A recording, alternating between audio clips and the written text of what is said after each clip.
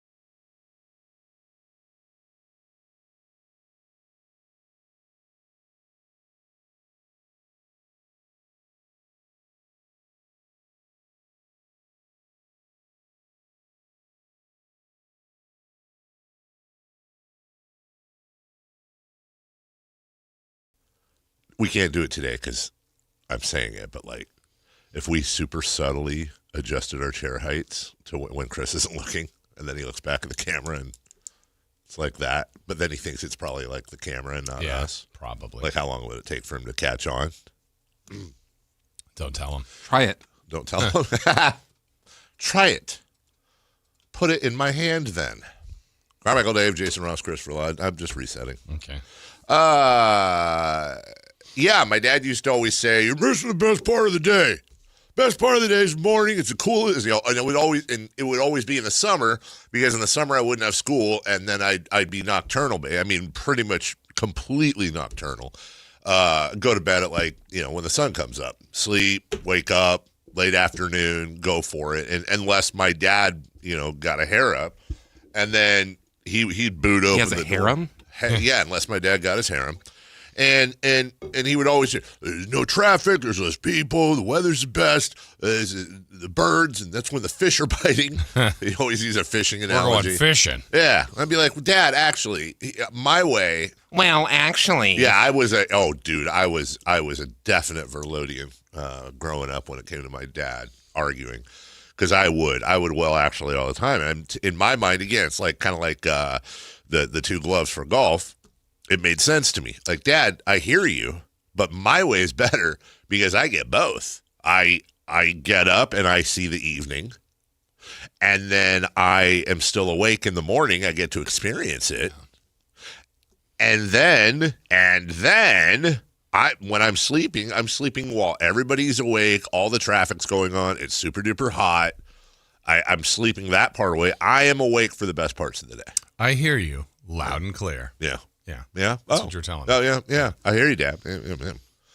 But, and by the way, who says we have to be, I guess it's like that circadian thing or whatever, you need the sun or Sounds whatever. made up. It feels like it makes more sense to be nocturnal, with the exception of like work and social interaction and all that, which I guess is important. But, like why can't you wake up when the sun's going down, function overnight, and then go to bed, after the sun comes up? Why aren't we that society? I mean, farming? Yeah. What would be your perfect with this job? Yeah. Perfect. It doesn't have to be this time slot. I'm just saying, like, your perfect way to set it up would be what? What do you mean? You have a 4-hour show. Oh, I got you. What would be the perfect place for that 4 hours to be? Yeah, to hit all the sweet spots for you. Probably 9 to midnight was great. So 9 to 1? Yeah, 9 to 1. Yeah. Or 8 to midnight. I'm fine with that too. That was great because I could do whatever I needed to do. And then, it would probably be 8 to midnight because then I'd still have friends that were awake at midnight. One's pushing it. Yeah, but you're going to have to watch TGIF recorded. Yeah, That's a think good about point. those Yeah, issues. yeah, it didn't. Yeah, that's a good point. Also, I'd be on the air at 8. I'd be on the air for most of the games and stuff. So, a lot of time, like the best part was doing the night show, and when the Kings were at home and the broadcasts go till 11:30, I come in, I do an hour, half hour, I'm done. Mornings, you never get that. No, they have to go to instance. China or something. Yeah. So, Okay, just thinking about it, I've got a summer idea. okay. Because just thinking about listening to recorded TGIF, what would be the best, very special episode to have during Twitter? Like if it came out. You Well, talking about a Twitter. TV? Yeah. Will Smith and Will Smith. That and would be his the dad? best one for Twitter. Oh, okay, yeah. Like I was thinking Mr. Belvedere. Oh, when he's When he sat on his, himself? No, when the school friend comes over. I don't know that one. They'd be like, what? It's on the China. I mean, I feel like the honest answer is, but I don't want to. Because I was just thinking of Family Matters when there was a shooting at the school. And I remember being at my cousin's house and be like, what is happening? No, dude, you know the one that everybody misses? Like they think it's fake and it's not. And we're having fun here, so I know. It's like I don't know how to bring it up without not making light of it. Y'all familiar with the episode of All in the Family where Edith Bunker was... Oh, my God. That like really happened. I mean, it didn't really happen. It was on a show, but like Wait, that I don't know what the rest of that sentence is. She was assaulted Oh. in the worst way that doesn't involve murder. Was it like the whole episode about that? Yeah. Crazy. I did not believe, because I wasn't around for That's all like of the 70s, Yes. 60s, 70s? Yeah. Wow. And there's a whole thread on this a few years ago, and I didn't remember any of it. It was like Edith Bunker getting assaulted. It was a different Strokes where I think somebody tried to molest Arnold. Yes. Or did. I can't remember Yeah. which one. Tried to. The one I always remember, but it's not a big deal, is when Ricky Stratton, bless you, went out with his dad and grandpa or whatever hunting, and he shot the deer. And I'll never forget, man, because it was one of those very special episodes of Silver Spoons, viewer discretion on parents and blah, blah, blah. And then, it got me, dude, because he shoots the deer, and then it's like, the way I remember it, you never know if this is how it happened or not. But, like, at one point, he's, like, kneeling down. The deer got shot, but it's still alive. And Ricky's like, he's like, I can't do it. And they're like, you have to put it out of his misery. I can't do it. And then you just hear this gunshot off camera. And, man, I was very upset about that. I think that probably is why I don't hunt. That's it? That episode of you know what? There are things in life, real and fake, that people are surprised if you look back. I bet you everybody has these where they shape your, like I always talk about when we're talking about sports and tragedies, I always talk about Len Bias and how much of an effect that had, I think, on a lot of kids our age when that happened. But like for real, man, I remember seeing Ricky not be, this poor deer was just not feeling great, man. Just got shot, and he had to like put it out of its misery. And it's the right thing to do, obviously. The animal's suffering, like make it happen. But like just actually doing that, I went to bed that night and I had a nightmare that I hunted. Because not that long before it, I shot a squirrel, like maybe a year prior. I shot a squirrel in our backyard with my dad's BB gun because I just thought it'd be fun to peg the squirrel, right, in like the butt or something. But I guess I pumped up you air rifle. You pump it up a bunch of times, You do? and then you shoot the BB. And we had these olive trees in my parents' backyard. Shoot the BB. Man, I hit the squirrel, and I remember it like it was literally an hour ago.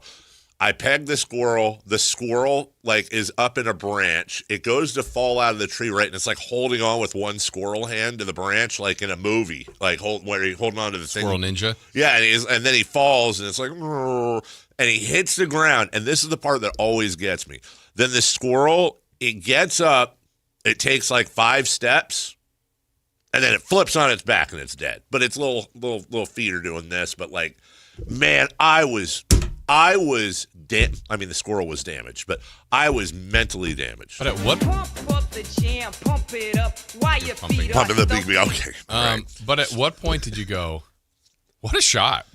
It was a great shot. Let's not lie. I got. Squirrel could have been flopping. I I was. saw here Joe Pesci and Goodfellas. Hey, good shot. What do you want from me? Hey, what do you want from me? It was a good shot. Well, because my dad had bought this giant like carton of BBs for me because I don't know. I think he was really trying to get me to be an outdoors kid. And so we had this How'd little, that not well. Well, I like fishing. I don't like touching the fish though. Do you? So, yeah, I like catching fish. I don't like just sitting out there, Well, that's the fun. No, dude, I want to catch a fish. I don't want to sit there with my pole in the water. So, what's going on? I don't know. What's going on with you?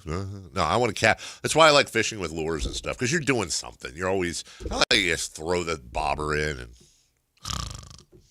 enjoy the outside. No, I want to catch a fish. So I can get inside. Yeah, exactly. We had this old balance beam in the backyard, and my dad would let me, I would set up his old beer cans and stuff and sit on the porch. And that was fun, just pegging the cans off. I got 6 Schlitzes, Dad. And one Hams. Yeah, one Hams and a Schaefer. So, and then I was so freaked out, I ran inside when the squirrel was dead. And then my dad, I don't know how he knew it, but my dad knew. Because he comes out when he gets home from work, and he goes, did you do this? And I was like, yeah. I explained it to him. He's like, cool. Hey, good shot. What do you want from me? Yeah, and he goes, well, you got to throw it away. And my everyone has a core fear. There's dinner. I can't do dead animals. I can't do it. I can't do dead animals. Freak me out. I lose it. I can't. If I see roadkill all across the street, I can't do it. So yeah, I had to take a shovel and be like, take the longest shovel. It helps when you don't look. No, right? Yeah, exactly. And man, I felt so bad. Like, what did the squirrel do? It was just squirreling. Now, I understand. Again, I've said this before. I get. I'm not against hunters. I mean, I don't like the big game hunting. Like, but I'm talking about like necessary hunting and all that. Like, fine, I get it. Like, you gotta control the population. I'm fine. You're all about that, huh? You're all about that. Well, no, I'm just saying. Like, I've had conversations and read and whatever. I don't want to just come out and be like, "Oh, hunting's bad." I understand that like it's part of conservation and hunters and outdoorsmen tend to be the best conservationists in a lot of cases. And if you don't shoot the deer, then there'll be too many deer, and I don't know. But I can't. I just never. I can't get behind it, man. Like, I got a buddy who goes duck hunting all the time, like an hour away. Yeah, Kent. No, my buddy Sammy, but yeah, I can't. And he'll post these pictures on Facebook. Sammy. There's like these, like on the tailgate of his truck, and they'll have like 12 ducks lined up. And he's got a duck dog that he paid God knows what for. You're talking about Kent. Well, I'm sure Kent does too. I'm just saying, as my friend Sammy. Duck dog. Ooh, duck dog. Living in a movie. See, here we go. And he's all excited. He shot all the ducks, and then the dog goes and gets the duck, brings back, and then they have duck soup or whatever they do for weeks. And plus, not a duck guy, food wise. I don't know, poultry that's medium rare or whatever they do, like the color of the meat. And you ever had duck? I don't think so. Yeah, it is. When you had that Stones endorsement, they had duck tacos over there that were incredible. Tacos. Duck tacos that were incredible? Mm-hmm. Wow. I just can't do it. It was like 10 years ago, and I still remember it. So, yeah, I'd have this conversation with Avery because she basically gets up an hour after. As I'm going to take a nap is usually when she gets up. And then I could check her phone and see, like, yesterday. She said she was up to, like, 1. And then I go and I see, like, last act. I can't see what, I don't look at what's on her phone, but I can see the activity. I don't. Trust me, I don't. But I can see, like, last activity, 2:45. Okay, dude. Like, then we had to have this long conversation. We got in this long conversation in the kitchen because she was supposed to do the dishes the night before. And she didn't, but she was up till almost 3 a.m. And then, she got up, she's doing the dishes. And then she hit me with a well, actually. Because I was like, look, you were supposed to do this last night. You didn't. She says, well, honestly, Daddy, I said I was going to do them, and I did, but I'm doing them now. So, I mean, they're getting done before dinner and all that. And then just, that laid into a whole, like, you're 18, you're an adult. When I was 18, I turned 18 in August, and pretty much every week, at least once or twice a week, my dad would be like, find a place yet? Find a place? You find a place? You get some roommates? But to be fair, you've been out of school for a couple of years by then. Exactly. That's the difference. I moved out of my house permanently February of my 18th year. So what is that? September. February of my 6 18th months. year. Yeah, exactly. Whereas she's, I said, you're now older than I was when I moved out. Worked, did all that. I said, but you're going to school. Right. I said, now what? Because she did the whole she actually said to be fair. That's right. Because then I was like, well, here's what's fair. What's fair is I'm paying for you to do this, this, and this. You come home, you're splitting chores with your brother. You don't have to have a job. We're doing everything we do. We're supporting you. But what would be fair is for me to say, hey, as your way of giving back when you're home, you're basically the housemaid. Like you're doing the laundry, you're folding it, you're putting it away, you're keeping the house clean, you're doing everything full time. Nobody else does chores. You're an adult now, and this is because I don't want her to get spoiled. Good luck. But like at the same time, so she tried to hit me with the whole like, well, it was my turn. It's like, dude, you shouldn't even have a turn. Like this should all be you.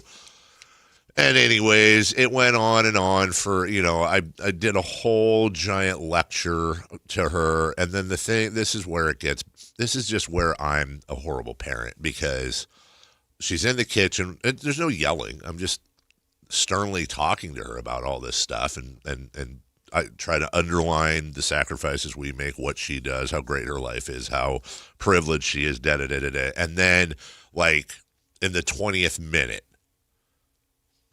tear, and then you melt. I do, and she knows I do.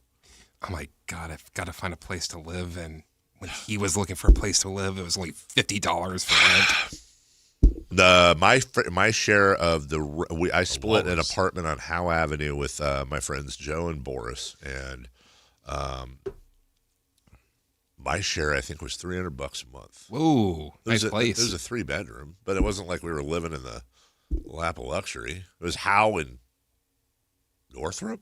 Howe and something. Howe and, not how about Arden. Anyways, there's that area, Howe and whatever. So the good news is, though, the fun thing is that did something yesterday for the first time ever. I took my child. Well, I guess not. We went and voted.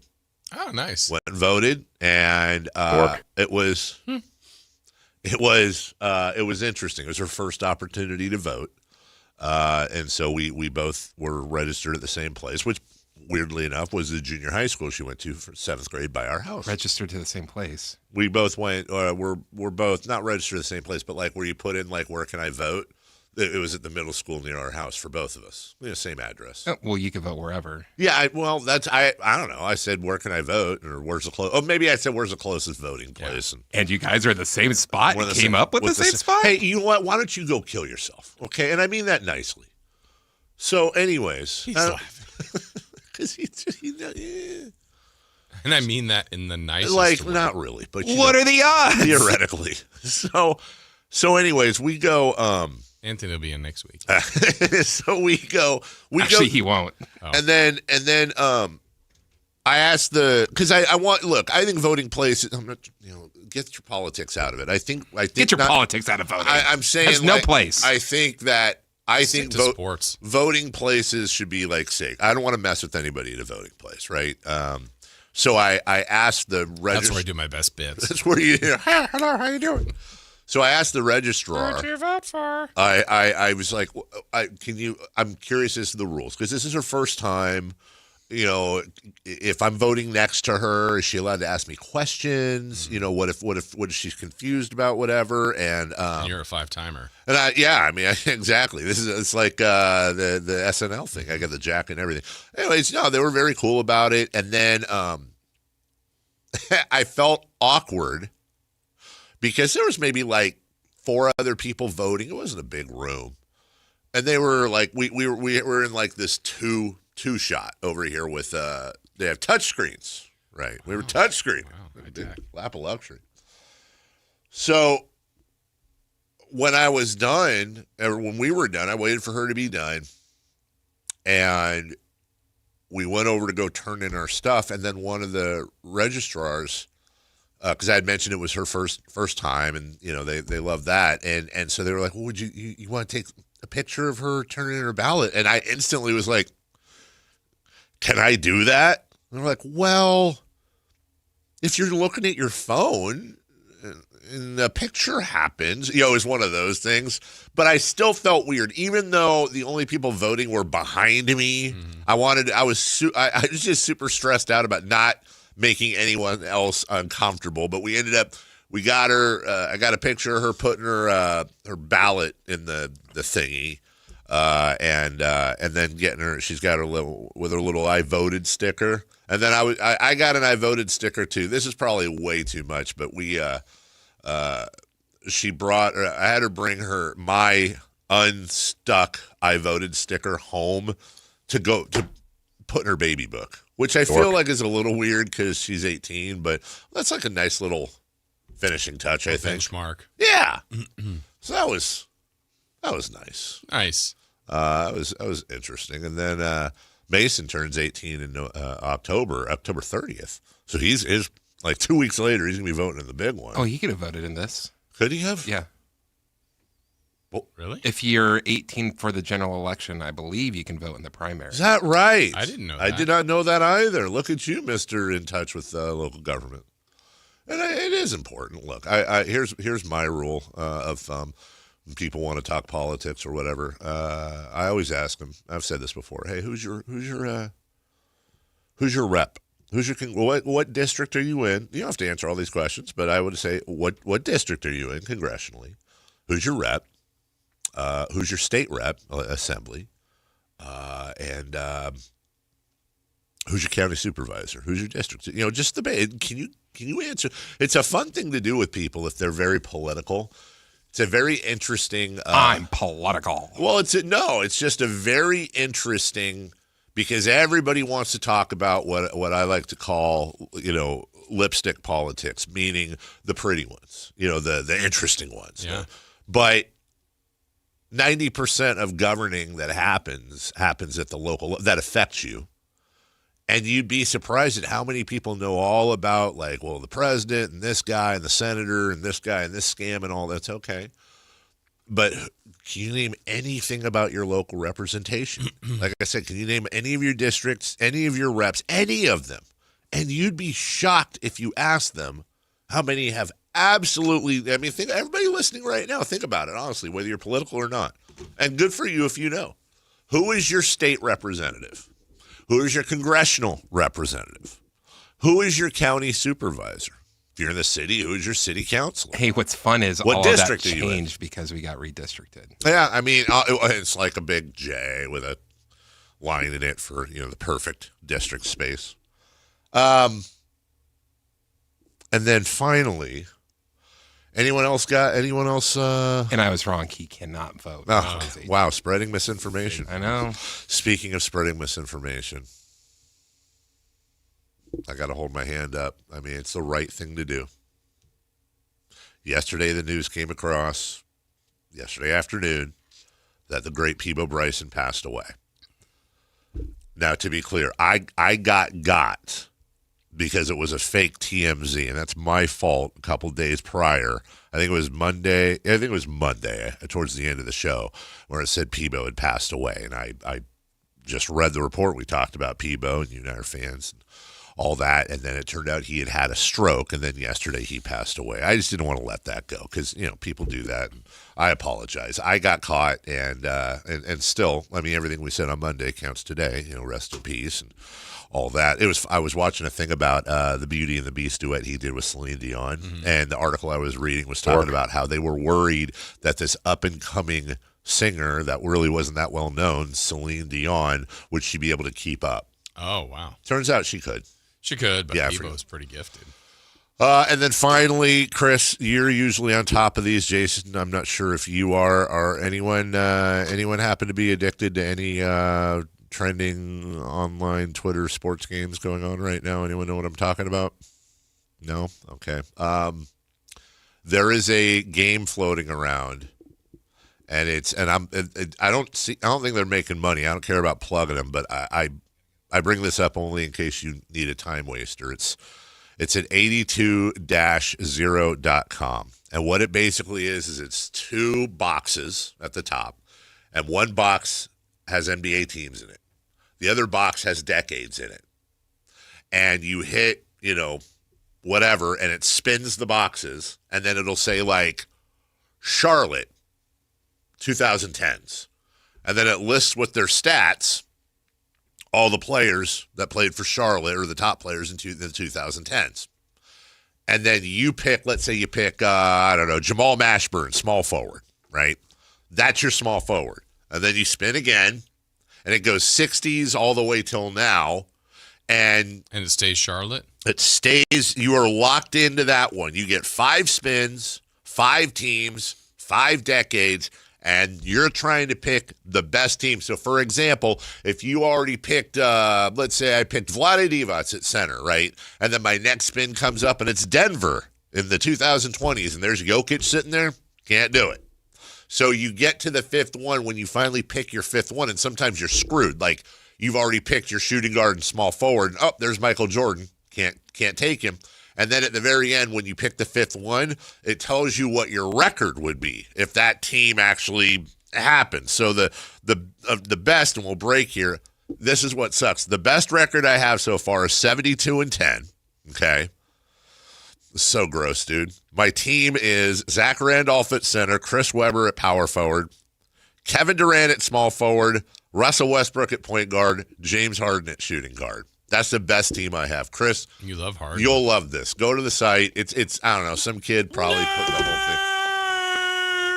It is nerdy, but also it's a really good way to see. 8082-0.com. I like how you get to learn a lot of these older players that you may or may not know, and you look at their numbers like, wow, I didn't know that guy was that good. For example, World B. Free, knew he was good, didn't realize he had some of those years. My goodness gracious. We got a big show for you today. The NBA Finals are here. Not sure if you've heard, there's some ex-Kings involved in it, but also it's the NBA Finals, so we'll talk about the actual matchups. The A's get a win yesterday at Wrigley. We'll talk about that and some other baseball stuff. I'm going to try to do a bit of a hockey thing. I watched the Stanley Cup game 1 yesterday. Yeah, I did, honest to goodness. We got football rumors, and also I want to talk about the Sacramento Kings, the passing of Rick Adelman, and what I thought about last night and what I'd like to start pushing today. Big show for you. We're so happy you're with us right here on Sactown Sports. The top young talent in the NBA is headed to Sacramento this summer for the 8th annual California Classic presented by Ticketmaster. The Kings will host the Milwaukee Bucks, Brooklyn Nets, and Golden State Warriors in a preseason showcase that's sure to bring more fireworks to your 4th of July weekend. 3-day general admission passes for July 4th, 5th, and 6th are available now. Visit kings.com/California Classic for details. Your exclusive home for Kings basketball. Sactown Sports 1140. Sacramento weather is brought to you by Bonnie. I'm Tamara Berg in the KCRA 3 Weather Center for your Wednesday. Nice and comfortable kickoff to the day with a light delta breeze outside. We get into the afternoon, expect mostly sunny skies, light winds, and highs today a little warmer. We'll peak in the lower to mid-90s. Get the latest forecast on the KCRA 3 News and the KCRA 3 app. Oh, the Sacramento heat. Right now, get your AC professionally tuned up for as low as just $59 and enjoy your summer nice and cool. Plumbing, electrical, heating, and air, Bonnie.com. Summer restrictions apply. License 696-355. Mark your calendars because MoonPay X Games Sacramento 2026 is landing at Cal Expo June 26th through 28th. Witness nearly 100 of the world's best athletes compete in skate, BMX, and Moto X events and catch live music performances by global electronic music icon Cascade on Friday night and Grammy-winning producer and artist Mustard and electronic music producer and DJ Subtronics on Saturday night. Don't miss MoonPay X Games. Lock in your tickets now at xgames.com. Hi, I'm Adam Johnson here with Golf Fitness Solutions. If you want more distance, less pain, better mobility, and a body that holds up for 18 holes, come see us. We're expanding in Carmichael, and you're invited to our grand opening party on June 13th from noon to 4. Tour our new space, meet the team, try the simulator challenge, see if you can make a hole-in-one, and learn how golf-specific training, stretching, massage, and assessments can help your game. Call 916-802-5175 or visit us at golffitnesssolutions.com for more information.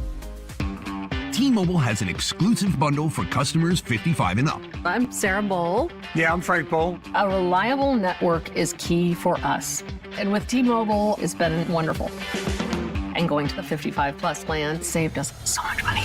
A lot. And that's important. Trying to keep costs down. The home internet's been perfect. It's fast, it's quick. The setup was so easy, it took less than 15 minutes. It was like, ta-da! If you want simplicity, coverage, reliability, you want the whole package, T-Mobile has it. Right now, T-Mobile customers 55 and up can get 2 phone lines on America's best network, plus America's fastest 5G home internet for just $30 each. $30 per month each line with autopay plus taxes and fees. Minimum age 55. Pricing for home internet rely on 2 lines of Essentials Choice 55. $35 connection charge per line required. Best mobile network and fastest 5G home internet based on analysis by Ookla of Speed Test Intelligence Data 2H 2025. All rights reserved. If you have unfiled taxes or are in debt to the IRS, this is important news. Did you know the IRS has programs specifically designed to help people struggling with tax debt? Powerful tax assistance programs that can save you thousands if you qualify. No one knows these programs better than the experts at Optima Tax Relief, America's most trusted tax resolution firm, A-rated by the Better Business Bureau. Their award-winning tax attorneys and licensed professionals have resolved over $3 billion of tax debt for their clients. One call to Optima can start the process, helping to put an end to your worries about wage garnishment, asset seizure, and other aggressive IRS actions. Find the best options to solve your tax problems. Call the experts at Optima Tax Relief today for a free consultation. Call 800-375-2922. 800-375-2922. 800-375-2922. Optima Tax Relief. Some restrictions apply. For complete details, please visit OptimaTaxRelief.com. Do Crohn's disease or ulcerative colitis symptoms keep coming back? Tremfya, guselkumab, may help, with rapid remission achieved at 12 weeks and lasting clinical remission at 1 year. Some even saw visible improvement of their intestinal lining at 12 weeks and 1 year. Tremfya is a prescription medicine used to treat adults with moderately to severely active Crohn's disease and adults with moderately to severely active ulcerative colitis. Serious allergic reactions and increased risk of infections and liver problems may occur. Before treatment, your doctor should check you for infections and tuberculosis. Tell your doctor if you have an infection, flu-like symptoms, or if you need a vaccine. Healing is possible with Tremfya. Approximately 3 out of 10 patients were in endoscopic remission at 1 year, based on areas visualized on colonoscopy, which may not represent the deeper bowel layer or entire GI tract. Individual results may vary. Ask your doctor about Tremfya today. Call 1-800-526-7736 to learn more or visit tremfyaradio.com.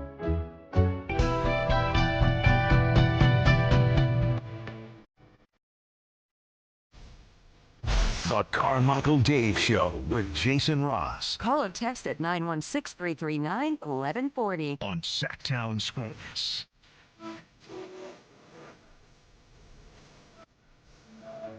Welcome back. Hey, I want to get to the NBA Finals, but Jason, I forgot about something I wanted to talk about yesterday because remember we were talking about, and we'll do this later, about Coach Adelman. Yeah. And, you know, like the easy wins, like honoring him and all that, right? Mm-hmm. Well, this is another one. This is from this could almost be like its own recurring segment, like things that are an incredibly easy fix and why aren't they done? And I'll take you back 16 years ago to this. And can you? And by this, you mean? By this, I was going to play the thingy, but yeah. Here we go. Ready, Chris? Here we go. Ground ball, right side. Cabrera will cut it off. Galarraga covers. He's out. No, he's safe. He is safe. He is safe at first base. And here comes Jim Leyland. Oh, my goodness. Jim Joyce said he was safe at first base. You make the call. Cabrera, Galarraga. Did he miss the base? He's out. Why is he safe? He must have missed the base. Are you showing the replay? Why is he safe? You see right here. Why is he safe? Okay, so if you don't remember, Armando Galarraga of the Tigers. was 1 out away from a perfect game. It was ground ball, throw to first. Replay shows this wasn't a bang-bang play. Right. They got him out by 1.5 feet. Jim Joyce, who is universally regarded as a great umpire, missed the call. Next batter came up, made an out. Game was over, but it was not a perfect game, not a no-hitter. In what turned out to be, and I love when stuff like this happens, that was a terrible mistake by Joyce. It was a terrible thing that happened to Galarraga. And the very next day, Joyce was behind the plate calling balls and strikes. And he met Galarraga at the plate along with a representative from the then Cleveland Indians to exchange lineup cards, and Joyce was in tears, and Galarraga and Joyce ended up becoming friends. I think they did a business thing together. Anyways, it was one of those, you made a mistake, but we're bigger than that. Good business. Is there anyone, one person, well, of course there's always one, but one legitimate person that would balk, pun intended, at Rob Manfred in baseball retroactively awarding a perfect game to Armando Galarraga? They got the call wrong. It's the right thing to do. He threw a perfect game. Who is saying no to that? Probably no, but it's just so far removed. Shockingly, Verlat is. Doesn't change anything. It actually does, because now Armando Galarraga. Yeah, but it's not the same. Like, if you're at the game, you didn't witness he didn't celebrate game. it. It's not. Listen. And I think that's part of the problem with, people like Chris. I'm serious about this now.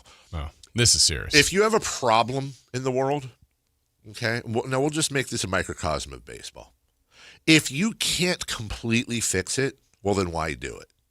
And in my estimation, it's a matter of inches. Well, yeah, Chris is 100% correct. He is. I give him that. Number one, it doesn't change it for the fans that were there. It robbed Galarraga of the moments. Joyce still went. It does not change any of that. But can it make the error better? Can it give some peace to Jim? Can it give some peace to Galarraga to be able to say he threw a perfect game? The fans didn't get to experience it, but now the fans can still say, I was there for a perfect game. As a matter of fact, I was there for the most unique, perfect game of all time. And that, to me, is in all aspects better. It's not perfect, but it's better than what it is right now. Yeah, it's not perfect. That's the problem that we have. You gave up a hit. It wasn't a hit. It was clearly not a hit. I was watching it at the Limelight with my buddy Rob. Really? What's Rob up to now? I believe he's working at Bel Air right now. Rob's Did you say Bel Air? Bel Air. Bel Air. I'm just saying, man. That just sucks. I weirdly felt worse for Jim Joyce than I did for Armando Galarraga. Yeah. Anyway, I saw that yesterday, and it's like, come on, man. All right, the finals are here tonight. We're really excited for what's on deck later, because we can finally say we've got ourselves the NBA Finals. Let's go. Wait, that's still happening? Yeah, can you believe it? Here we are in June. The NBA Finals coming up tonight. Let's start it off right now, guys. The game one is in the San Antonio. Who is favored? And while we're at it, how about how much? Mr. Actually, why don't you lead us off? The Spurs, 2.5. I'm going to go Spurs, 4.5.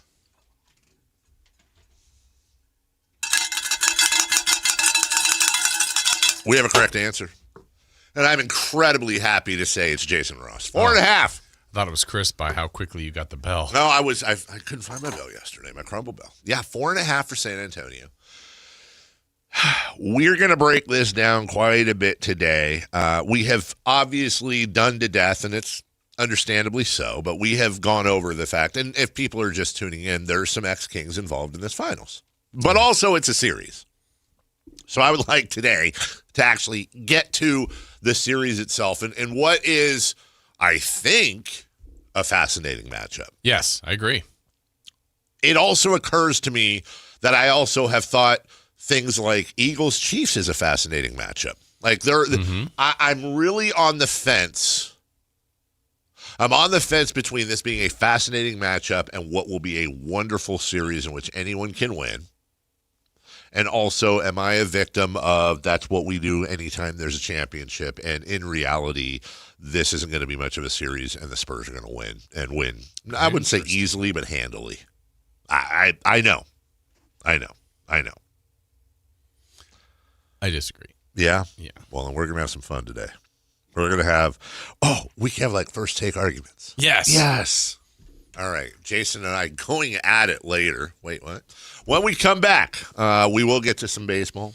The A's won. Yes. Unfortunately, so did other people. But at least they did.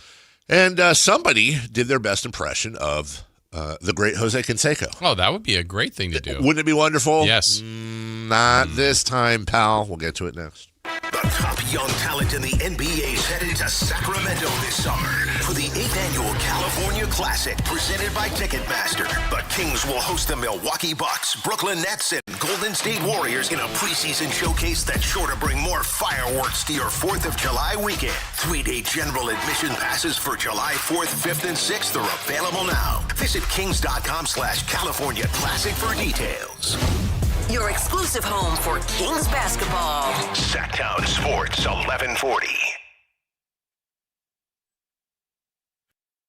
Sacramento's best selection, best quality, and lowest prices on kitchen and bath products are at the new Anova Cabinet and Stone. For a limited time, get stunning new quartz countertops starting at just $159. That's right, only $159 for gorgeous quartz countertops. Listen to this. For a limited time, cabinets for kitchens and bathrooms are up to 50% off. Yes, up to 50% off new cabinets. It's a must-see. The new Anova Cabinet and Stone at Florin Road and Highway 99. Learn more at AnovaCabinetStone.com. Running a business takes grit, vision, and a partner who believes in your success as much as you do. At Valley Strong Credit Union, business banking is built around you, the entrepreneurs, the growers, the dreamers, powering our community. Whether you need flexible checking, faster payments, or financing to take your next big step, Valley Strong brings local expertise and real relationships to every stage of your business. Because when local businesses thrive, the whole valley grows stronger. Valley Strong Credit Union. Grow your business, grow your future. ValleyStrong.com/business. Did you try my Colombian tamales? They're delicious. Yes, but the Mexican tamales I brought are better. Colombian tamales wrapped in plantain leaves are unmatched, you know. But the Mexican tamales wrapped in corn husks are the authentic ones. At least we can agree that they taste better with Pepsi. Without a doubt. Can you pass me a straw? You mean a pitillo. Tamales deserve Pepsi. This is Sactown Sports 1140. Hey, it's Carmichael Dave. What's up? It's Matt George. What's good? It's Alan Stiles. With the most trusted voices in the community. This is Jason Ross. Hey, it's Kayla Anderson. It's Whitey Gleason. Ready to help promote your business, both as partners and customers. All you have to do is ask. Pick up the phone, dial pound 250 and say, grow my business to get connected with a team member today. That's pound 250 and say, grow my business. Our team will review your product, quickly pair you with a perfect endorser, and create video and audio samples all at no cost or obligation to you. With the most live and local on-air lineup, a dynamic content-driven website, and a state-of-the-art mobile app, Sactown Sports 1140 is tailor-made to help you connect with a sports audience in Sacramento. So why wait? Dial pound 250 today. Say, grow my business, and let us help take you to the next level. At Fisher Investments, we may seem like other money managers, but we're different. What makes you so different than the rest of us? We ensure clients receive unparalleled service at every step of the relationship. Tell me more. Our investment counselors focus on service over sales, prioritizing clients' needs. How do you make money? We don't sell any commission-based products. We have a simple management fee based on the value of our clients' portfolio. So we do better when our clients do better. What about client portfolios? We get to know each client, their finances, family, health, lifestyle, and more, and then we tailor a portfolio based on their specific goals and needs. Your clients really come first then, huh? Yes, we make them a top priority. Our goal is helping them achieve a comfortable retirement. Wow, maybe we are different. At Fisher Investments, we're clearly different. Learn more at FisherInvestments.com. Investing in securities involves the risk of loss.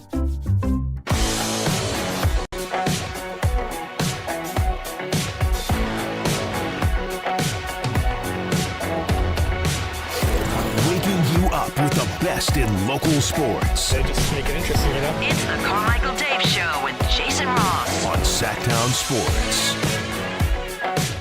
I met Chris just outside the bathroom during the break, and it reminded me. I was going to bring this up off the air.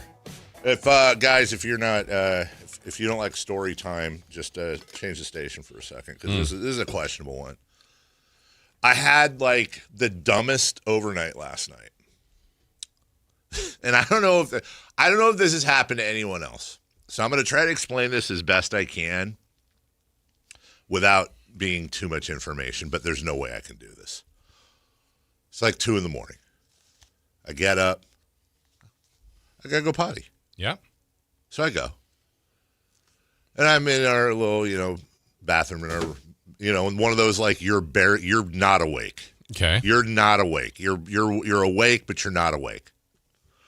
Now, I don't know if women. Well, I don't think women can identify with this, and if they can, that would be news to me. But how do I do this? Okay, let's use a squirt gun as an example to make it cleaned up for the kids. When you need to go to the doctor, man. When you shoot a squirt gun. It goes, right? And it's straight line. But every once in a while, you shoot the squirt gun, and there's like an exit off the ramp. Yeah.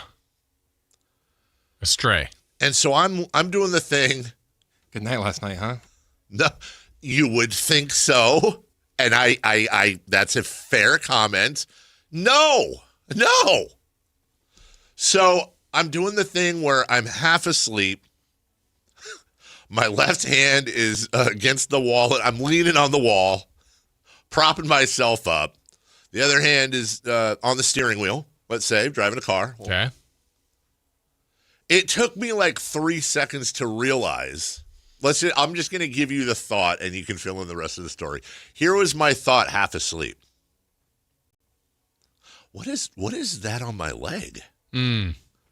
And then as I focused in, because it was like all of a sudden I had this warm sensation on my right leg. I then, way too late, realized that off target. I was off target. Yeah. Well, I was on target, but also off target simultaneously. It was like in Ghostbusters where the streams got crossed. And it wasn't just a quick slit. It was like, dude, there was a puddle. So I flip on the bathroom light. I look down. It's like, are you freaking? And by the way, you have to keep going, otherwise it stings. So I'm done, and I look, and my right calf is just soaked, and there's a puddle around my foot. And this isn't one of those where you can just do like a quick wipe off and go back to bed. Yeah. I have to turn on the light, clean it up, go get a rag, get some of the whatever my wife keeps in the cupboard, clean that because you don't want to be gross and you want it clean. And then I got to go hop in the shower. At like nice catch, Blanco Nino. At like 2 a.m., dude. You had to do a shower? I had to. Trust me, this was not a quick cleanup. It was like I dipped my leg in a swimming pool. Maybe you had a fork in the road. I did. Yeah, it was gross, dude. I don't know. I'm not reading that text, dude. I'm not reading that text. From the 916, you're not paying attention to what the Knicks are doing. I'm rooting for the Spurs. Would bet Knicks every game in this series. Mm-hmm. I've watched every game the Knicks have been in. Styles make fights.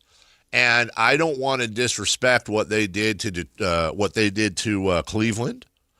And everything they've done before it, the winning streak and all that. Look, I'm happy. Well, we'll get to this later. I'm happy to be. I hope I'm wrong in the sense that I like it when things happen. That's the fun of sports. But I got a different take on it. A's win last night, 2-1. A little bit of scariness in the bottom of the ninth inning. Yeah, a lot of it. Yeah, but they were able to hold on. And how about our very own friend of the show, Henry Bolte, with the final.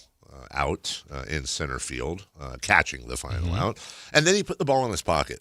Oh, that's nice. Did you notice that? Yeah, I remember him catch. I don't remember that, but it was for some. I'm curious. 1 for 4, by the way, still batting .286. Nice is old Henry Bolte, which is nice to see. I believe still though we're still waiting on his first major league home run. Hasn't happened yet. As a matter of fact, that's going to happen. 2-1 is the final. The A's still 2 games under 500, unfortunately. But hey, a win is a win is a win, especially on the road against a Cubs team that is 3 games above 500, so they're no slouch at all. Here's the problem, Jason Ross. The first place Mariners and the second place by a half game over the A's Texas Rangers are on a combined 13-game winning streak. Yeah, Seattle's really hot. My God, you knew it was going to happen. Yeah. They're too good. They're too talented, but they have won 8 in a row. The Rangers have won 5 in a row, and the A's currently all of a sudden just 3. They're 3 out of first place. By the way, speaking of the A's, it was interesting. I did a hit yesterday on radio in Vegas with old friend Steve Cofield, Cofield and Co. And when he texted me, it was like, hey, want to talk about the A's coming to Vegas, the passing of Rick Adelman, and Fox and Brown in the finals. And I was like, wow, that boy, hey, that sounds great. That sounds more like good news. Be a really, really good time. And it always is with him. But it was interesting talking when you hear about Vegas and the A's out here, and it's less and less, but you hear about like all the problems in this, Vegas, and this is going to happen in the stadium and all that. And then like down there, and by the way, Steve Cofield's an incredibly straight shooter. Like he's not a biased guy at all. He's not a homer like me. Let's put it that way. This dude is an absolute straight shooter. He'd be the guy in Vegas. If anyone did, he'd be the guy on radio in Vegas. I'd be like, guys, I'm not sure this is going to happen. Mm-hmm. But when we were talking about that yesterday, it's actually like laughable to them in the sense that they're like, are you guys not paying attention? Like, I get the questions at the beginning, but they started putting the roof on yesterday. Yeah, no, they were so far advanced. I remember seeing a picture. It's probably about 4 months ago, and it was like if you panned out, you could see the framework of what they were doing. Yeah. If you zoom in, literally in the picture, it looked like you could see about 65 people working on it. Wow. Like, yeah. They're moving. Yeah. Like, it was like, because you kind of see it from, you're like, oh, yeah, it looks like there's some people there. You zoom in, you're like, oh, my gosh, look at the amount of people they have working on this project. Yeah, it's happening. And are there issues with Bally's, and could there be other stuff? Sure, maybe. I don't know enough to know that. I know there's some issues, but they don't. Let's put it this way: if for some reason all the funding at this point stopped for the stadium, it's so far along. And I was talking to somebody about this the other day that knows stuff about this stuff.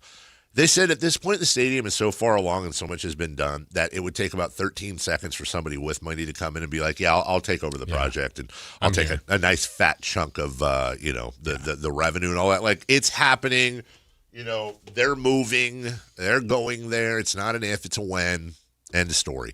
But what was interesting, and I've heard this in a couple places, and I don't think it's any fault of our city leaders or anyone on this deal, but when it comes to the expansion, it does not seem like the other cities think that we have a serious chance.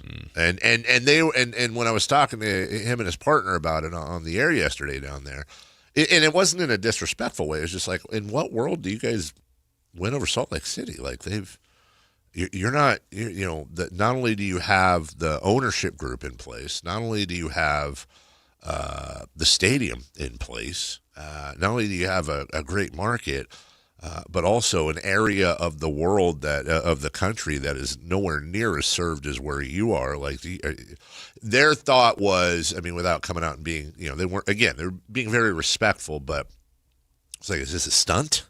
Is there, and we had to talk about that a little bit, because I don't think it's necessarily a stunt, but as I said, I do think even right now it's a 30-70, and if we get a investor, then we pump it up. But I don't know that other cities really, not that it matters, I don't know that other cities really are taking it seriously right now, and that's interesting. I guess that's in a little bit of a way that's kind of motivation. Yesterday the A's won. The Giants again. I don't know, dude. It's I was wearing my Giants hat yesterday at the store, and fellow Giants fan You came did up. it. That was my fault. Mm-hmm. And was trying to talk to, hey, and not like they know who I was. It was just they saw me in a Giants house. Like, man, tough times. What do you think's the problem? I was like, they're terrible. They're just a really, really, really bad team. They have lost 7 of 8, and that one win being the 19-6 win over the Rockies a couple games ago. And you thought, well, maybe they're going to break out, but the Brewers have now outscored them in 2 games. Well, it's been close. It's just 24-5. So there's that. You're right with them. And then finally, you may remember Jose Canseco. Of course. And the ball going off his head into the stands. Joe Adele made headlines. Stupid for the Angels yesterday by racing to the right field wall to track. Who was it? Joe Adele, I believe was his name. Joe Adele. Yeah. Hello. That's what the fan said when the ball bounced off. TJ Rumfield's bat launched the ball in the 4th, and it just goes. He lost it. It went off his head. Not the same. No one will ever be the same as Canseco. No. Because this one kind of careened off. Yeah, it was part glove, part hat. Yeah. Whatever, but still. What is interesting is that it was just a little under 2 months ago. Remember, Joe Adele robbed 3 home runs in a game. 3 home runs in a game. So I guess you win some, you lose some there. Mm-hmm. But I would rather be remembered for the 3 robs than that. We'll take a break when we come back. Top of the hour, ladies and gentlemen. 3 for Madness. All finals edition, by the way. X Factors. Who should people be rooting for? And ultimately, our picks. Who wins and how many games? We'll talk about that next. Take Sactown Sports with you everywhere you go with the Sactown Sports app. The most in-depth coverage of the Kings and 49ers. A library of written and video content. And all your favorite personalities all in one place. Download the Sactown Sports app today and get in on the action.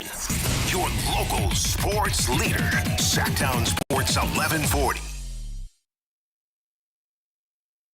Safety manager at a manufacturing plant, he does everything he can to keep his coworkers safe. From finding ways to reduce risks to keeping safety supplies in stock. And for that, he relies on Grainger. Grainger offers a broad range of quality products and next-day delivery, so he can always play it safe. Call 1-800-GRAINGER, click Grainger.com, or just stop by. Grainger, for the ones who get it done. Golf to Go is brought to you by the Hagen Oaks Golf Super Shop. Here's Frank LaRosa. Typically, a high handicapper carries an index of 20 or more. Golf Monthly's Barry Plummer offers 4 tips if you're tired of that high handicap. First, choose the right equipment. Invest in a 5-wood, which is more forgiving than a 3-wood or 3 hybrid. It's a much better option for getting the ball in the air. Second, play for bogey on par 5s. Break the longer holes into manageable chunks, perhaps aiming to hit the green with 4 easy swings while also navigating away from the trouble along the way. 3, leave the sand wedge in the bag for chipping. Up and down percentages are almost twice as good when chipping a 9-iron over a sand wedge, and 3.5 times better with the putter. And finally, stop leaving your putts short. A 20 handicapper leaves 55% of their missed putts short of the hole. Give yourself a chance with every attempt and don't leave another putt short. Try these simple tips and let's see whether your handicap starts to come down. And have some fun out there. That'll help too. That's your Golf to Go. I'm Frank LaRosa. Indeed presents hires you can't afford to get wrong, like a hospitality manager at a 5-star hotel. So I just checked into room 318, but someone was in there. Room 318. Oh, you were supposed to be booked in 813, which is now booked. So what do we do? How about rock, paper, scissors for who gets the bid? This is your job for sponsored jobs. This is what happens when you don't sponsor your job on Indeed. Next time, get matched with quality candidates with Indeed sponsored jobs.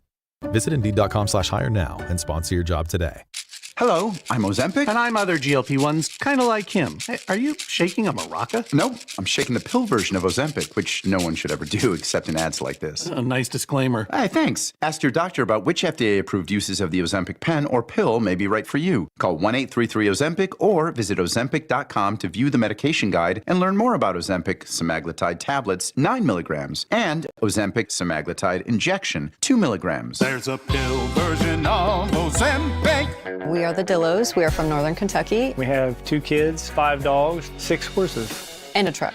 It's really important to stay connected being in a rural area. The biggest thing with switching over to T-Mobile's 5G home internet was the blazing speeds and the reliability. One day we had nothing and next day we had everything. Smoking fast internet. Yeah. We've got cell phone service and we've got our home internet all on the same plan, and it ends up being about $50 a month cheaper than before. We saved a lot of money switching to T-Mobile. At T-Mobile, bundle 4 unlimited phone lines with reliable 5G home internet and save up to $1,000 a year. You'll get fast internet, great coverage, and keep more money in your pocket every month. Actual customers compensated for their time. Delivered via 5G cellular network. Speeds vary due to factors affecting cellular networks. Not available in some areas. Compared to regular rates after third line free on Experience Beyond plan with internet bundle discount via monthly bill credits and auto pay discount. Credits stop if you cancel or change plans. Sacramento. Get ready because the Fasteners Inc. Super Sale is back on Friday, June 12th and Saturday, June 13th. Stop by Fasteners Inc. Tool Outlet on Power In Road for crazy deals on Milwaukee tools. We're talking 20% off all Milwaukee pack-out, hand tools, and tool accessories. Free goods and dollars off your order and certain spend amounts. And overall insane deals on Milwaukee batteries and Bear tools again. June 12th from 7 a.m. till 5:30 p.m. and June 13th from 9 a.m. till 3 p.m. at Fasteners Inc. Tool Outlet. Visit fastenersinc.net for more info. Hi, I'm Adam Johnson here with Golf Fitness Solutions. If you want more distance, less pain, better mobility, and a body that holds up for 18 holes, come see us. We're expanding in Carmichael, and you're invited to our grand opening party on June 13th from noon to 4. Tour our new space, meet the team, try the simulator challenge, see if you can make a hole-in-one, and learn how golf-specific training, stretching, massage, and assessments can help your game. Call 916-802-5175 or visit us at golffitnesssolutions.com for more information. KHD HD1 Sacramento, KYMX HD3 Sacramento. From the Power Business Technology Toshiba Studios. This is Sactown Sports 1140. 3 questions, 3 answers. It's 3 for Madness on the Carmichael Dave Show with Jason Ross. Here's question 1.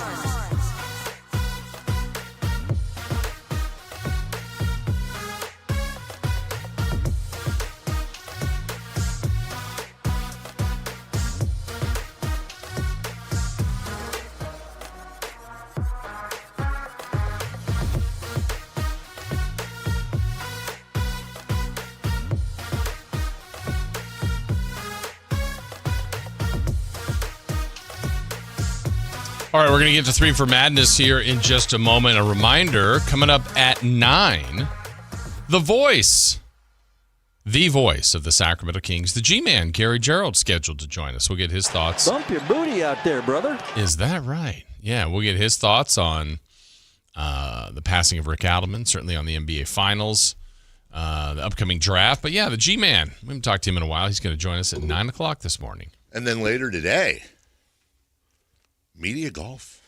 Are you in? I'm in. Wow, you missed the debut last week. But I you're did. Now in the league. I wasn't able to do it last week. And there's, we go to Hagen Oaks, everybody. It's somebody put a guy named Eric. Kind of reminds me of what you do for March Madness. Like, these things can't be easy to put together. So I always have a ton of respect for people that do that.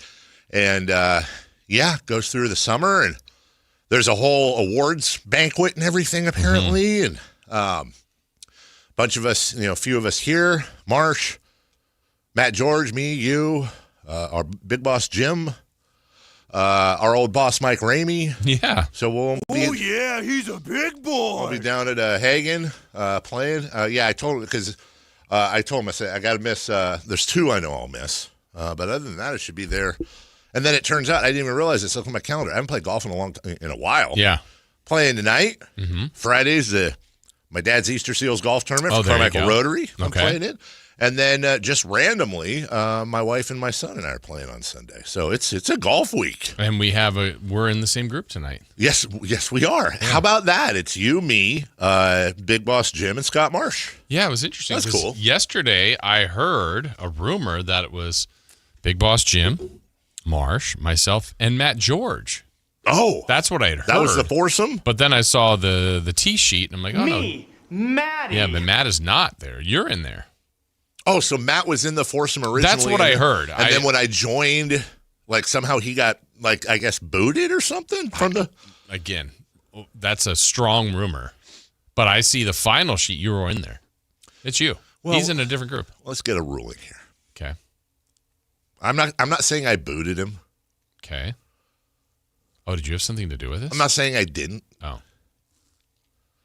But when the guy said, yeah, it's your colleagues are all playing in a foursome right before you, and I said, oh, who am I with? And it was like, oh, Fred Mercury and John Jacob Jingleheimer, and which I'm sure are nice people. But my first trip down there, I don't, you never know. I don't like that. I don't like playing with people I don't know.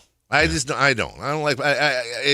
You never know. It's like a box of chocolates, and then now you're spending 2 hours because it's 9 holes.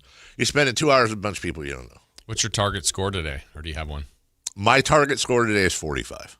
Okay. If I can shoot a 45, I will be super happy. Are we going to see the 2 gloves?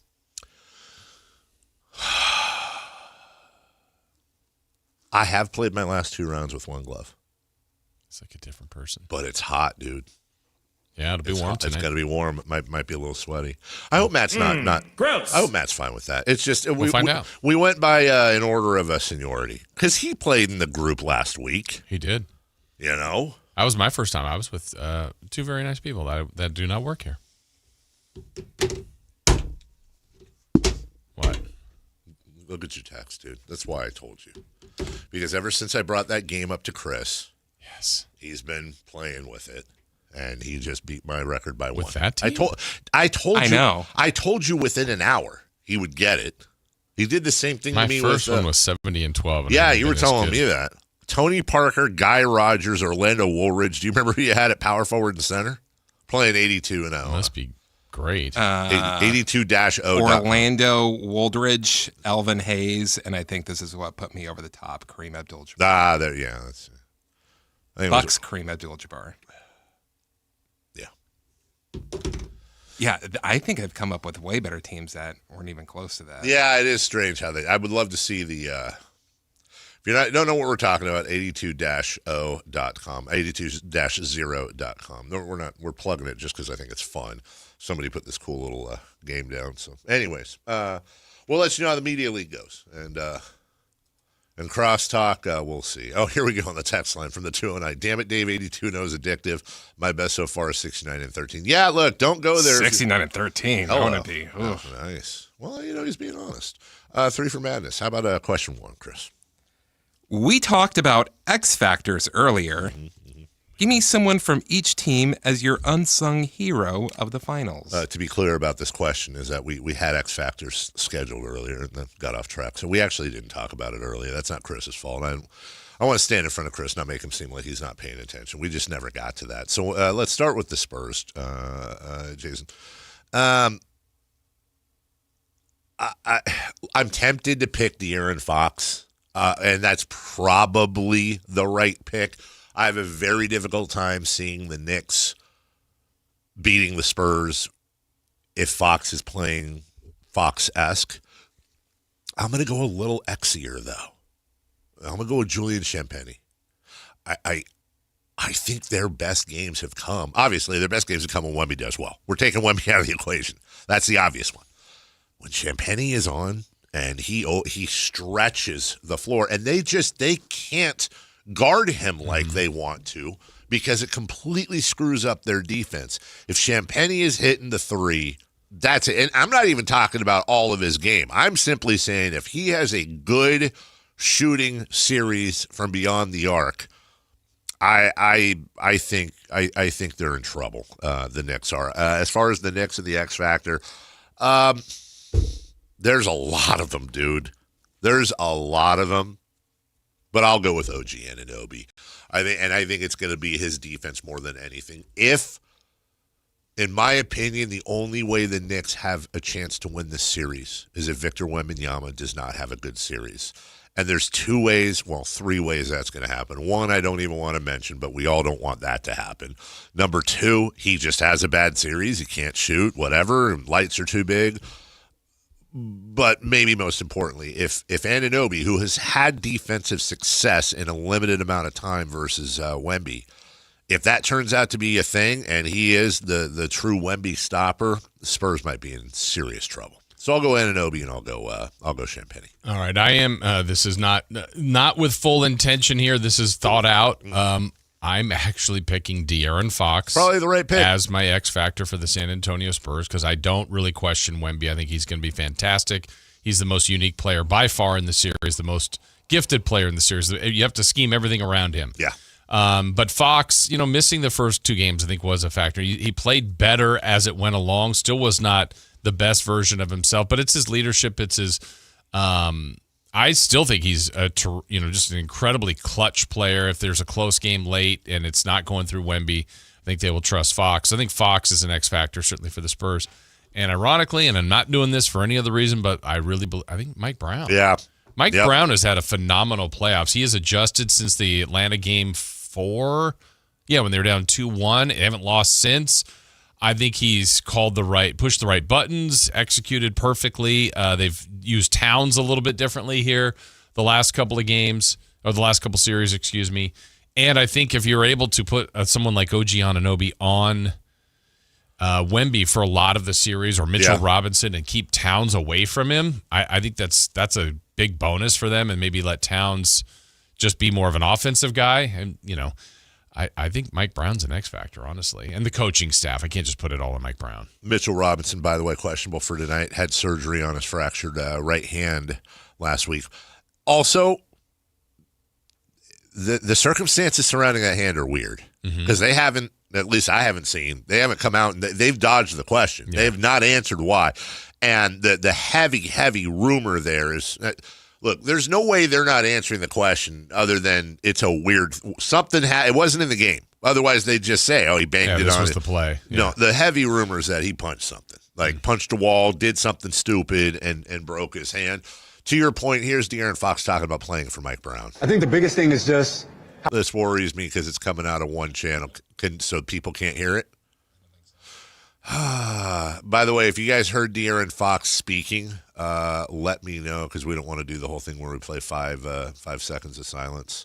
Let's see if this works. Here's Mike Brown being around De'Aaron Fox. Lovely. Nope. All right, that's neat. Fragile ego, fragile body, weak mind, weak spirit. Wow. Which one? Shots at Mike Brown. Yeah. No, not Mike Brown. Shots at Mike Brown for that. Here's Mike Brown on coaching youth football. We were awesome. We actually dominated that league. We had to cheer all our parents.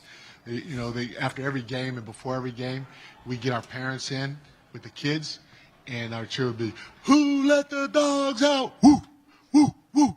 Who let the dogs out? Woo, woo, woo." I feel like he could have just one round of Who Let the Dogs Out. Yeah, because I was expecting a different answer on the second time. Yeah, I it was the too. same. It would be hilarious if he did it like 4 times in a row just to see Or how long. just kept going. Well, he did that once, right? He did it again. Wasn't it 27 times? Yes. What if he just did Who Lets the Dogs Out 27 times in a row? Pretty good bit. Because you asked for it, Jason, here you go. Draymond Green weighing in on this. I did. I double down on this. Just like Becky Hammond said, prove me wrong. Absolutely double down. Getting out of the East has never been a surefire to winning a championship. What y'all talking about? You get out of the East, you're supposed to get out of the East. It's the East. Of course you're supposed to get out of the East. Mm-hmm. That don't just mean you win a championship because you get out of the East. It's the East. Great. It's the East. We beat up Boston. You should get out the East. Happy for Mike Brown, by the way, but you should get out of the East. I can't get over the fact that he's saying East, E-E-C-E. That's messing with me. You got to get out of the East. But, I mean, I get what his point is, but I think some people it's fine because they had the 2 best records, but kind of isn't the same thing like, well, whoever's winning the Spurs, Thunder's winning? Yeah. Because they got out of the West? Yeah. Yeah. No, I hear you.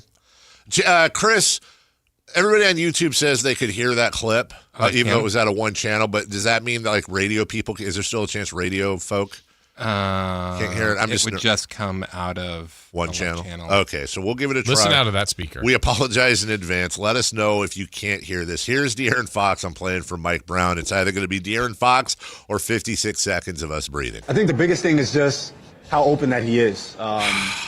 And that's from like an organizational standpoint. Whenever he came in, the first thing he's like, well, I want the entire organization to be in a line, from ownership to front office to coaching staff, players, medical staff, everybody on down. And whenever you have that, and I've seen it since I've been here, and I'm like, well, that's probably where he got it from, and when he's the head coach, that's why he wants to do it that way, because then there are no secrets. If a player says something, you tell your medical person, and then they tell the coach and the front office, and everybody knows exactly what's going on a day-to-day basis. And Okay, here's Mike Brown on De'Aaron Fox and playing with him.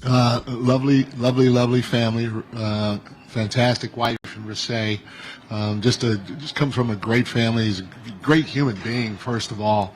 I enjoyed my time being around him as a human first, and then just talented. Sky's the limit for him. He can give it to you on both ends of the floor. He's a game changer, and obviously in big moments, he knows how to come up big, and that's evident with his Clutch Player of the Year award that he had won. So, fantastic player, fantastic human being.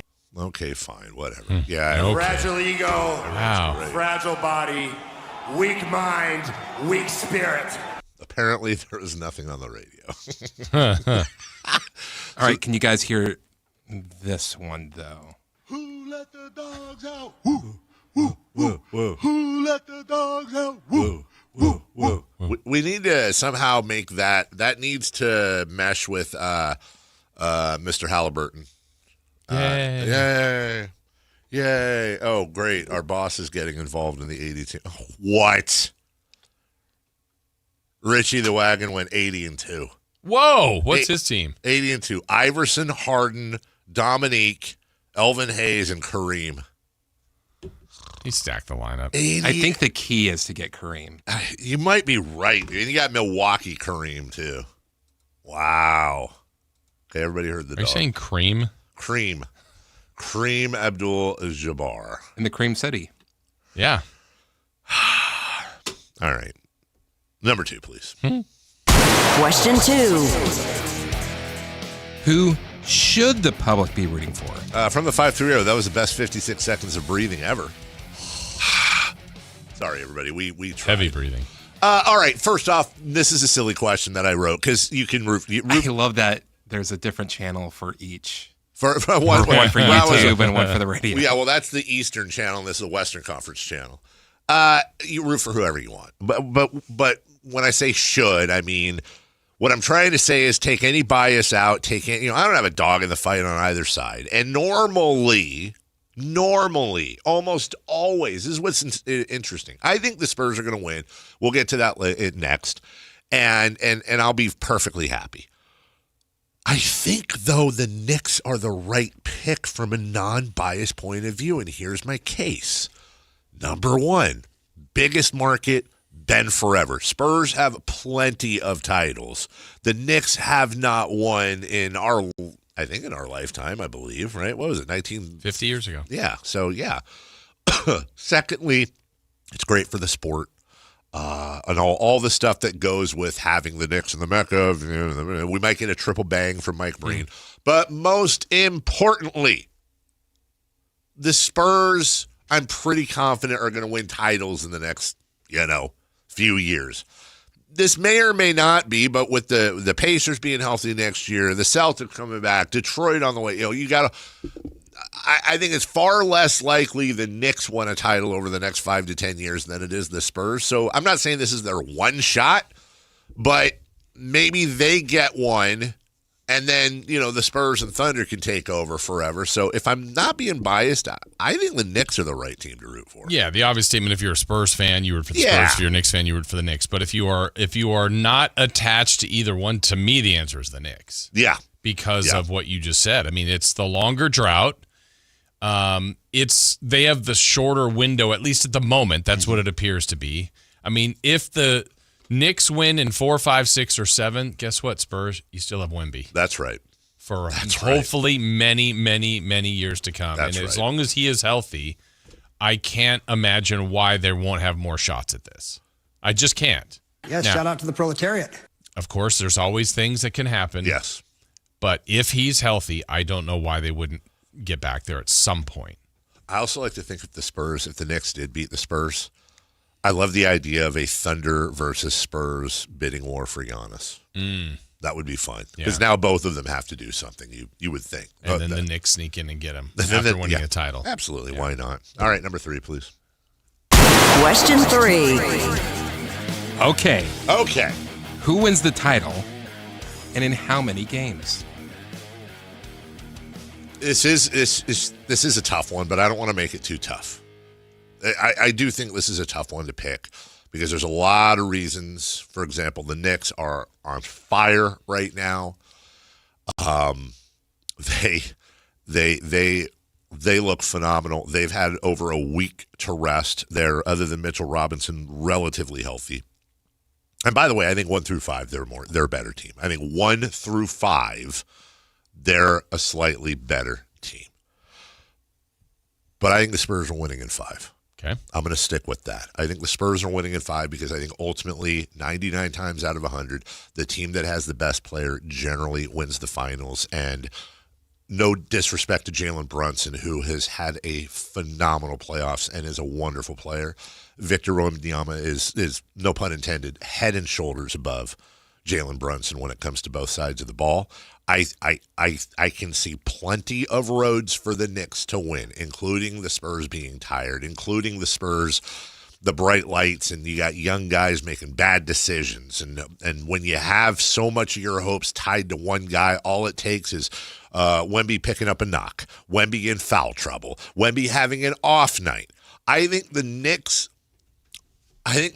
are far better equipped to win a game with Brunson having an off night than the Spurs are to winning a game if Wemby has an off night. But I got to trust the guy. I think the Spurs will win. I don't think it's going to be a particularly, I wouldn't say competitive series, but compelling series. And, man, I hope I am wrong. I would You love want the Knicks?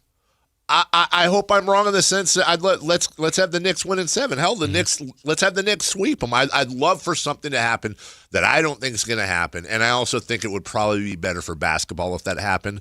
But the question was, who do you think's going to win? That's who I think's going to win. Yeah, to me, I think the games part is almost more difficult. I really think the Knicks are going to win. I do. I don't know. You're wrong. If it's 4, 5, 6, 7, because a 4-game series, that's probably a little overstated. 5-game series can be really competitive. Yeah. It just, are they all close? Do they all come down to the end and then someone wins 4-1? Like to your point, like the Spurs, they won in 5. Maybe it's super competitive. But I just think what you said first, I agree with. I think the Knicks, pound for pound, like 1 through 5, maybe even 6 and 7, I think they're better. I think they have more complete talent than the Spurs. The Spurs by far have the most unique and special player. I think, some of the differences here, I think the matchup is good for the Knicks. They've played the Spurs well this year. I know in the Cup game, like Wemby was still coming off the bench, off of injury. I believe Mike Brown will have a great series. I think the Knicks will be really tough to beat. Who let the dogs out? Woo. Woo. One more time. Who let the dogs out? Woo. Woo. Woo. Who let the dogs out? 3 times. Wow. Woo. Woo. Who let the dogs out? Woo. Oh, I just had an idea. Who let the dogs out? It just keeps going. Who let the He just solved a problem we have. What's that? Coming up in July, we're going to be running some best ofs when we take time off. There's a full 24-minute segment right there. Back to the Carmichael Dave Show with Jason Ross, the best of. Who let the dogs out? Woo, woo, for 24 minutes. Who's upset about Who's that? upset about that? And we'll say, hey, coming up, we have a special appearance by Mike Brown. Mike Brown joins us for a song. Yeah. So that's the guy. The X Factor. No, I just think the Knicks, talent, top to bottom, experience, confidence. I also think these are subtle things that, I don't know how much of an overall factor they are. I feel like all season long, the Spurs target was OKC. Yes. It wasn't the Knicks. No. It wasn't the team in the East. It was the Thunder. They slayed that dragon, and that was impressive. it's not a let up, but it's just different. And the Knicks have been chasing the whole thing the whole time. It's like finals or bust. And, now they've had time. They've been preparing. I like that the different things they could do with Wemby, whether it's Mitchell Robinson with a bad hand, OG Anunoby, maybe some Karl Anthony Towns. They can play small. They can play big. I think Towns could have a good series. I think Brunson's dynamic. They shoot the three really well. Their offense in the postseason has been incredible. I think a lot of that is Mike Brown. So, yeah, I'm picking Knicks. I'm going to go the same number of games as you, 5. Knicks in 5, and I got Spurs in 5. Yeah. Ooh, I love that. Well, somebody agrees with you on the YouTube chat. Haxer Bar says, Fox is going to get smoked by Brunson. Are you kidding? You guys, meaning me, not you. Yeah, I don't agree with that part. I'm just going to say you, meaning me, because I picked the Spurs. That's fine. Are smoking crack. The Kicks are going to sweep. Wemby is weak sauce. Not true. Fox is a mental case. Not true. Brunson's going to be MVP. Could be. He goes on, you're going to be wrong. Anyone with brains sees Knicks sweep or Game 5 win. That he is confident. That's very confident. Bang. I would just More say confident this. than I am in that. I have seen this guy in our chat. He's a long-time listener and all that, but he is fired up. So when I said I thought the Spurs will win, said I can absolutely see roads for the Knicks to win, number one. Number two, I would be happy to be wrong. But when people are this confident, I think we need to ask if they'll back it up. So I would submit this to you, Haxer, since I apparently am smoking drugs, and anyone with brains, maybe you're right. And if you're right, you'll get your credit. Okay. But if you're wrong, I want you to agree. Uh-oh. I want you to type out a very long, very detailed apology to everybody, but especially me. Yeah, that's mainly to you. I want you to apologize for saying that nobody knows ball or that people are smoking drugs if they think the Spurs, the favored team, is going to win, that you were wrong, you got a little emotional and carried away, that you've learned your lesson, and that you'll try to do better in the future. Something like that. So if you truly believe that, I want to see you on the chat say, absolutely, I'll agree to do that. I will publicly apologize on the chat if the Spurs win. Because I don't mind him being right. But, man, I don't like it when people say they know. Yeah. That bothers me. Because you don't. Went too far. Would you bet your life on it? No. Yeah, me neither. Not even close. I wouldn't even bet like a fingernail on it. No way. No, thank you. We'll take a break. When we come back, we'll go around the world of sports, including Game 1 of the Stanley Cup Finals. That was a fun game. Aaron Donald rumors go even deeper now, and the Bucs receiver that thought his friend was leaving was an AI thing. Not Allen Iverson, artificial intelligence. We'll talk about it next. The top young talent in the NBA is headed to Sacramento this summer for the 8th annual California Classic presented by Ticketmaster. The Kings will host the Milwaukee Bucks, Brooklyn Nets, and Golden State Warriors in a preseason showcase that's sure to bring more fireworks to your 4th of July weekend. 3-day general admission passes for July 4th, 5th, and 6th are available now. Visit kings.com/California Classic for details. Your exclusive home for Kings basketball. Sactown Sports 1140.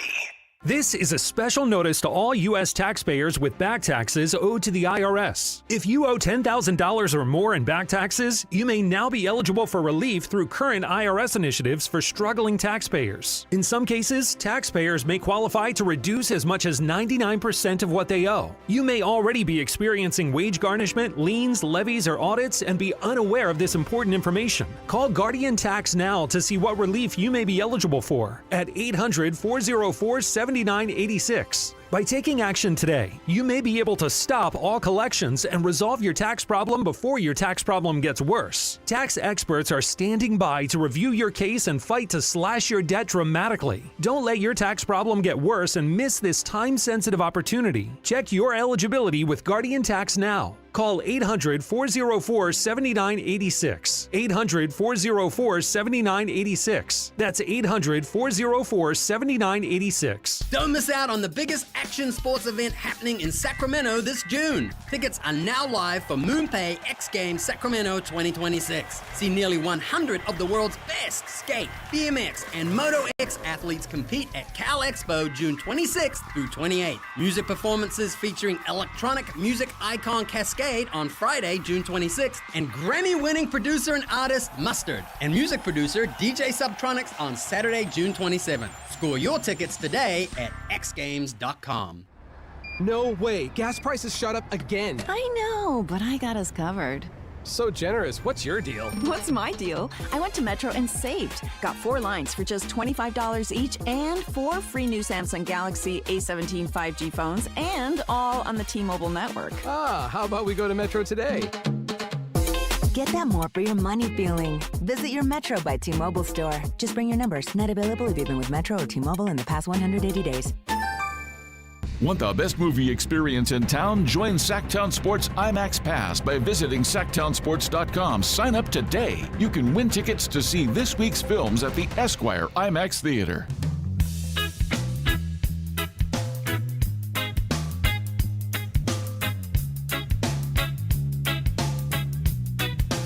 The only place in the morning to get your sports fix. Live and local. The Carmichael Dave Show with Jason Ross. We have a new show leader on 82and0.com. Jason, what's your record? And my previous record was 70-12, but I didn't beat Richie, but I got 76-6. Oh. And I'll go in the order I got them. Okay. Wilt Chamberlain from the... he's pretty good. Yeah, Philly Wilt Chamberlain in the 60s. Minnesota's Kevin Garnett. Houston's Kevin Durant.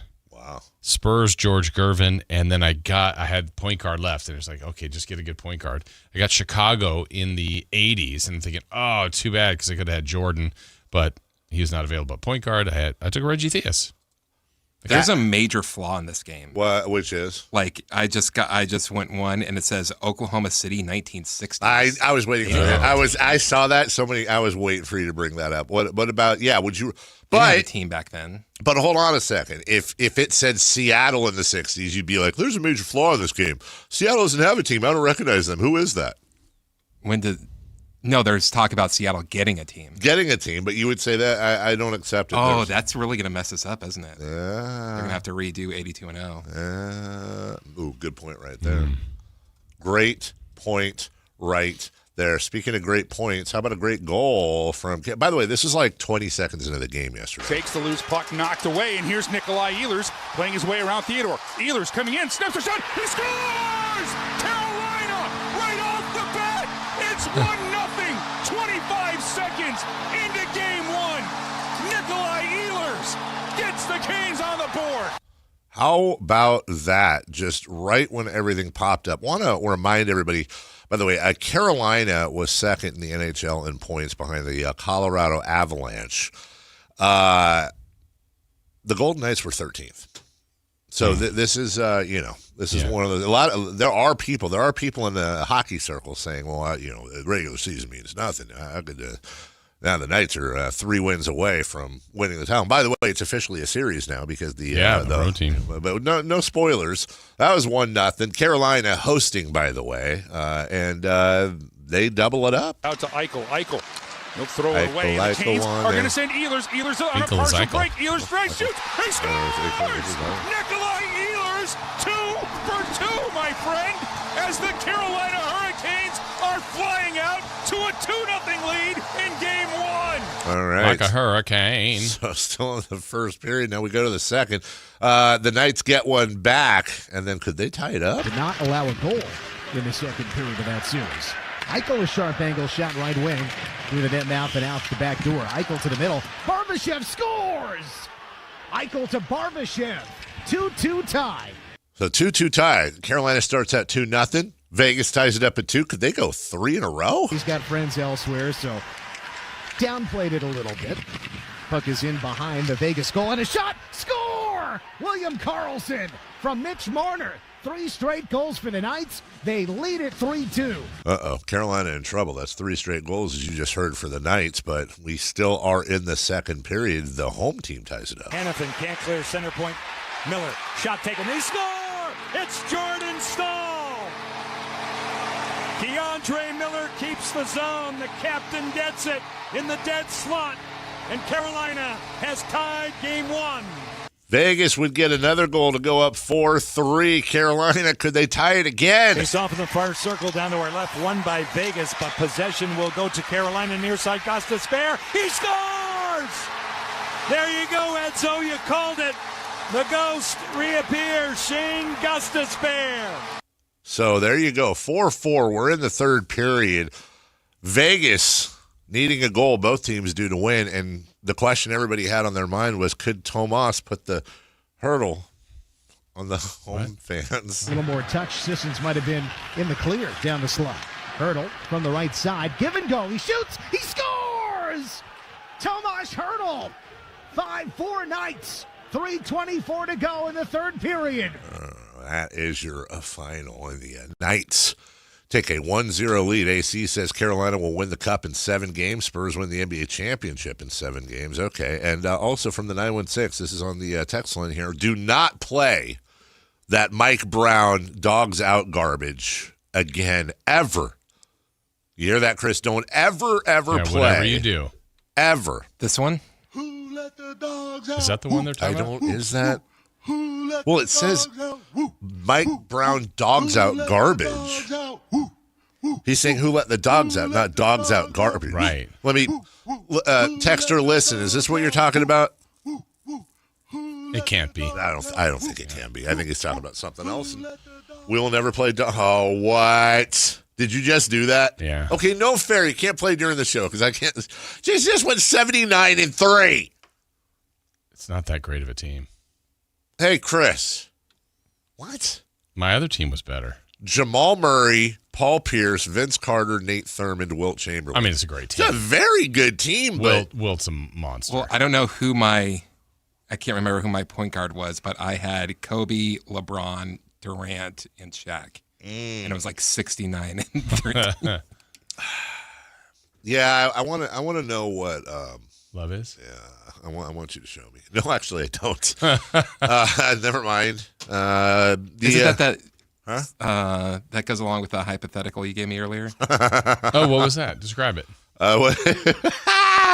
It was, the problem is when you say stuff like that, I take it as a challenge to see if I could actually. No, I don't even know what you're talking about. I asked Chris. It was one of those like, what would you be willing to do? And so Chris, the question is like, what of all your teams that you root for, which one would you want to most win the championship? And of course, Chris said the Sacramento Kings. Good answer. Good answer. That's exactly. That's the absolute right answer. Yeah. And then so I said to Chris, would you be willing to do something? If you knew that the Kings would win the title, and Chris, to his credit, said yeah, like very quickly. Very quickly. In the office, or it was something involving you and I. This isn't what it was. Money? This isn't what it was, but let's just say, chaperone us to a day at Disneyland, California Adventure. Oh, and you'd be willing to do that. But he doesn't get to ride any of the rides. That's a little torture. I thought you said I had to ride. No, you don't have to ride. You just have to. You're just there for the loving touch. Oh. But that's not what it was. It was a little different than that. By the way, Chris, I did say in that nobody would know he did that. Chris, what if it was on YouTube live stream? Would that change your mind? No. You know what? I respect that. I honestly respect that. Chris is willing to embarrass himself for life. Yeah. Would you be willing? Embarrass? Wow. You would be willing for it to be on YouTube? Oh, dude, I would. Are you kidding me? With like my whole family in attendance, with little signs. Yeah, could you imagine embarrassing yourself on YouTube?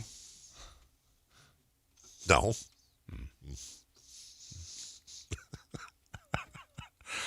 Somebody's in the chat saying the Kings should trade for John Morant. No. Why not? No. Okay. Just to know. Just because no. All right.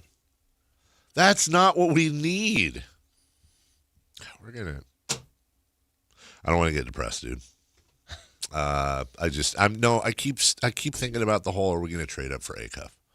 Oh. We better not. You better not. If that happens, I might be done. That's the one that'll set you over? Okay, probably not. And trade for Harden. Yes. I would be done with that. No, they trade for Harden, I'm done. But they also signed Ben Simmons.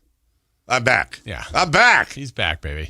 And by done, I just mean while Harden was here. Okay. While Harden was here. Here's Pat McAfee talking about Aaron Donald. So we reach out to Aaron Donald. Okay, I reach out to Aaron Donald. And I would like to say, according to source, Says. it for sure got me thinking. Okay, 35, removed 2 years ago. Got to see if that fire can light back up. And then we show clips of him doing it, and I tell him, I say, you're from Penn Hills, brother. Fire is always in there. And then I say, go get the knives back out. Okay, and then there was a laughing response. Okay. What's that mean? Well, Sean McVay, the head coach of the Rams, was asked about this. See, this is where you know the rumors have traction. Here's what I would tell you guys overall, too, is, Aaron's a guy that I stay really close in touch with, and I know the respect that he has for Miles. Talk to him about the opportunity to be able to bring him on board. If Aaron decides he wants to dust him off at the age of 35, I bet you he could still do it at a pretty high clip. What does that even mean? Dude, he's so coming back. He's so coming back. Good, let's go. He is. Aaron Donald is, I am 98.5% sure Aaron Donald's coming back because there's no way. I can deal with the whole McAfee thing. Whatever, fine.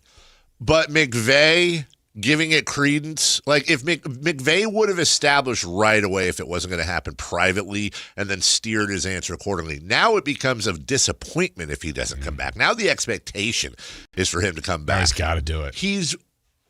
I don't want to say 100%. Aaron 98.5. Aaron Donald's coming back. He is coming back. Well, that's a future story. We'll take a break. When we come back, we had a lot of wonderful memories being shared about the late Rick Adelman yesterday. I don't want to say it was a fun show, but it was one of those shows I'll remember forever and was really, and the way it ended with Brad coming on and being as emotional as he was, it was a special show. I'll put it that way. But I have been thinking about something. And in the next segment, family is always honest with family. I want to address our friends at the Sacramento Kings because I got an idea. Well, a lot of us have this idea, but I want to talk it through. We'll do that next. The X Games are coming to Sacramento. Join Kayla Anderson at Sactown Sports 1140 at Cal Expo Center from June 26th through the 28th to watch the top action sports athletes in the world go head-to-head with 3 days of high-octane competition, BMX, skateboarding, and Moto X, plus live music from global electronic music icon Cascade, Grammy-winning producer Artist Mustard, and DJ Subtronics. Get your tickets today at xgames.com. Your local sports leader, Sactown Sports 1140. Patrick was way behind on his IRS taxes. I was in way over my head. The total amount ended up being somewhere just over $30,000. $30,000. Then the IRS came to collect. Started getting letter after letter. A lien had been filed against me. They were going to basically hang me completely out to dry. He had to do something. That's when I reached out to Optima Tax Relief. Patrick's life quickly got a lot easier. It was very easy, pretty much hands off. They picked up the ball and ran with it. And how'd it go? I couldn't believe it. I had to ask 2 or 3 times. I saved an incredible amount of money. How does Patrick feel about Optima? Couldn't be happier. They definitely helped me. Optima Tax Relief, the best place to call. They're the best in the business. Do what Patrick did and call Optima Tax Relief for a free consultation. Call 800-375-2922. 800-375-2922. 800-375-2922. Optima Tax Relief. Testimonial from an actual client. Some restrictions apply. For complete details, please visit OptimaTaxRelief.com. At Fisher Investments, we may seem like other money managers, but we're different. Are you really that different than the rest of us? We are. As a fiduciary, we always focus on what's best for our clients. What services do you offer besides investing? We have a team of specialists in financial planning, estate planning, and more. Your clients rely on you for all that? Yes, we ensure clients receive unparalleled service at every step of the relationship. Okay, but you still sell commission-based products, right? No, because we believe that's a conflict of interest. We prioritize service over sales goals. So, then how do your fees work? We have a simple and transparent fee that's a percentage of our clients' portfolios. So we do better when our clients do better. Wow, we're more different than I thought. At Fisher Investments, we're clearly different. Learn more at FisherInvestments.com. Investing in securities involves the risk of loss. To 15-year-old Harper, buying an $80 vintage rock t-shirt is a great investment. To Harper's mom, this logic has a few holes in it. So she helped Harper open a Wells Fargo Clear Access banking account. With no overdraft fees and tools to track spending, Harper's Learning, one heavy metal tee at a time. However you make money work, Wells Fargo can work with that. Terms apply. Visit wellsfargo.com/deposit disclosures for fees and details. Hi, I'm Adam Johnson here with Golf Fitness Solutions. If you want more distance, less pain, better mobility, and a body that holds up for 18 holes, come see us. We're expanding in Carmichael, and you're invited to our grand opening party on June 13th from noon to 4. Tour our new space, meet the team, try the simulator challenge, see if you can make a hole-in-one, and learn how golf-specific training, stretching, massage, and assessments can help your game. Call 916-802-5175 or visit us at golffitnesssolutions.com for more information.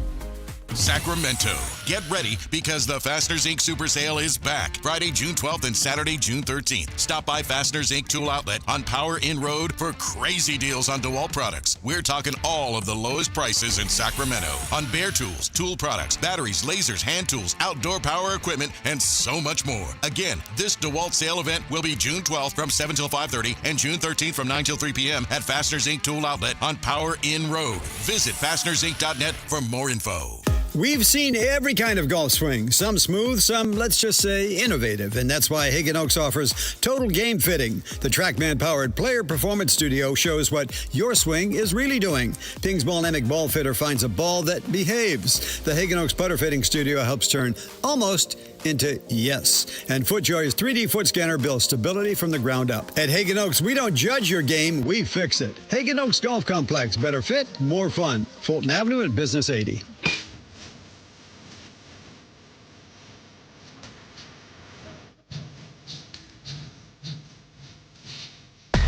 Carmichael Dave. He has very good sources, and he just kind of tells it as it is and gets to the point. Jason Ross. He has a lot of pretty smart things to say. He's good at what he does. On Sactown Sports.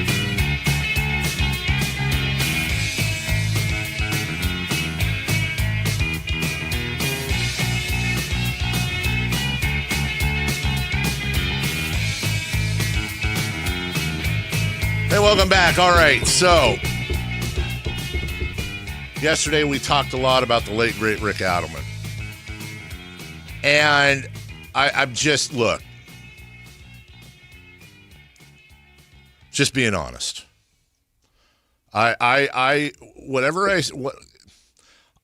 Even when I'm critical of this team, it always comes from the right place. Mm-hmm. I want them to be better in all aspects, and they do a lot of things great. And this is usually what people say, like when they say no offense, Right. like before they're about to. No disrespect. I'm not trying to be disrespectful, but I don't think the Kings. I think the Kings could do a lot better when it comes to the history of this ball club and honoring it. And I understand that over 40 plus years, there's not a lot. There's nowhere near as much to honor as other clubs. So you got to be careful there. They got it right finally with G-Man next year, and full applause to them for that. I'm really looking forward to that, as are the fans.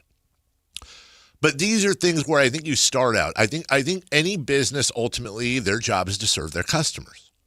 And what is the first way, if you have a product that you want to serve your customers? Obviously, it's the quality of the product. Well, unfortunately, in sports, everybody wants to win a championship, but only one team can do that. And I don't think I'm being mean by saying that when it comes to the quality of the basketball product, it has been largely bad over the 40-plus years. The Kings are one of the bottom three worst teams in the NBA since 1985. Let's just be honest. The furthest they went, our top of the pops, is Game 7 of the Western Conference Finals. Not a championship. Not a championship. Not a championship loss. It was Game 7 of the Western Conference Finals. And people say, well, you make this big deal out of the Beam team. Well, that was a 3 seed. And for us, that's a big deal. Right. But there are things that you can control, and I would just simply ask, and I know we have friends over there listening right now in the organization. I would just simply ask, and please, look, I will publicly correct myself and apologize even if I'm missing something. Text me privately. Just let me know. I'll keep your name private. Tell me what I'm missing. Because I don't see the negative. I don't see any negatives in doing some things to honor not just Coach Adelman, by the way, but things to honor the history of this club. Now, one question we asked, or I asked yesterday, Jason, we were talking about is, well, we know there's rings of honor and stuff in football and all that. Oh, there is in the NBA too. And there is in the NBA. So, for example, I know Phoenix has. Phoenix does. Their ring of honor honors players and staff who've made lasting contributions, including Tom Chambers, Connie Hawkins, Charles Barkley, our own Kevin Johnson, etc. There's at least 2 other teams that have rings of honor as well, and there's also different other things as well. Like they do statues, right? They do all kinds of different things. Why can't we do something like that? Because there's always the talk about like, well, who else's jerseys are you going to retire? And, it's tough to, nobody's won a championship. So I actually had somebody come up and say, look, I mean, Rick was amazing and no disrespect. He was here for 8 years, though. There was no championship. Like, do other teams do that? Like and by the way, when you take out the emotion, obviously, the fresh emotion, I understand the question. But it's about degrees of meaningfulness, for lack of a better word, what they mean to us. And I can think of plenty of folk. Maybe you don't raise maybe you don't retire their number. Okay, I get fine. You want to save retiring numbers for the super duper duper special guy, fine. But we can find a way to honor them. So if the Kings, for example, had a ring of honor, or maybe you do something with the Kings Court, like we talked about, and the Knights of the Round. I don't know what you can find a way to alliterate it. Knights of the Round Table. So, like, what? How about Jason Williams? Jason Williams to me deserves a spot in a ring of honor. And so my question to Kings fans right now is, who would be your inaugural class? Because I can tell you right now, the starting 5, the Sports Illustrated front cover guys, all in the ring of honor. Add Jason Williams. Add Rick Adelman. Add Greg Lukenbill. Add Kevin Johnson. I know that might be a controversial one, but I'm spitballing here, Jason. Obviously, I think Jerry Reynolds and G-Man, even though they have been honored, like I would put them in the Ring of Honor as well. You could do a Walk of Fame, something like that, with little plaques and whatever. The Yankees, obviously, 30,000 times more storied than the Kings, but they have the Memorial Garden and all the stuff that's there as well. I think the history of a team is so important to those of us that are either new to the team and you want to learn about it, or those of us who've been there from day one and really want to honor. Like, I would put Reggie Theus in there, maybe Phil Johnson in there, and some of you can argue, no, you have to have a line. I'll finish like this, Jason. Hello. I don't know what the negative is. You establish it and you put your first person in there and you honor them. And you do an honoring at halftime or whatever. And maybe you fill it out 2, 3, 4 times a year, however you want to pace it out. People are going to come out. That's a special night. Those guys are going to get a chance to be honored and cheered and get maybe one last big standing ovation in front of the Arco/Golden One Center crowd. And then people can walk and look and, oh, wow, that's right. And when it comes to like a museum, it doesn't all have to be the best of the best of the best. I'm being serious here. If the Kings had like a walking museum somewhere on the concourse, I want to see Jerry Reynolds on the sideline after he fainted. That is a major part of our history. I want to see Wayman Tisdale smiling and hearing about the battle that he had. I think Ricky Berry deserves this. That's part of our history. Bobby Hurley. I'm talking about the worst of the worst. That's part of our history that I want my kids and I want the kids. I don't want them to forget those guys. I want them to understand how important they were to our community and to our fan base. You can do this. Right. It's very doable. And the irony to me about Rick Adelman not being honored is I feel like sometimes the Kings get accused of, and maybe it's fair, of like too much emphasis on the early 2000s team. Sure. Well, that is the central figure, the greatest coach without debate of the Sacramento Kings is Rick Adelman. Yes. Whereas like if you go, there's too much attention to the early 2000 team. Well, it was the best team they ever had here. but he was the coach of that team. So it just seems to make sense to do something, whether statue, Ring of Honor, put his jersey, or Jerry has I don't even know what it's called. Jerry's got a thing in the rafters, is a banner. Yes. It's not a jersey. Sure. But like that kind of thing could happen. I mean, it definitely needs to be a Rick Adelman night. I mean, he's in the Hall of Fame, and whether you associate him with Minnesota, Houston, Golden State, Portland, or Sacramento, but here, huge piece to the history of the Kings.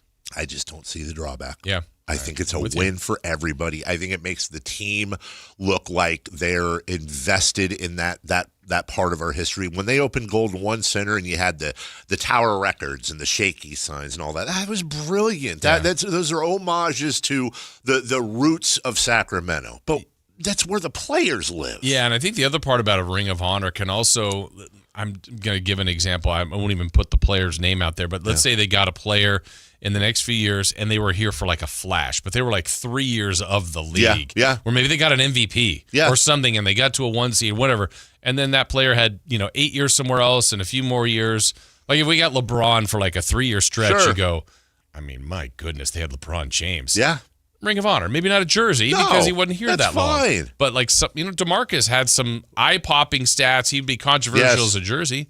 Ring of Honor. I mean, he's pretty significant of the history of this team. And they don't have to retire their number. Right. You don't have to do any of that. But it's a Ring of Honor. And by the way, last thing I'll say, because we got to go to break here. Worst case scenario, guys. I don't think anybody's going to complain about this. Sponsor it. Make some money. Go ahead. Well, why not? Yeah. The Ann Fong Ring of Honor. I'm here. Something's right. The Zoom copiers. I don't know if they're still sponsored. Ring of Honor. Sac Airport. Ring of Honor. Let's do this. Sacramento. The Ring Camera. Ring of Honor. Yes. And you know what? Nothing wrong with a mural. Nothing wrong with a couple of statues. Yeah. Like I said, there's a ton of room in the Doco concourse, if you will. We've got darts. We've got piglets. Why not a couple of bronze statues? Oh, hey, look, there's Adelman. There's Jerry Reynolds. Look, that's Chris Webber smiling. There's Jason Williams doing the behind the back. We can laugh. Oh, that doesn't look like him at all. We can have those fun moments. Whatever it is. Come on, man. I like your other idea that you said off air about Adelman. The restaurant in town. You're stupid. You don't want to do that? Change. What I will tell you right now, if I owned Cattleman's, I would change it to Adelman's. Yeah. I would do anything. Oh, I thought you were talking about changing Rick's Diners to Rick's Adelman's. Absolutely. Rick's Dessert Diner. I went there last weekend. Rick's Dessert Diner. Adelman's instead of Cattleman's. That's your go-to place. That's been like and by the way, next year, you honor Rick Adelman. I'm sticking by this in all seriousness. Everybody wear a mock turtleneck and a sport coat. Yeah. Guys, gals, kids, little kids out there. That'd be great. They have and maybe little paste on mustaches. Maybe they could give those away. The first 10,000 people get honorary mustaches, and everybody's in the. Can you imagine that scene? Everybody's in the crowd with the little honorary mustaches and the coats and the mock turtlenecks. Yeah, Rick would love that, or he'd hate it. I don't know which one. I'm not sure which one. Right, me neither. We'll take a break. When we come back, let's look again at the NBA Finals. Lots of firsts here, and we're going to break it all down for you next. Like and subscribe to the Sactown Sports 1140 YouTube channel at Sactown Sports 1140 to get the Carmichael Dave Show with Jason Ross, Matt and Kayla, and the Drive Guys with Kevin Gleason and Alan Stiles on demand and at your fingertips. Get your fix of the Sacramento Kings, 49ers, Giants, Athletics, NFL, NBA, and the latest in sports and entertainment all in one place at Sactown Sports 1140 on YouTube. Your local sports leader, Sactown Sports 1140. This is the story of the one. As a safety manager at a manufacturing plant, he does everything he can to keep his coworkers safe. From finding ways to reduce risks to keeping safety supplies in stock. And for that, he relies on Grainger.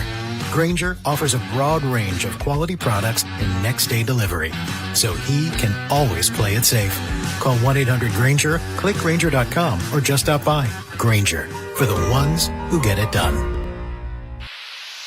Pump up the volume. Business moves fast. Orders roll in, deadlines close in. When you ship with USPS Ground Advantage, you can keep up with confidence. Every package stays in our secure network from dock to door. And with nationwide reach, dependable tracking, and and upfront affordable pricing, you get built-in peace of mind. You run the business. We run the routes. Visit USPS.com/groundadvantage to learn more. Progressive provides protection for your boat and other outdoor vehicles so you can explore new things. Oh, I can finally try pesto. We meant like water skiing. I've just never had pesto. Or maybe take the boat somewhere new. I mean, is pesto spicy or sweet? Oh, guess we'll find out, right? Right.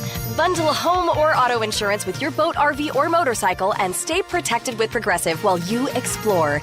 I don't know. Maybe I'm not ready for pesto. Progressive Casualty Insurance Company and Affiliates. Not available in all states or situations. Catch the future of San Francisco Giants baseball right here in Sacramento with the Sacramento River Cats at Sutter Health Park. See tomorrow's stars take the field today and be part of the big league journey.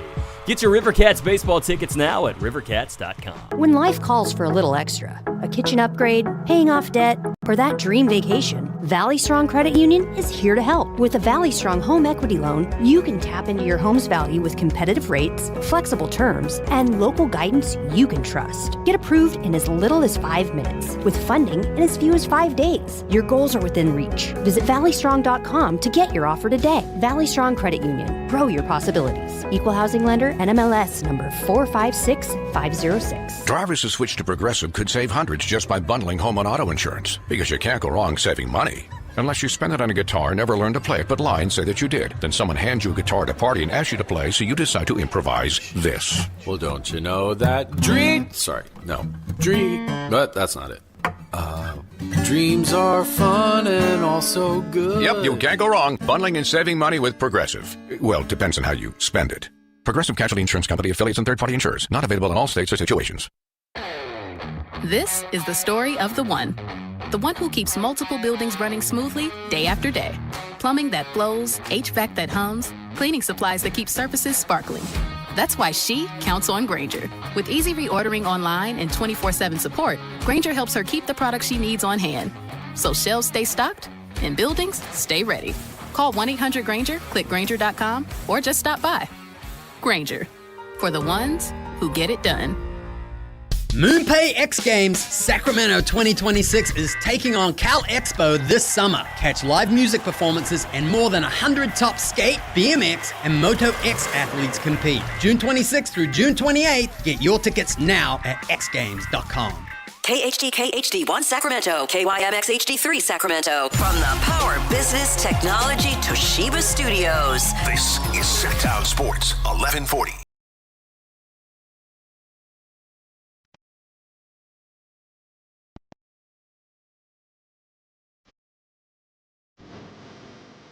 Ladies and gentlemen, we are halfway through the week. Your week. So right now, I need every single listener on their feet. Callers, texters, YouTubers. Make some noise for Sacramento's favorite sports morning show. Carmichael Dave, Jason Ross, and the man behind the glass, Chris Burlov. And to celebrate, I got you a Wednesday, halfway through the week cupcake, Jason Ross. Thank you. I'd like you to eat it right now. Okay. It's got a little squish. It's a little spongy. Hey, that's my cupcake. From what? What is this from? Because I won 82-0 today. No, you didn't. No, you didn't. I didn't. You went 82-0? I didn't go 82-0. Oh. Went 81-1. Oh, so you lied. Yeah. I said I won it. Is the day over? Yeah, it's the day over. You guys aren't beating that. I think that's for me. Do I share Whitey's idea? That's Whitey. That's Woody. Whitey. Oh, can I say this, by the way? I love that Whitey listens. I really appreciate that. He listens and he comments. And that's very, very cool of him. I missed the segment when he used to write down stuff that you said. I don't like that part of him. I like that part a lot. Just wanted to run this by you before we get to the other stuff. I have now publicly laid out the Ring of Honor idea, and I've off the top of my head, I just put this together during the break. And to keep it simpler, I went pre-2010.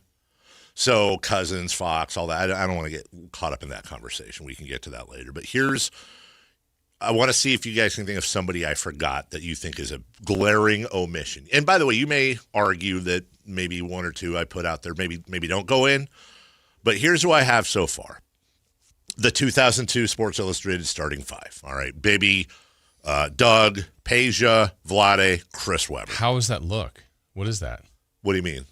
Like Ring of Honor SI cover? No. I think all five of those go in is what I'm saying. I don't think there's one of those guys that wouldn't go in. That was just an easy way to gather them all. Jason Williams. Who's on that cover? Oh, no. I mixed it up. Mike Bibby. Coach, of course. That's the whole idea here. Jerry. I think Greg Lukenbill should be in there. He and his partners brought this team here. They're not here without Greg and the Benvenutis and everybody associated. G-Man, of course. Mitch, Tizzy, Wayman Tisdale, Reggie Theus. I think coaches should be in there. I think we make so much about those teams. Like, how do you not put Pete Carrill in there? Bobby and Jeff Petrie. Do you see a problem with this? What? It's a lot of people. No, but you don't have and to put four of them are retired jerseys. Yeah. Well, so okay. Webb, Mitch, Vlade, Peja. I see what you're saying. So should the rule be? That's like a special. That's a different level. All right. Okay. Nope. That's fair. So take those guys off the list. And you're right. If you have a retired jersey, now what about like G-Man and Jerry? Because they have sections. Well, Jerry has the media room, the media room, and G-Man's going to have the other thing. Like, does that cut them off in your mind if we're making rules here? Well, Jerry's got the double dip now. I mean, I think they're a little bit different. Yeah. Because they're not taking a number away. And Jerry's up there, I think, is it for the Monarchs too? I think so. I mean, it's for all of the stuff he did. I mean, Jerry served every role, basically. And let's be clear, by the way, this doesn't – if you want to change it to like a Sacramento – I don't know. I don't want to make it seem like we're not talking about the Monarchs either. But it just focusing on the Kings right now. Yeah, because I still say this, part of the Monarchs leaving, the biggest crime is there's nothing for Tisha. That's one of the greatest female players ever. Right. WNBA players. I think that I think there's going to be a way to work that in. There's got to be, because that's the only championship we've seen from our basketball teams there. Is there a glaring omission, I guess is just really my question, that maybe I missed? No, I don't think so. Okay.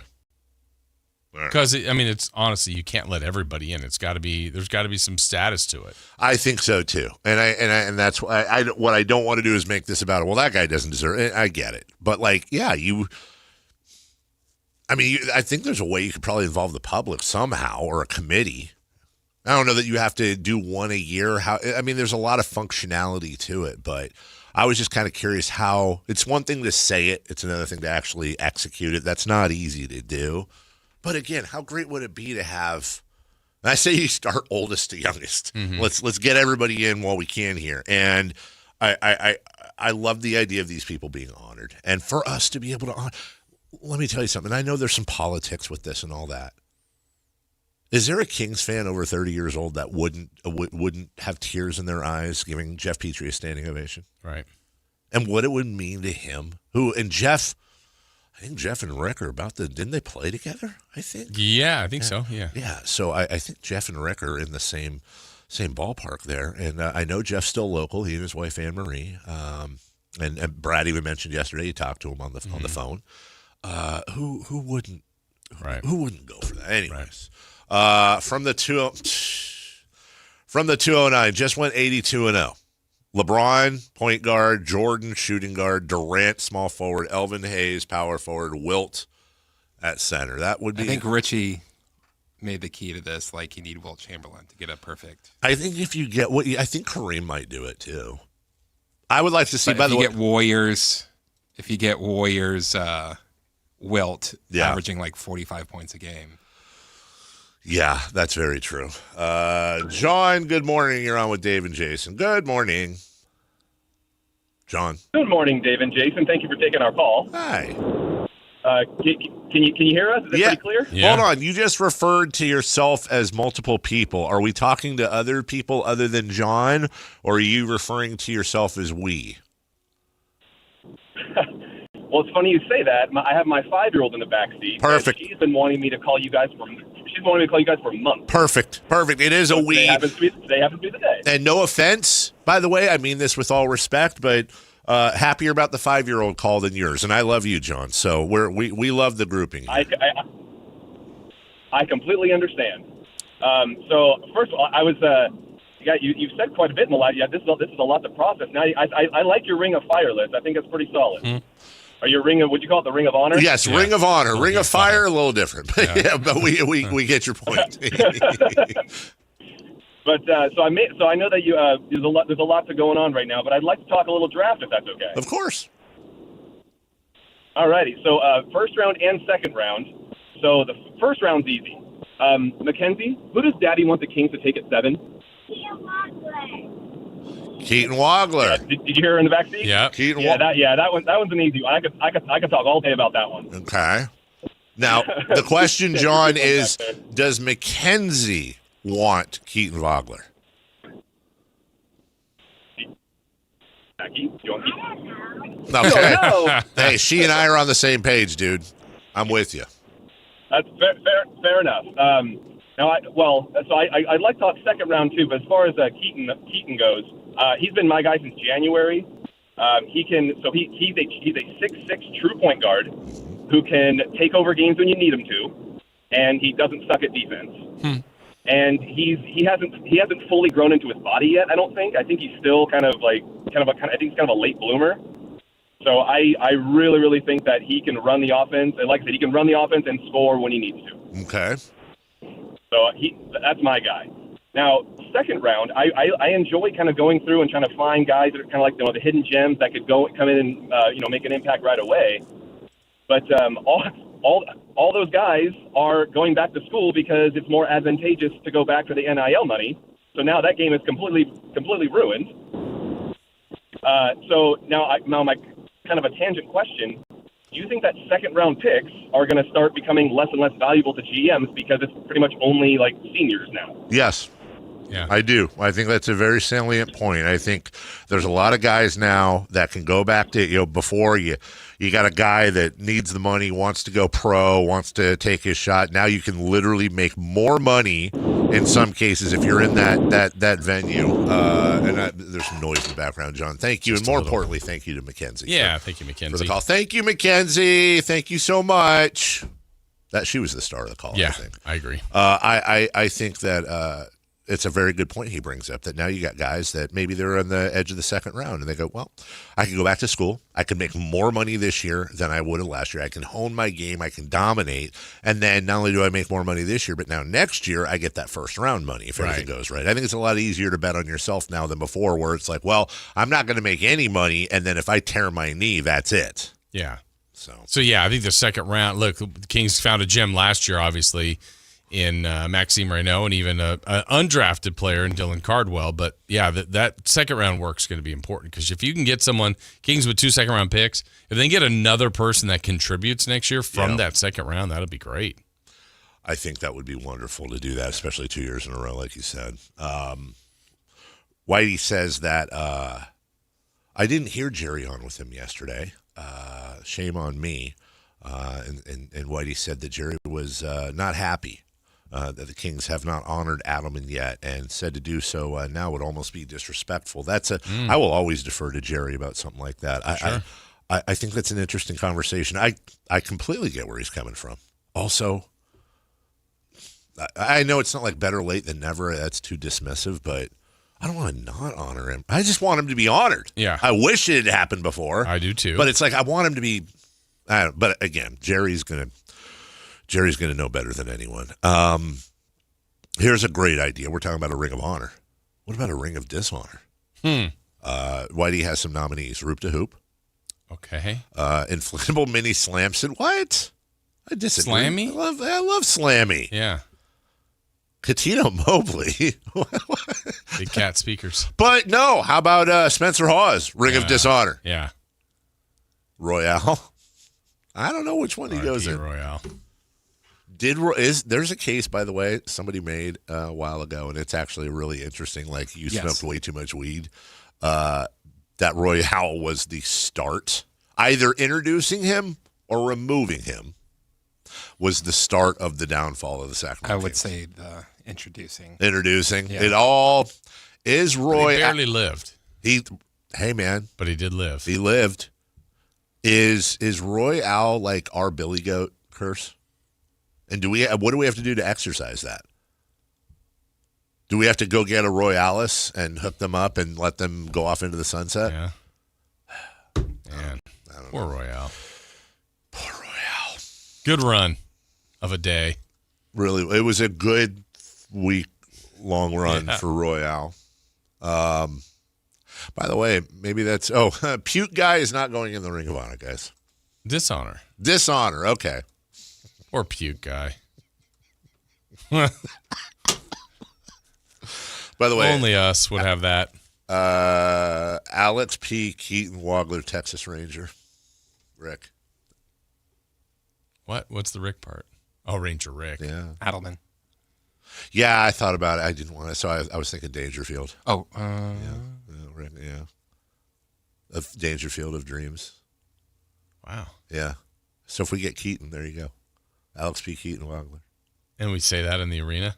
That Smoke has to say that over the PA. Smoke. The NBA Finals start tonight. This is the first time ever, Jason, according to you, that we have 8 made it up different teams in the last 4 finals. Yes. That's parity. Historically good, I guess, for the league. Or is it? I love it. Yeah. 8 different teams will be champions. I But think that's good. But wait a minute. But what about the ratings? What about small markets and NBC Sports PR put this out. The top 10 most highly ratedest games in the playoffs. All right, tied for 10th. Timberwolves, Spurs, Pistons, Cavaliers, conference semifinals, both sides. Games 4 and Game 5. Number 9, Spurs, T-Wolves, Game 4. Number 8, Thunder, Spurs, Game 3. Number 7, Spurs, Thunder, Game 1. Number 6, Spurs Thunder Game 2. Number 5, Spurs Thunder Game 5. Number 4, Thunder Spurs Game 4. Number 3, Sixers Celtics. First round, Game 7. Number 2, Thunder Spurs Game 6. Number 1, the top rated with 15.9 million as opposed to number 10 is 7 million, so over double. Game 7, Spurs Thunder, 15.9 million. Now, what is most amazing to me about that list, Jason? It's not what's on the list. What? What's not on the list? What's that? How about the number 1 market in the NBA? The number 1 market in the NBA, and the Knicks are nowhere in the top 10. Okay, theory here without basis. I'm here for it. I know the Eastern Conference Finals were on ESPN. More people have over the year. I know everybody's there's 100 different ways to watch television now, but I would think the bulk of people have NBC. Okay. Nope. So now the finals will be on ABC? Yeah. ESPN, but yeah. There were games in the playoffs, on Amazon only or Peacock. Like I know they can track their numbers, but I got to believe they were lower. I think that's a really good point. Because I did see a lot of people. Where's this game? It's like, do you have Prime? Do you have Tubi? Yeah. It's on, what's the one channel, 246? True TV? Oh, yeah. Yeah, it's on True TV. Yeah. Yeah. Well, either way, the small markets. Following Practical Jokers. Right, exactly. Coming up next, Jackass 4. Let's Crank Yankers. Were they Muppets or puppets? I think they were puppets. They were puppets. They weren't Muppets. Oh. Well, what's the difference, Chris? Mr. You're offended? Chris is a big Muppet guy. Well, it's not quite a mop. It's not quite a puppet, but man. It's a Muppet? They get together. A Muppet is actually a term of, it's an insult in England. Oh, very big. So. Muppet. Really? Did you know there was only What's worse, a Muppet or a weapon? It's a great question. I think a Muppet, but I think... Would you use a weapon to hurt a Muppet? Yeah, I think so, or a Muppet to hurt a weapon. I don't know. That doesn't work. Did you know there was only one crossover Muppet on both The Muppet Show and Sesame Street? Kermit? Yeah, that's it. There's one crossover. Kermit the Frog. Yeah. Hi ho, Kermit the Frog here. Talk about tonight's NBA Finals. Grover never made it over to. Apparently not, man. I don't know. I didn't make up Muppets? the stat. Chris, who's the best Muppet? Yeah, greatest Muppet, Chris. Well, I personally, Mount Muppet more. I personally believe that Kermit is the Will Ferrell of the Muppets. Like just So it's like that's number one, Yeah. and then you have to go with everyone. He's like the Will Ferrell. I agree with that. Or the Bugs Bunny, I would say. Looney Tunes. Well, like he's the go-to. And then my guy is Gonzo. Yes. Gonzo. That's my favorite. I like Gonzo more than Kermit. Any love for Animal? Yeah, he's fine. Yeah. Wow. Beaker? Beaker's great. Love Beaker. What about Her to Hear? Swedish Chef. Yeah, we got Her to Hear. Her to Hear. Miss Piggy? Oh, Fozzie. Come on. Fozzie's How great. do we take some Waka waka. Fozzie Bear is great. I'm not a Miss Piggy guy. Never was. Yeah. Oh, I love Miss Piggy. I don't. I think I know why you don't like Miss Piggy. Well, why is that? She sounds too much like Yoda. I've never thought of it, but probably annoying. No, I think. Look, if I'm being honest, I think Miss Piggy's kind of a. What? I don't think she's pleasant to be around. I think she's pompous. Yeah. I think she's dramatic. I think it's all about her. I think she's self-centered. Well, I think she's out loud like that because she's very insecure about herself. Well, I mean, we can break down the psychology of Miss Piggy all day if you want. I'm fine with that. But what the bottom line is, this is what we see. Yeah. Can we combine the old men on the balcony? Yeah. Because those guys are great. They are great. Oh, they weren't bad. Actually. They're just haters. Yeah, Yes. they are. They're just old They're haters. Twitter. Oh, where you got Rizzo. Which one's Rizzo? Rizzo the Rat. Oh, yeah. You're right about Twitter. The old men. The old men would be all Twitter. They're 100% Twitter. Yeah. They just, you'd be like, oh, look, if this little girl just overcame her wooden leg and now ran the race. She eats her feelings. Yeah, exactly. Like, who cares? Wake me up. When I'm racing to get out of this conversation.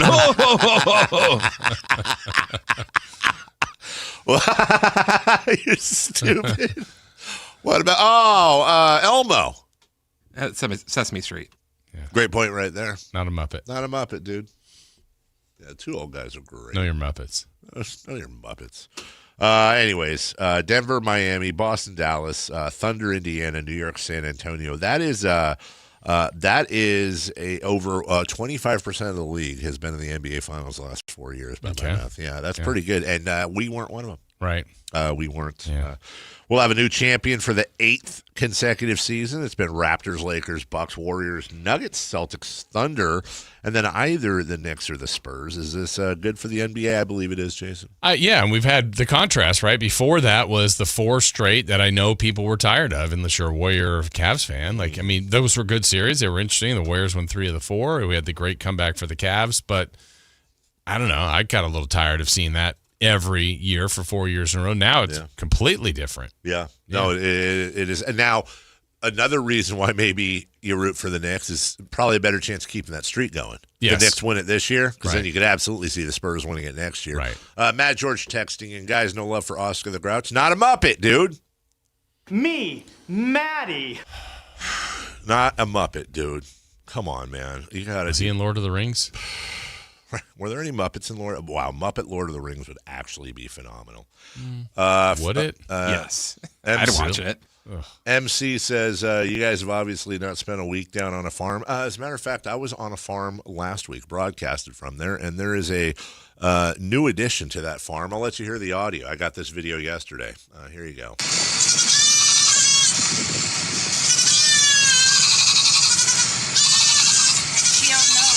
What was Erling Haaland doing there? What was Michael Jordan doing in there? Or Tom was Brady? it a kazoo? Didn't you used to spend summers on farms? I did, as a matter of fact. So they now have mini goats. Sorry, MC. Yeah, Matt just sent me a link saying that Oscar the Grouch is in fact a Muppet. Yeah, he's a Muppet, but I'm not. We were just talking about it. There's no crossovers. Like it's just Sesame Street. Oscar might have made a Muppet movie. You got a Muppet at IMDb. Was Oscar ever in a? And by the way, so what? You know who else is? What about like Bob Hoskins or somebody who might have been in a Muppet movie? That didn't make them a Muppet. Yeah, point. You know, am I a Muppet? Can you milk me? What? What? I made the mistake of thinking of milking Muppets.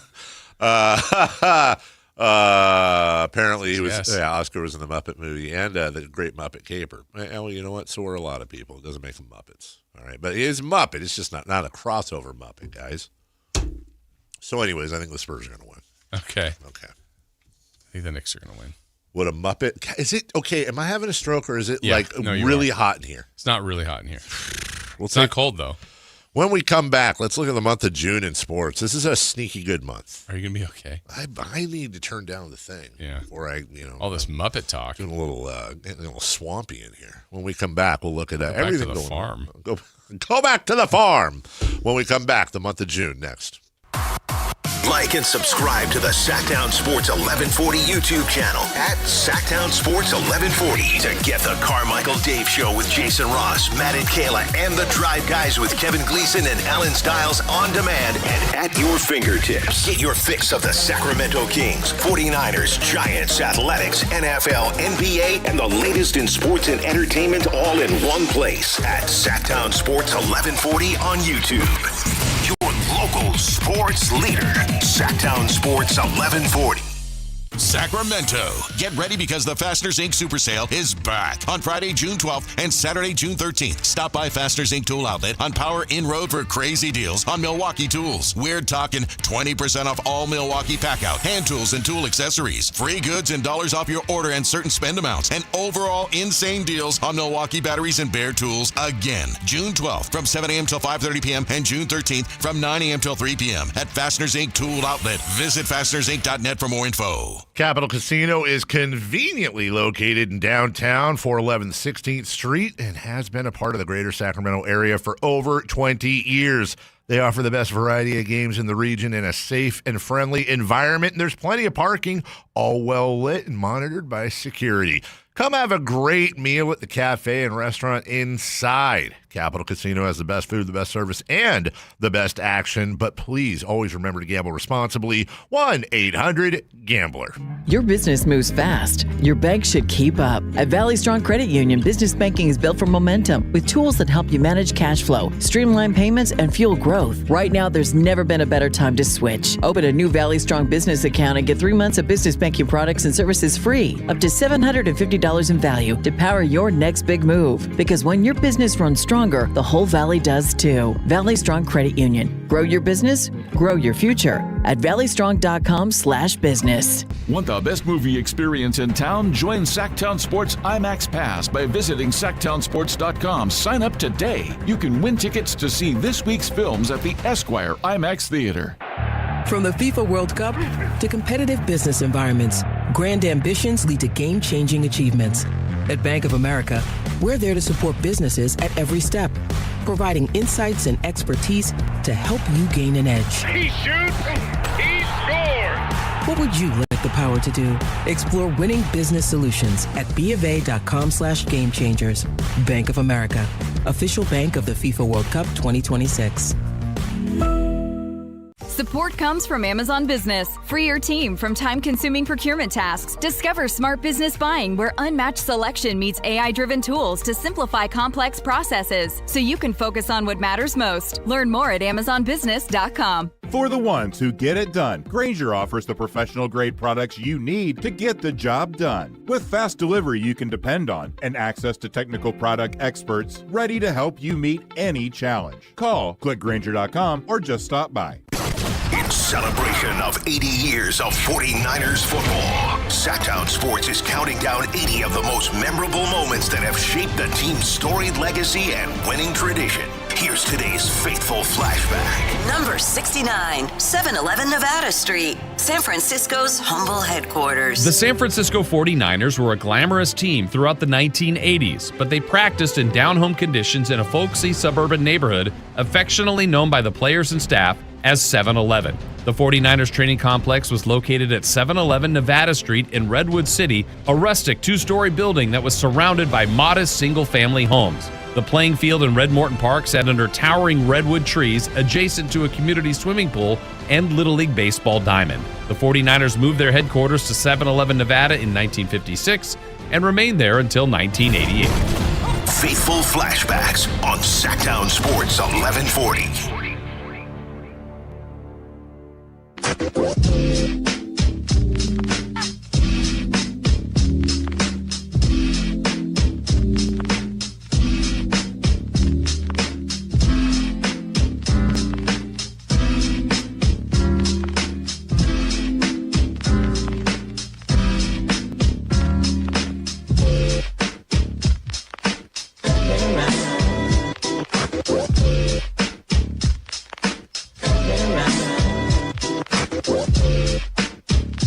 The G-Man, the voice of the Kings, will be joining us at 9 o'clock.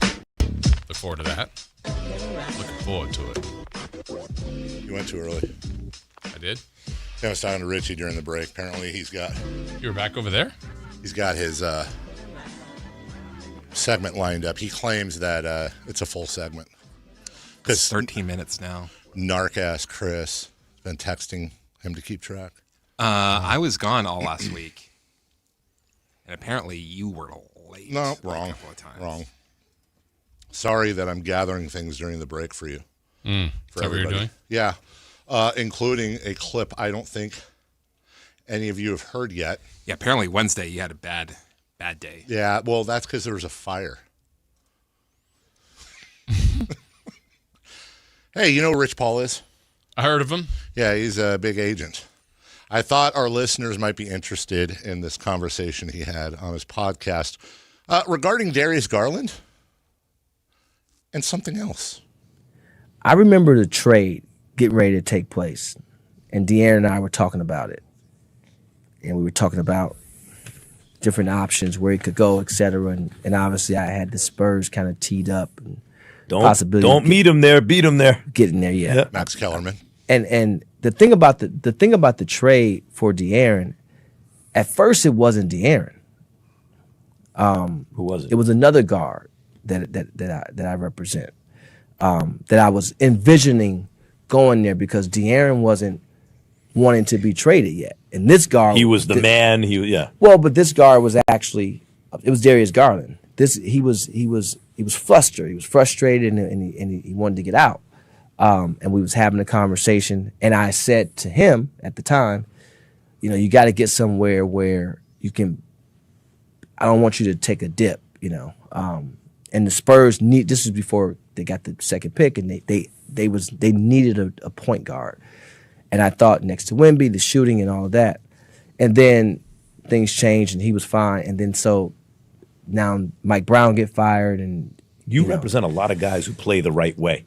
Like De'Aaron Fox, Garland, they play the right way. So an organization like the Spurs wants a guy like that. Yes, and character matters. And so in De'Aaron's case, when he finally got to the point to where, you know what, it's probably time, and we're having a conversation, one of the things we talked about is, okay, if you get to the Spurs, are you okay being number two? Because obviously you're going to be number two. There's no doubt about that. Keep going. And he didn't even flinch.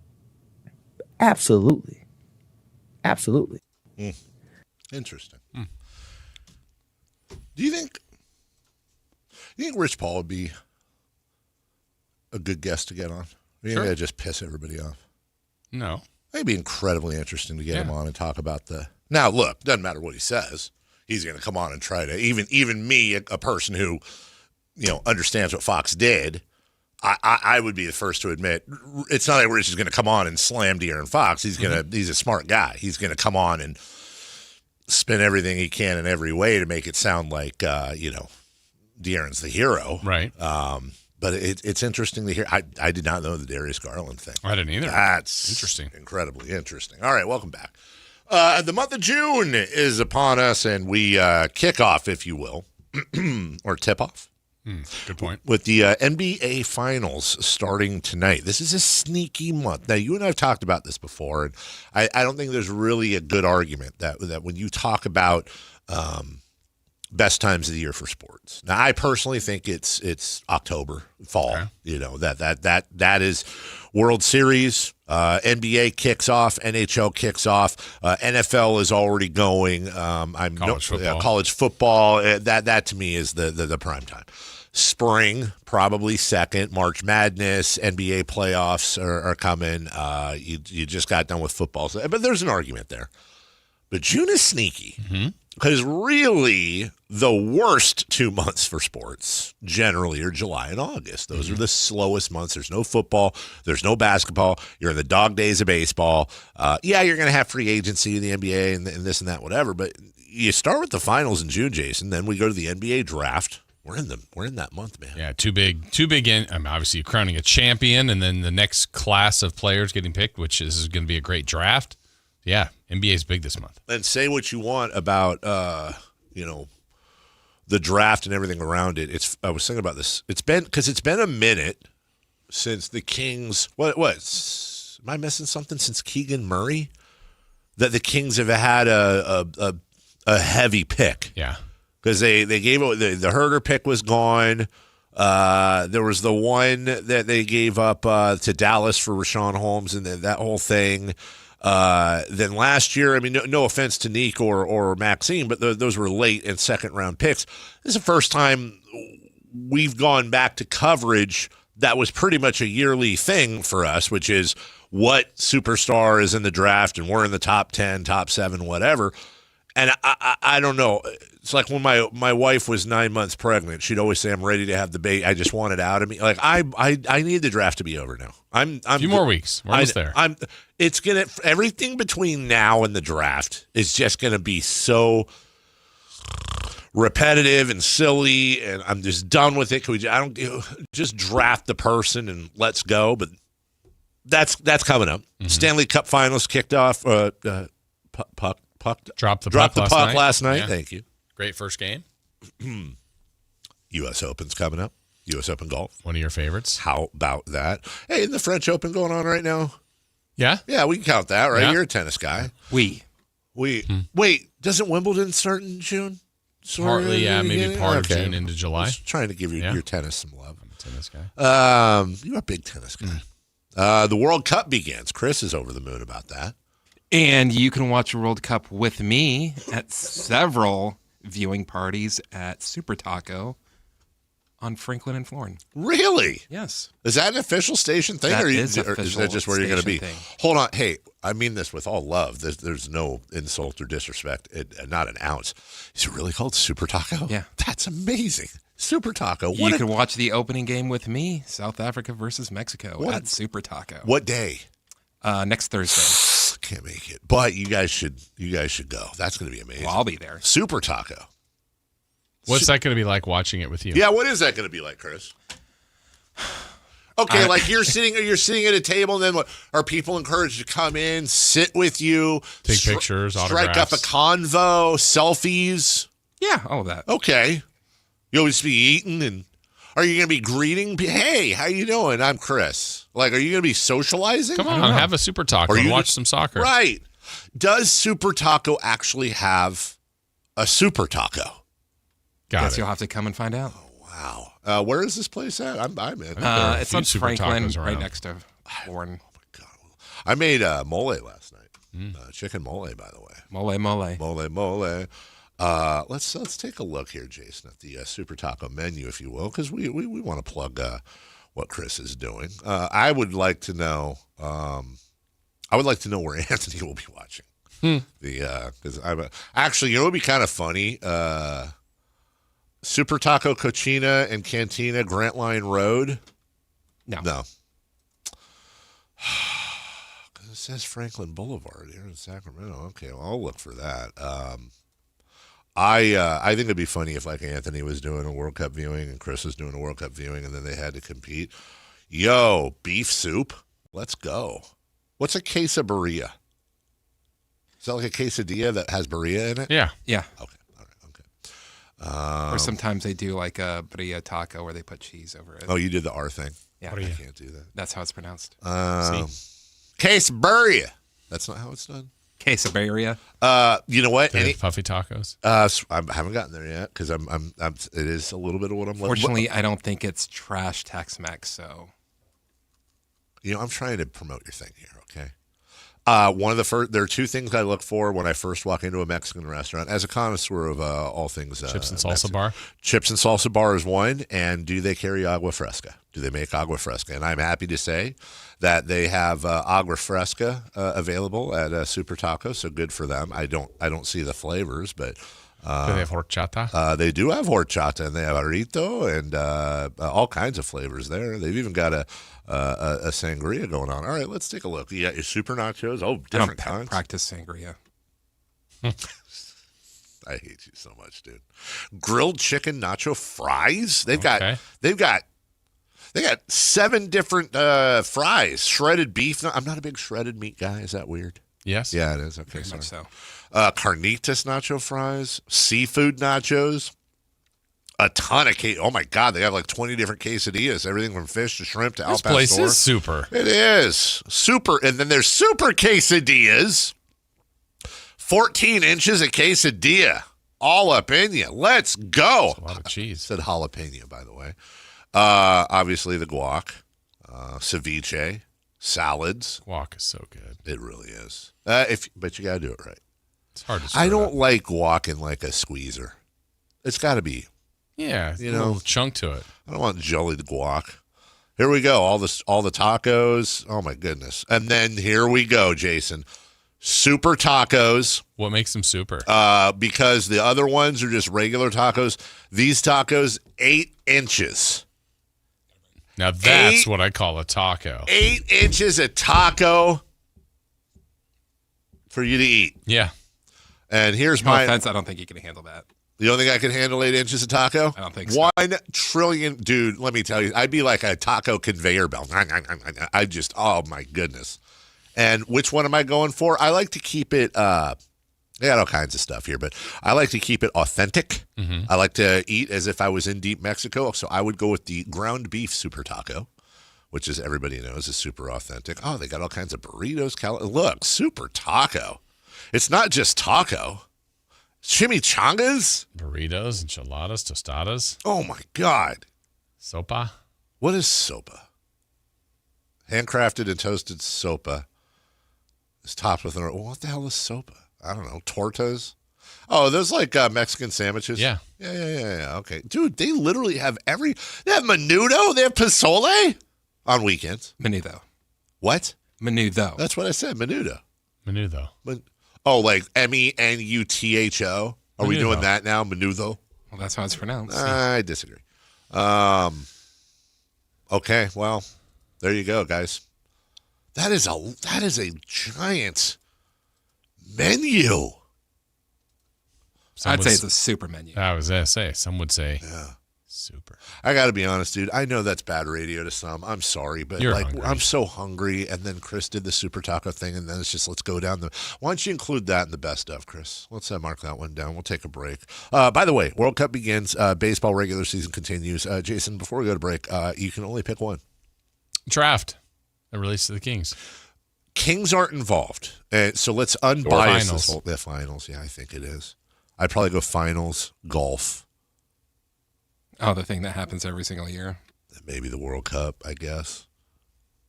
That's fine. World Cup. Yeah. Feel the power. Feel the excitement. Yeah. What's the excitement level for the World Cup here, Chris? You over the moon? I'm getting there. He's under it. Have you arrived at the moon? I'm just shot out of our orbit. Oh, so you have not broke. So you're still looking at satellites and stuff surrounding us.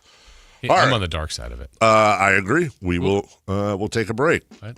When we come back, what's hot, what's not, I know. And we will go streaking. You did. Might already did right after this. The top young talent in the NBA is headed to Sacramento this summer for the 8th annual California Classic presented by Ticketmaster. The Kings will host the Milwaukee Bucks, Brooklyn Nets, and Golden State Warriors in a preseason showcase that's sure to bring more fireworks to your 4th of July weekend. 3-day general admission passes for July 4th, 5th, and 6th are available now. Visit kings.com/California Classic for details. Your exclusive home for Kings basketball. Sactown Sports 1140. Today, we're talking about how you don't have to earn more when you can save more.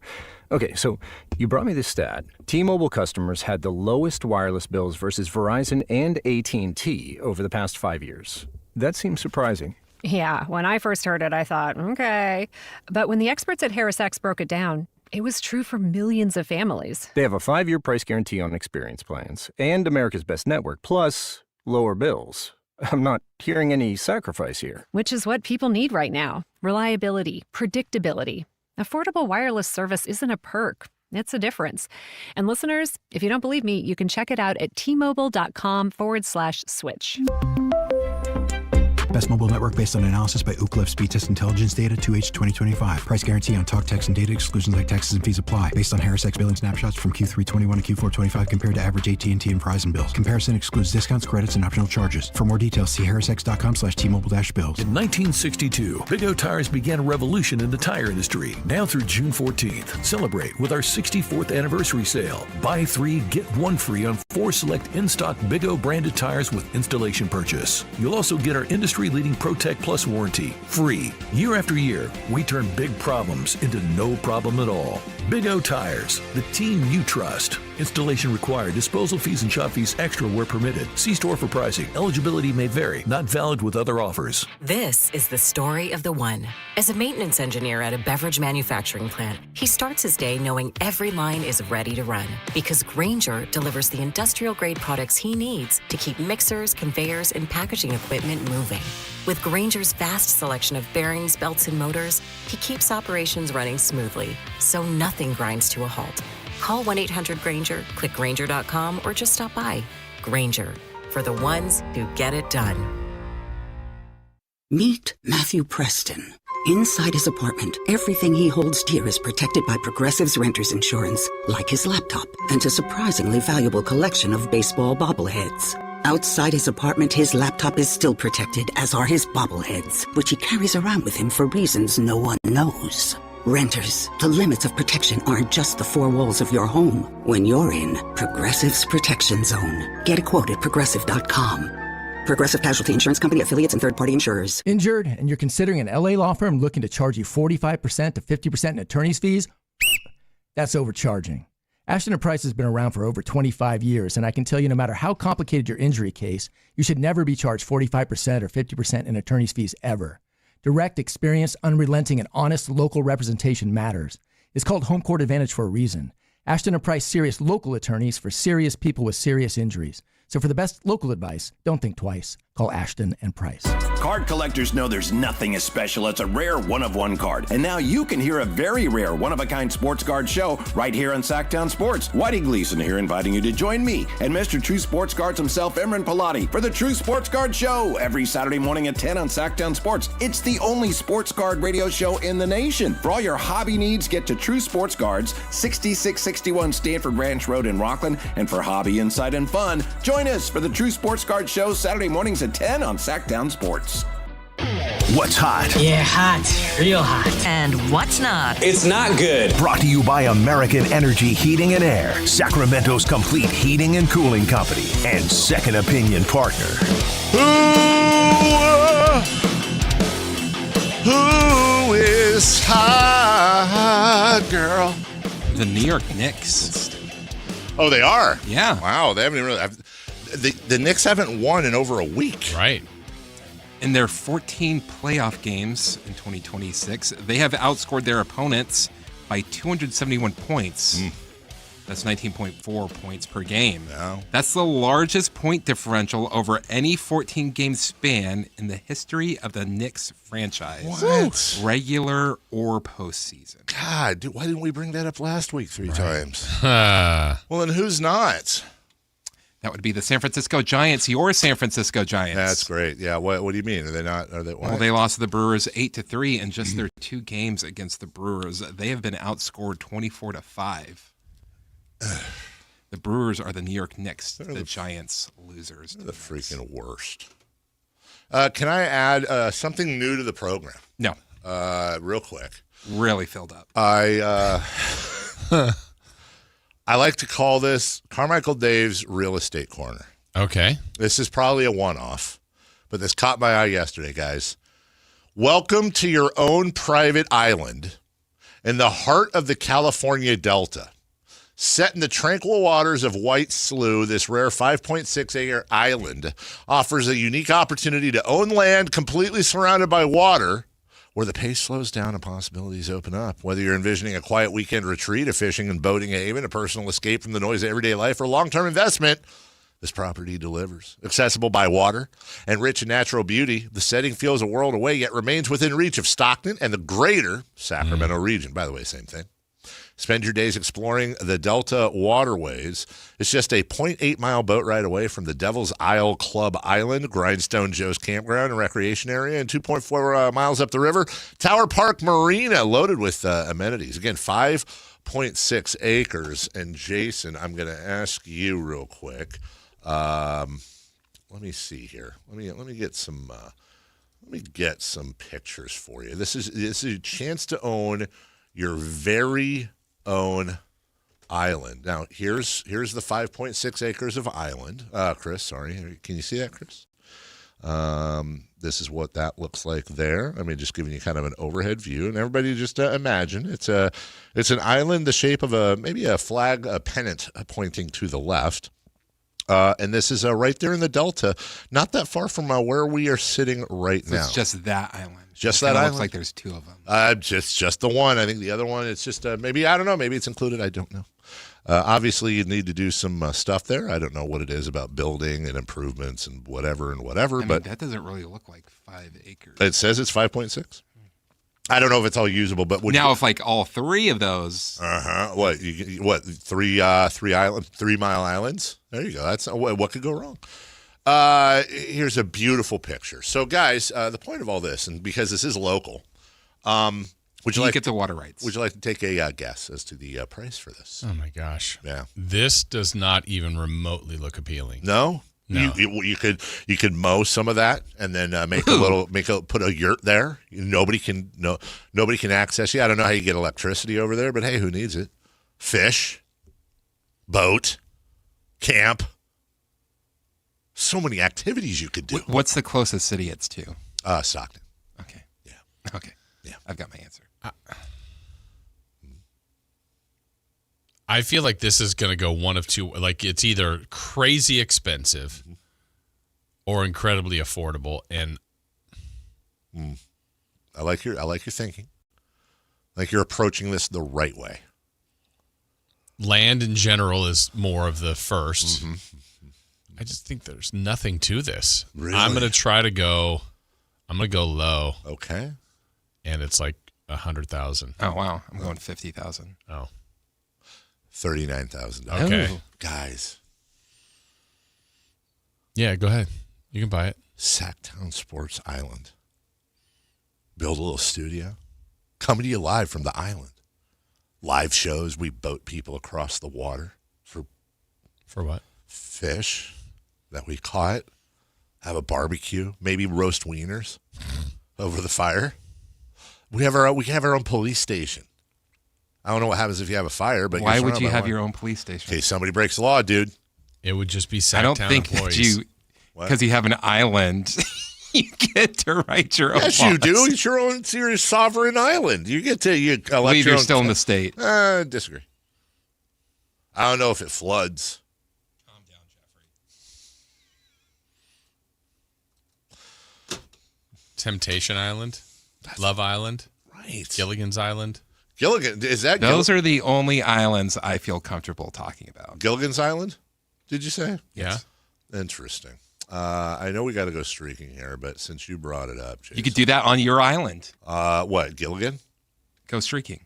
Oh, you could go streaking. Hold on here real quick, though. I want to give this to you. This is a death metal version of the Gilligan's Island theme that I saw last night.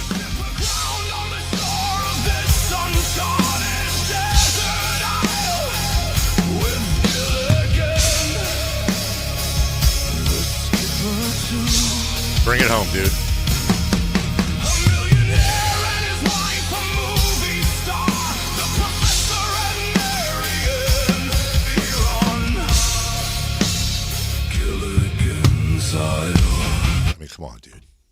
AI? No, it's like some dude drumming along to it. I don't know if the singer's AI or not, but if it is, dude, Allen Iverson knows how to sing. Let's go streaking, please. Right meow. It's time to go streaking. We're going streaking! Who is the Nostradamus of MLB? Who can keep the streak going? It's time to go streaking. What the hell are you doing? We're streaking. Okay, I didn't see this coming, but I'd appreciate it if the text line and what I'm sure is probably the YouTube chat, let's cease and desist on all Dave's Island jokes, please. You didn't see that I coming? didn't see it coming, dude. Let's just calm down. I'm thinking of getting an island that we can go fishing at, and you guys are making it terrible. Some guy asked if there'd be a ledger. Yeah, you guys are a bunch of bags. Keith? Yes, R.I.P. All right, how we do, Jason? Let's find out. Well, Dave, you're at a streak of 2. I'm at a streak of 4. Chris is at a streak of 1. Dave, you selected Shea Langoliers. Sure did. The Athletics. You know what's fun about this? I watched his final at bat of the game. Yeah? I sure did. How fun was that for you? Yeah, it wasn't great. He got it 4 times. That final at bat was not a hit. The other 3 either. So 0 for 4 for Shea Langoliers. Yeah, thanks a lot. You suck. That was great. Yeah, thanks.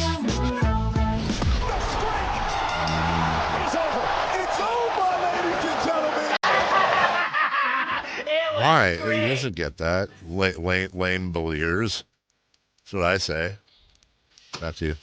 Chris was at 1 trying to get to 2. He took Jackson Holiday. Holiday! Well, let's see how. Spoiler alert. Jackson Holiday did. Oh, no play. No play Holiday. No play Holiday. Hey, who is Marcelo Hernandez? SNL. The comedian? No, I don't know. He's hosting the ESPYs this year. Oh, he's funny. What? Chris doesn't like it. Wow. I like him. He is the first person I watched their stand-up special. Yeah? And like 20 minutes in, I'm like, okay, I got to turn this. Really? I laughed. Okay. All right. Jason. I think I watched it because Jason suggested it. Oh.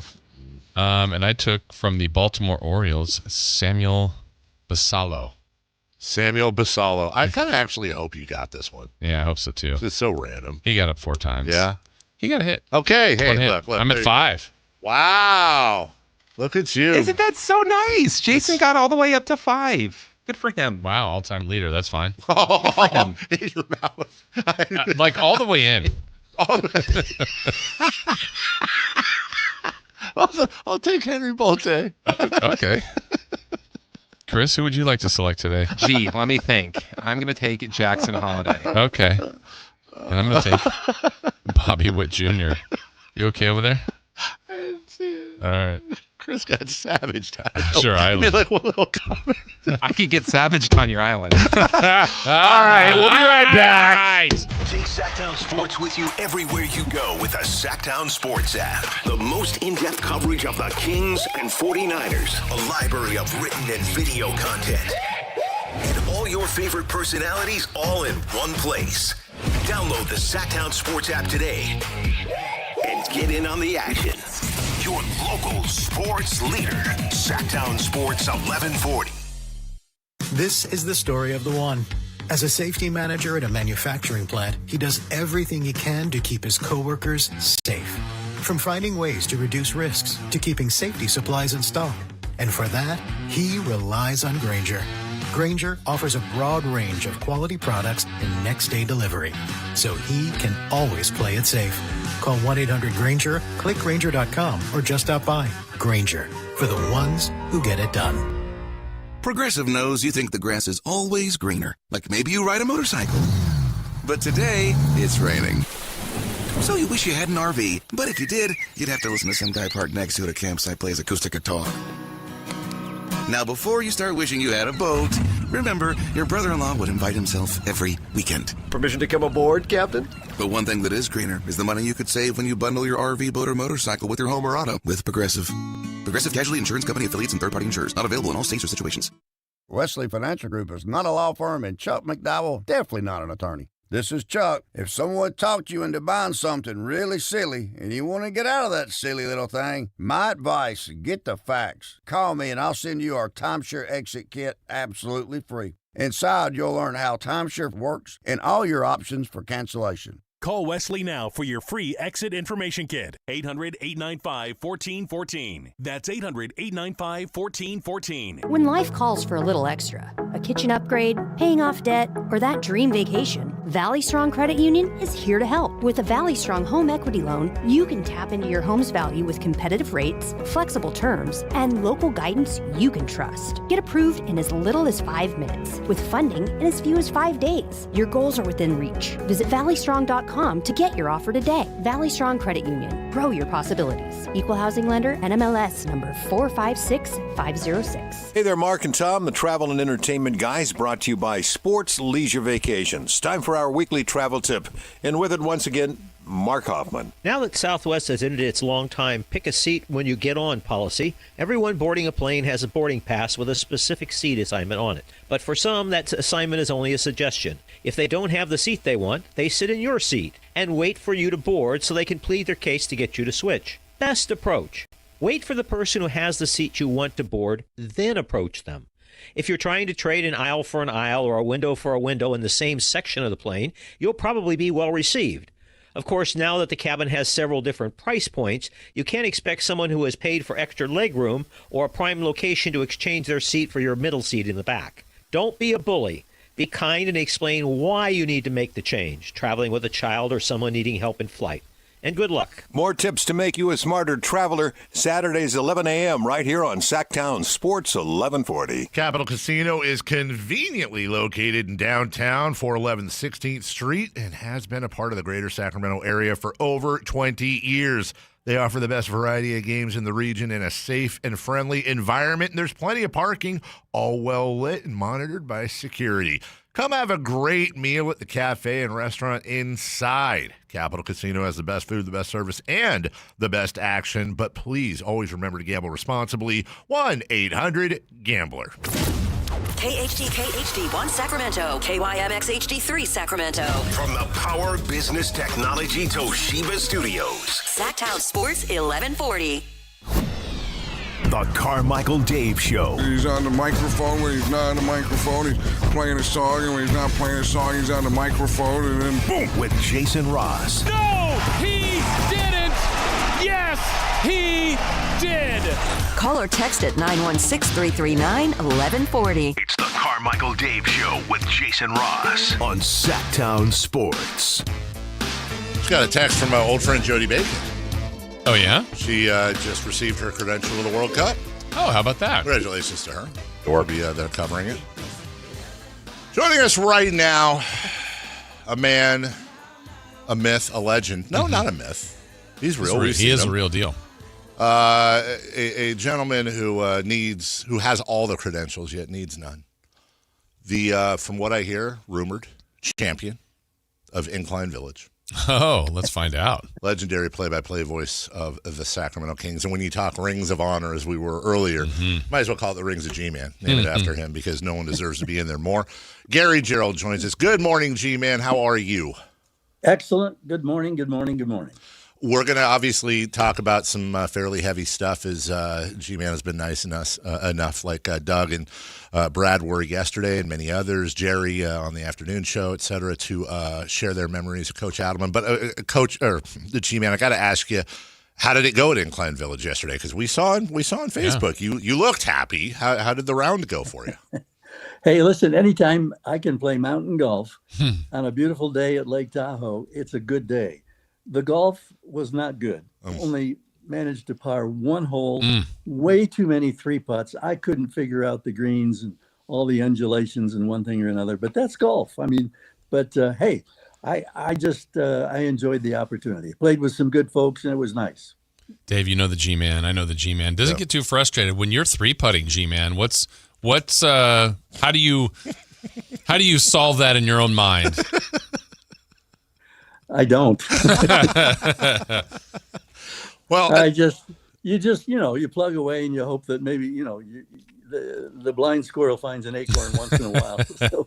And by the way, I probably shouldn't do this on the air, but I'm going to do it anyways. I just found out about this a couple days ago, but tonight I will be joining Jason and a couple others for they put together a media golf league out at Hagen, and I've got to imagine you got a place. I don't know if it works out schedule wise, G-Man, but it's been a while since we all played. So if you think you can work it out, because you don't have to go every Wednesday, but would love to have you there if you got some free time. But I know you got a packed summer. Well, I appreciate that. I'm not going to commit to anything at this point because I don't know that much about it. Gotcha. But, yeah. We'll make sure the invite gets sent. You're right that we do need to get together and go chase that little white pill. Yeah, you can watch Jason and I bounce it off the. Well, G-Man's down the middle. Dave and I are in the trees. I got it. Yeah, last question about that. You're playing in Tahoe, G-Man. Did the ball go a little further than normal with the elevation? Did you notice that? Just a little bit. Maybe on the driving range. I got you. I just struggled to put a couple of good shots together.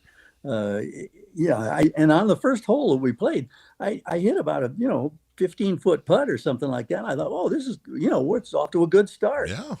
But that was for a bogey, and I don't think I made another putt the rest of the day. Oh man, it's the thought that counts. Yeah. Yep. The next time. Well, G-Man, obviously you know and knew Rick Adelman. It was tough to hear that news the other day. And Rick was obviously, besides a terrific coach, someone that was at times maybe tough to know a little bit closer or get inside with him. What was your, interaction with Rick Adelman over those amazing years that he was here as the head coach? Well, I think it's been well chronicled, and we all know from the 8 years in Sacramento with Rick, he's a very private person, very much a family man, and something that I had genuine respect for. And back in those days, the head coach was the pregame coach's conversation for every ball game. In recent years, it's we rotated among assistant coaches and one thing or another. So it meant that 82 times out of the season without playoffs, Rick Adelman was on the pregame show for 4 or 5 minutes. And very quickly on, I learned that he wasn't in for small talk and one thing or another. And I learned I would tap on his office door. I would open the door and stick my head in and say, "Coach, are we good?" He'd say, "Come in." And we'd sit down and just bang out the 4 or 5 minutes for the interview. And maybe, 10 times out of the course of the season, after we finished, I normally would just say, "Thank you, Coach," and I would bow out. And maybe a handful of times, like I say, 10 times or so in the season, he'd say, "How's your daughter doing? Mm-hmm. How's your family?" And we'd talk a little bit. And it was usually family type talk. It wasn't basketball type talk. And being such a family man, I always appreciated that so much because there was a concern there. And as we all know, Rick was a guy who he didn't go for the flash and the pizzazz of the NBA and the glamour and the media opportunities. He was just fine if he didn't have to do any of that. And I think back to Troy Hansen, who is the media relations director, and the fine line that he walked in trying to convince Coach that there were certain obligations that needed to be met, particularly when the Kings started to have that success and they were getting so much national coverage. And I think Troy did an amazing job in that respect. And to his credit, Rick was very good in that respect as well. But if he had his way, he would abandon all of that. And he would just say, "Let's go play basketball. That's what we're here for." It's interesting to hear you speak on him. And obviously we've heard from a lot of folks that were around him. And that seems to be the one through line, with Rick, how private he was, but also how accommodating he could be. And it always seemed, I thought, I don't want to say unique, but very rare with Coach Adelman that he gave off the vibe, like you said, that doing media and posing for photos and the glamour aspect of the NBA was never anything he was truly that interested in, but without coming off necessarily as aloof or disinterested in any way with the NBA itself. You could always tell he was obsessed with coaching and everything around it. He was so good, yet he was able to separate those things. I'm a coach now, and then when I clock out, I go home, I'm just Rick, I'm a family guy. And I think that's, as you said, kind of a really difficult tightrope to walk as well. Yeah, and I think he did it amazingly well. And I mean, you've heard from other players and coaches and Doug and Jerry and one thing or another, Brad Miller. Players loved Rick Adelman. They loved to play for Rick Adelman. Rick Adelman didn't call a lot of plays. He was your basic, the game, use your intelligence, your basketball IQ, read and react. And it was such a fun product to watch and to see this team get up and down and quickly becoming, in a sense, America's team. There was so much national recognition and so much in terms of positivity in the style of play and how entertaining it was. And we all reveled in it. And we all just, what a tremendous turnaround. And in those 8 years, what do you win? 395 games, I think it was, for Sacramento. That's astounding. And then, you look at all of the rough years before and after and one thing or another. And I'm just so happy that Rick Adelman got his flowers while he was alive, that he was named to the Hall of Fame.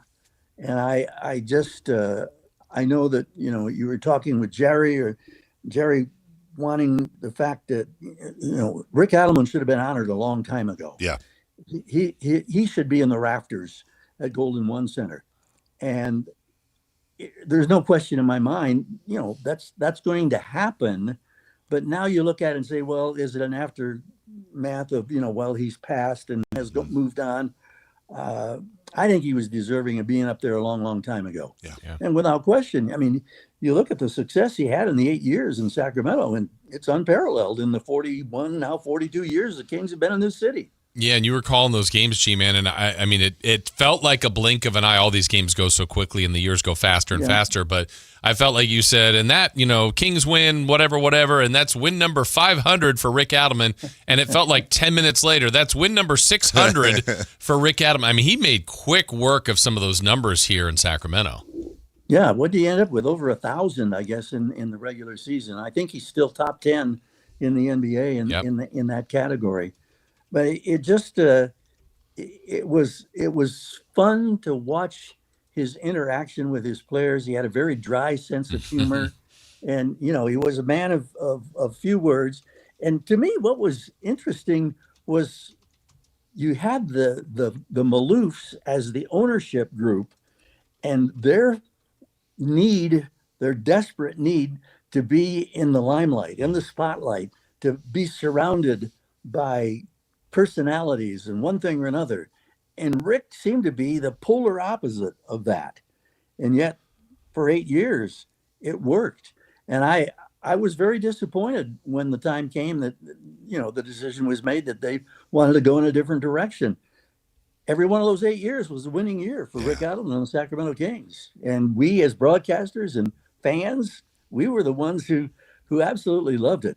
When you look back and really think and try to remember about the atmosphere at Arco and the fervor and the Arco Thunder and just the anticipation for games, let alone getting into the playoffs and having success, what an extraordinary time. Gary Gerald joining us. What did we see yesterday? Is it 11 years, 12 years in the playoffs? I think, it's 11 years. And Rick went 8 for 8. Like that, that's insane when you really think about it in the context. And, taking you back, it's always fun to remember. And by the way, talk about when it rains, it pours. Obviously, we were all so upset at the passing of Coach. And then yesterday just so happened to be, the 24th anniversary of Game 7, 2002. It was yesterday. And so we kind of tied a lot of stuff together. We talked to Doug about that. But when you look back G-Man, and you've called Reggie Theus and Mark Olberding and Lionel Simmons. You've called games by with Gary St. Jean and everybody surrounding that, and then on to the 2000 teams to now. When you look back at those 2000, 2001, 02 teams, how long did it take for you in '99, let's say, when Jeff and Rick came on board, and then you had Weber and that whole crew? How long did it take for you to go, wow, this is probably different than anything we've ever seen here in Sacramento? And the catalyst in my mind was Jason Williams. Yeah, you're right. Because he became such an immediate fan favorite. And I've told the story before. I remember it was a strike year, and the season didn't start until January, I think. Mm-hmm. And at that time, I was doing a lot of work for ESPN, motorsports primarily, some other things along the way. But I had never been to Bristol, and I had never been to their holiday Christmas party. And because of the basketball strike and no NBA action, I went to Bristol and was among the 2,000 or so ESPN employees that get together. And I remember that David Aldridge took me aside and he said, "You are going to love Jason Williams, and you won't believe what he's capable of doing. But keep an eye on this kid. He's going to be something special." And I never forgot that. And so that kind of piqued my interest and my anticipation. And then to see Jay Will step into that role and the excitement that he created on a nightly basis, again, that made it such a particularly good time. But it was relatively early that I'm thinking, it looks to me like Weber's starting to buy into this. We know what Stojakovic can do. We're learning what Vlade Divac can do. We're seeing Bobby Jackson come off the bench. We're seeing Doug Christie and his outstanding defensive play, and loving the backdoor cuts that Coach Pete Carrill was responsible for. And it all starts to come together, and you're thinking, am I being teased here? Mm-hmm. Or is this going to be something truly special? And as it turned out, it was truly special. He knew before. I asked when, before he even stepped on that team stepped on the court. That's amazing. That's a great story about David Aldridge. It is. G-Man, as we talked to Gary Gerald here, G-Man, yesterday, in our reflections with Rick Adelman, whether it was Dave and I talking about it, interviewing Doug or Brad, obviously I think everybody has gone on to praise him and how much the league has copied or taken some of the Kings principles and had even more success, like the Warriors and other teams have done it.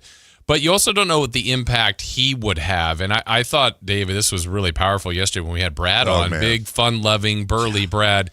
G-Man, he was a mess. He was broken up. It was hard for him to talk about Rick. And we started out joking. We were joking with each other. Which we thought that's where it would go. That's where we thought it would go. It's Brad. Yeah, and then Brad, he was torn up, understandably. Yeah. But the impact that Rick Adelman had on him, he's like, my career. He made my career. Bibby, I've heard say that.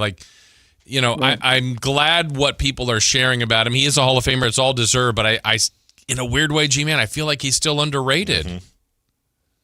Well, I totally agree. And I think maybe it kind of harkens back to what we were talking about, that he should have been in the rafters at Golden One long ago.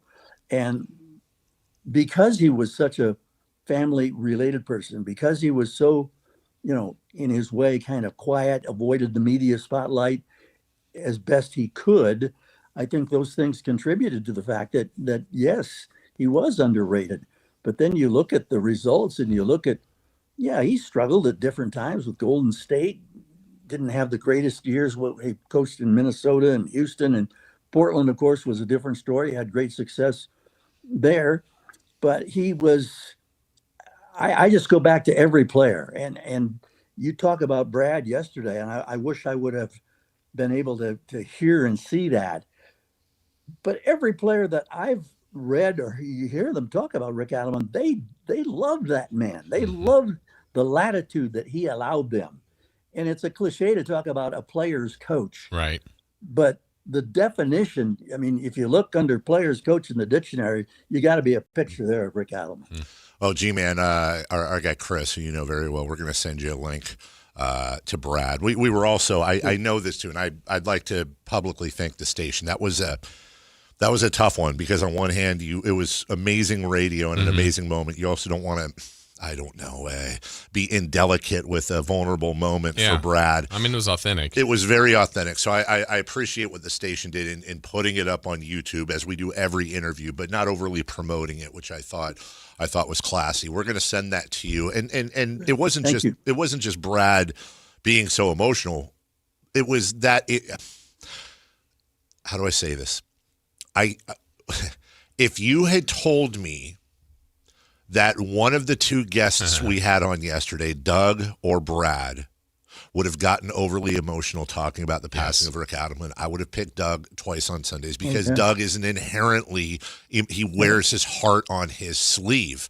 I think it was so jarring in all the best ways to see Brad Miller, and anyone who's been around him, who's seen him at games. I mean, I call him Basketball Santa Claus. His beard, I guess he chopped his hair off a little bit, but long hair, 7 foot whatever, rolling around. Life of the party. Many times with an adult beverage, and that's his right, and he is living his best life, and he is as wonderful off the court and out of the spotlight as he is on. And to see Brad just lose it talking about not just Coach Adelman, but I completely forgot about this. Played for Coach 3 times and really crediting him. I think it really drove home in the best of ways how little we in the public, G-Man, and I'm not counting you, knew about Rick, but then when you peel back the curtain for those that did, just how wonderful of an impact he had on these guys. Yeah, I think that's a great point and well taken. And I just thinking about Brad without the long hair. I mean, that in itself is kind of a mind-boggling. You remember the cornrows, right? Oh gosh, yes, I had forgotten about that. Yeah, he was trying to be his best Scott Pollard.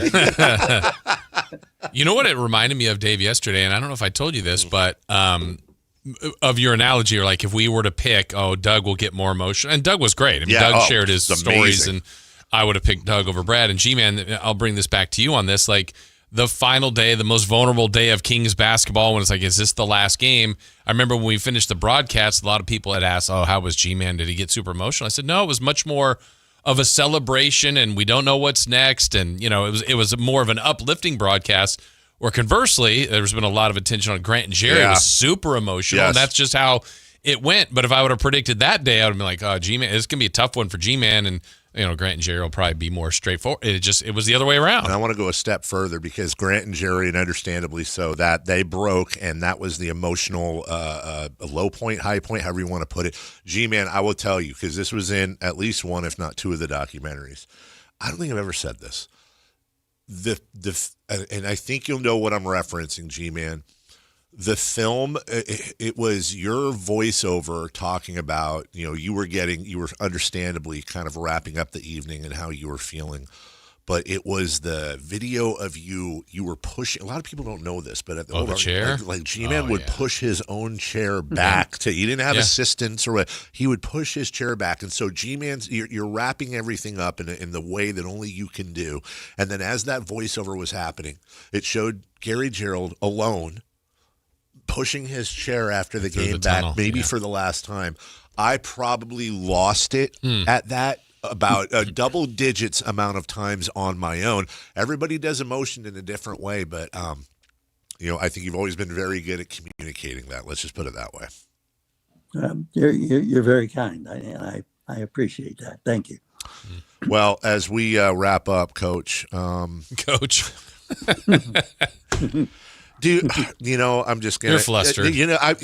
I'm already flustered with G-Man, anyways, because I'm flustered because we're talking about Rick Adelman. And G-Man, I'm just gonna say this publicly. The last time we had you on, I don't even know if you remember this, but when we said goodbye, a lot of times you'll somebody when you get off the phone or whatever, you'll say, "All right, my man," or "Thanks, brother," whatever, right? Do you remember that when I said goodbye to you, I called you Chief, and that bothered me for like 2 weeks because I didn't even think about it when I was saying it. It'd be like champ, chief, brother, whatever. And I said it, and I I probably picked up the phone and hung it up about 7 times because I was going to call you and be like, G-Man, I'm so sorry. I don't even know if that was insulting, but you're not Chief, you're G-Man. Do you remember me doing that? No. I don't. And now you brought it back up. Hey, listen, you can call me anything. Just call me to dinner. Well, I'd like to call you over to the first tee some point soon. Because we love you on the court and calling the games, but we miss you off the court, and it's been a while since we knocked it around a bit. So let's get our calendars out. Whatever works for you, I think Jason and I will make it happen. That sounds great. I appreciate you guys. And here's to Rick Adelman. Yeah. Yes. And may we smile when we think about him and the joy that he brought to Sacramento and to Sacramento Kings fans. Perfectly said. Nothing to add. G-Man, thank you so much. Take care. Yep. All right. Thank you, G-Man. We'll take a break. I finally got off my chest, though. With but now I think you've done Chief and you've done Coach. Like, just add them all. Where just did Coach come from? I don't know. Is it because we were talking about Coach Alvin? Maybe, but that's fine. But now I think you can just... Do I just every time, like, should I call him the home run king? We'll take a break. The boss. Nobody can do it better than G-Man. Yep. And as we always say, the passing of anyone we love is always horrible to deal with. But I refuse to take for granted the celebration aspect. Yeah. And as terrible as it's been this week for us, for the fans, but also the people that knew and loved Rick personally, right? I've really enjoyed celebrating him. Yes. I've really enjoyed going down memory lane, and I've really enjoyed it. And I'm so thankful to the G-Mans and the Brad Millers and the Doug Christies and the Jerry Reynoldses and everyone who has made themselves vulnerable and transparent to celebrate that man and what he meant to the city of Sacramento. And here's to celebrating him even more. Yes. We'll take a break. When we come back, What's on Deck, brought to you by Trex Decking and Railing. We've got an NBA Finals tonight, ladies and gentlemen. We'll talk about it next. The X Games are coming to Sacramento. Join Kayla Anderson at Sactown Sports 1140 at Cal Expo Center from June 26th through the 28th to watch the top action sports athletes in the world go head-to-head with 3 days of high-octane competition, BMX, skateboarding, and Moto X, plus live music from global electronic music icon Cascade, Grammy-winning producer Artist Mustard, and DJ Subtronics. Get your tickets today at xgames.com. Your local sports leader, Sactown Sports 1140.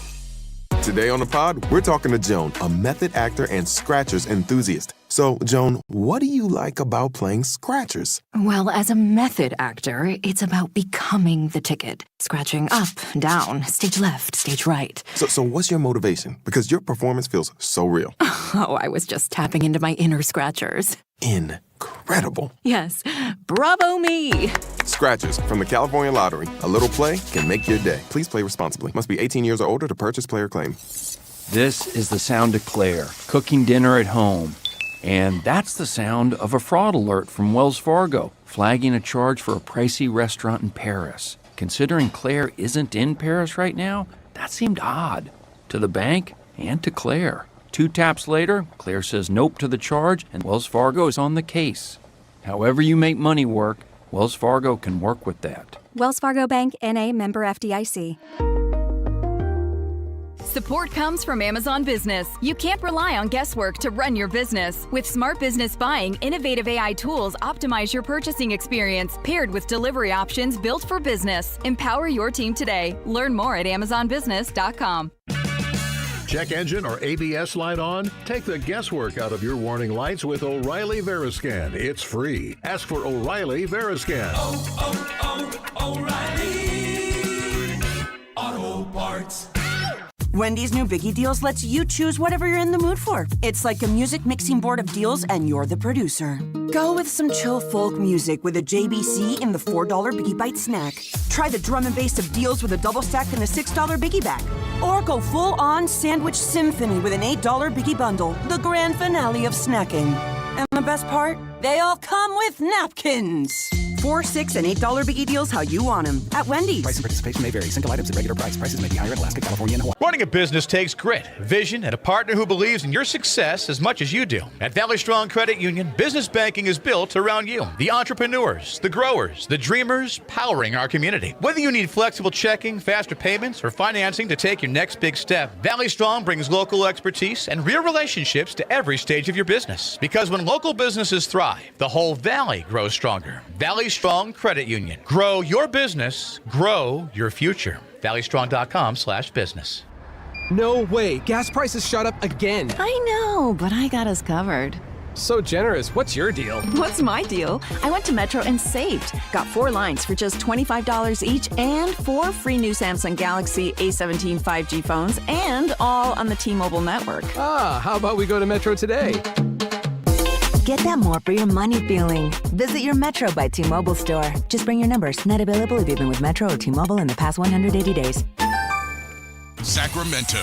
Get ready because the Fasteners Inc. Super Sale is back. Friday, June 12th and Saturday, June 13th. Stop by Fasteners Inc. Tool Outlet on Power Inn Road for crazy deals on DeWalt products. We're talking all of the lowest prices in Sacramento on bare tools, tool products, batteries, lasers, hand tools, outdoor power equipment, and so much more. Again, this DeWalt sale event will be June 12th from 7 till 5:30 and June 13th from 9 till 3 p.m. at Fasteners Inc. Tool Outlet on Power Inn Road. Visit fastenersinc.net for more info. Ladies and gentlemen, this is going to be fun. It's time for What's on Deck. Brought to you by Trex Decking and Railing.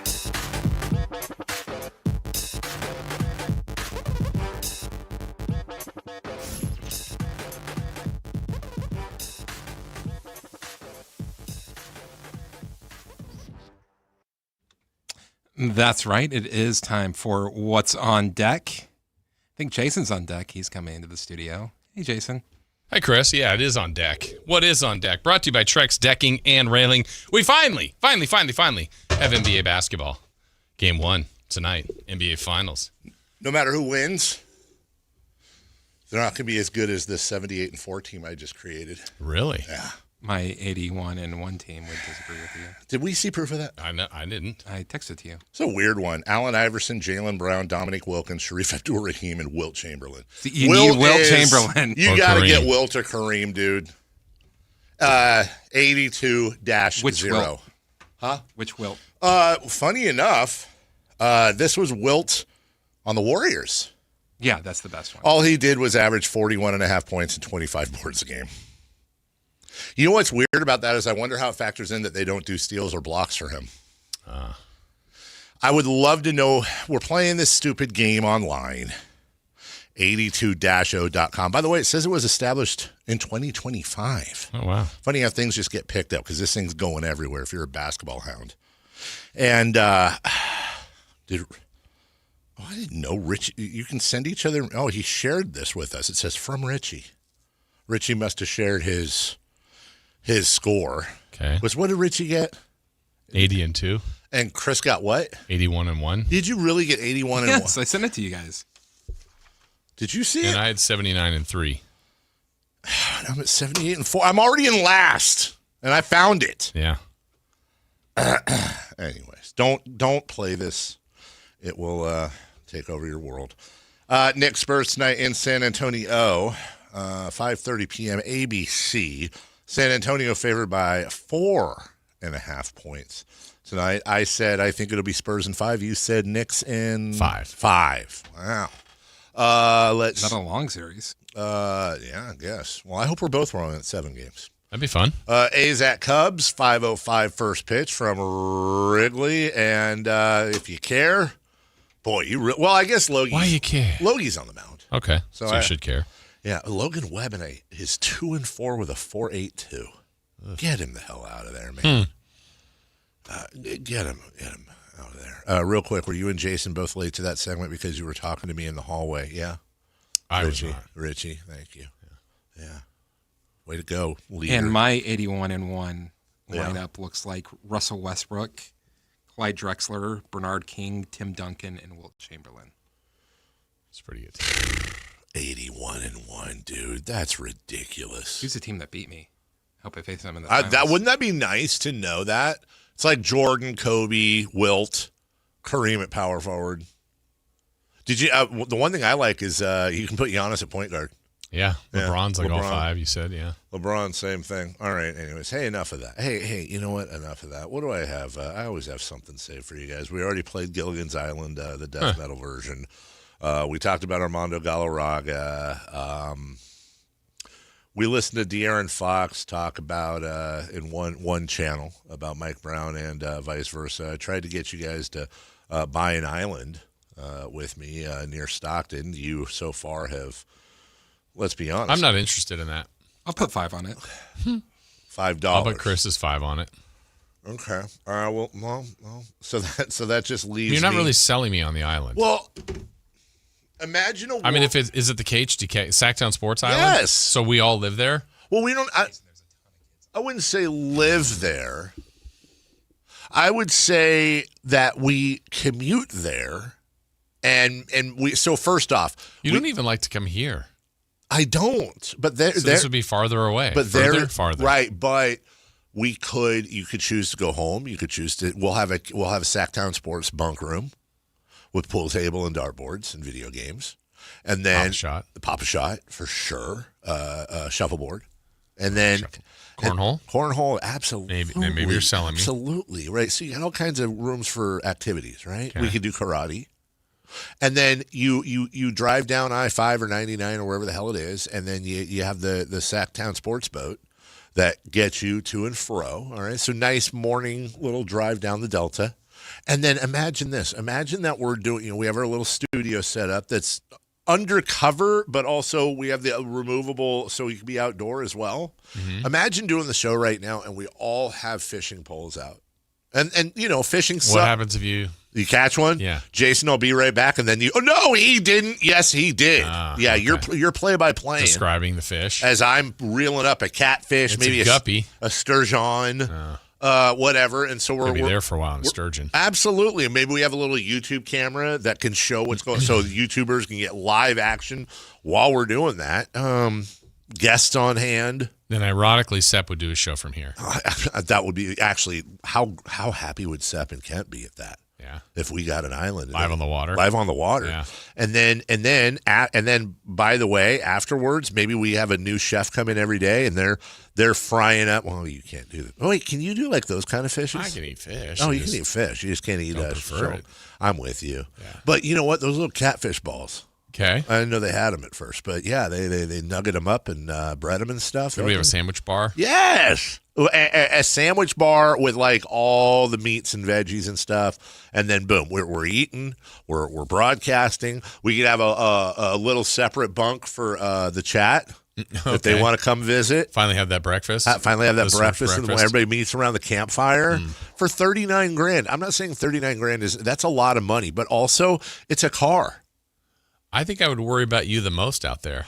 Why? If we didn't have the creature comforts, yeah, internet, cable, which we would for the show, but like TV. So we'd put Starlink out there so you can get a good internet connection. We'd have to have that for the studio anyways. Yeah. And then, are you kidding? Who would get control of the station TV? Well, Jason, I reject the premise of your question because you're assuming there would be a station TV. So multiple TVs? Multiple TVs, each our own. Is everyone just going to be in their own room? Could be. You can be in your Alan would have 3.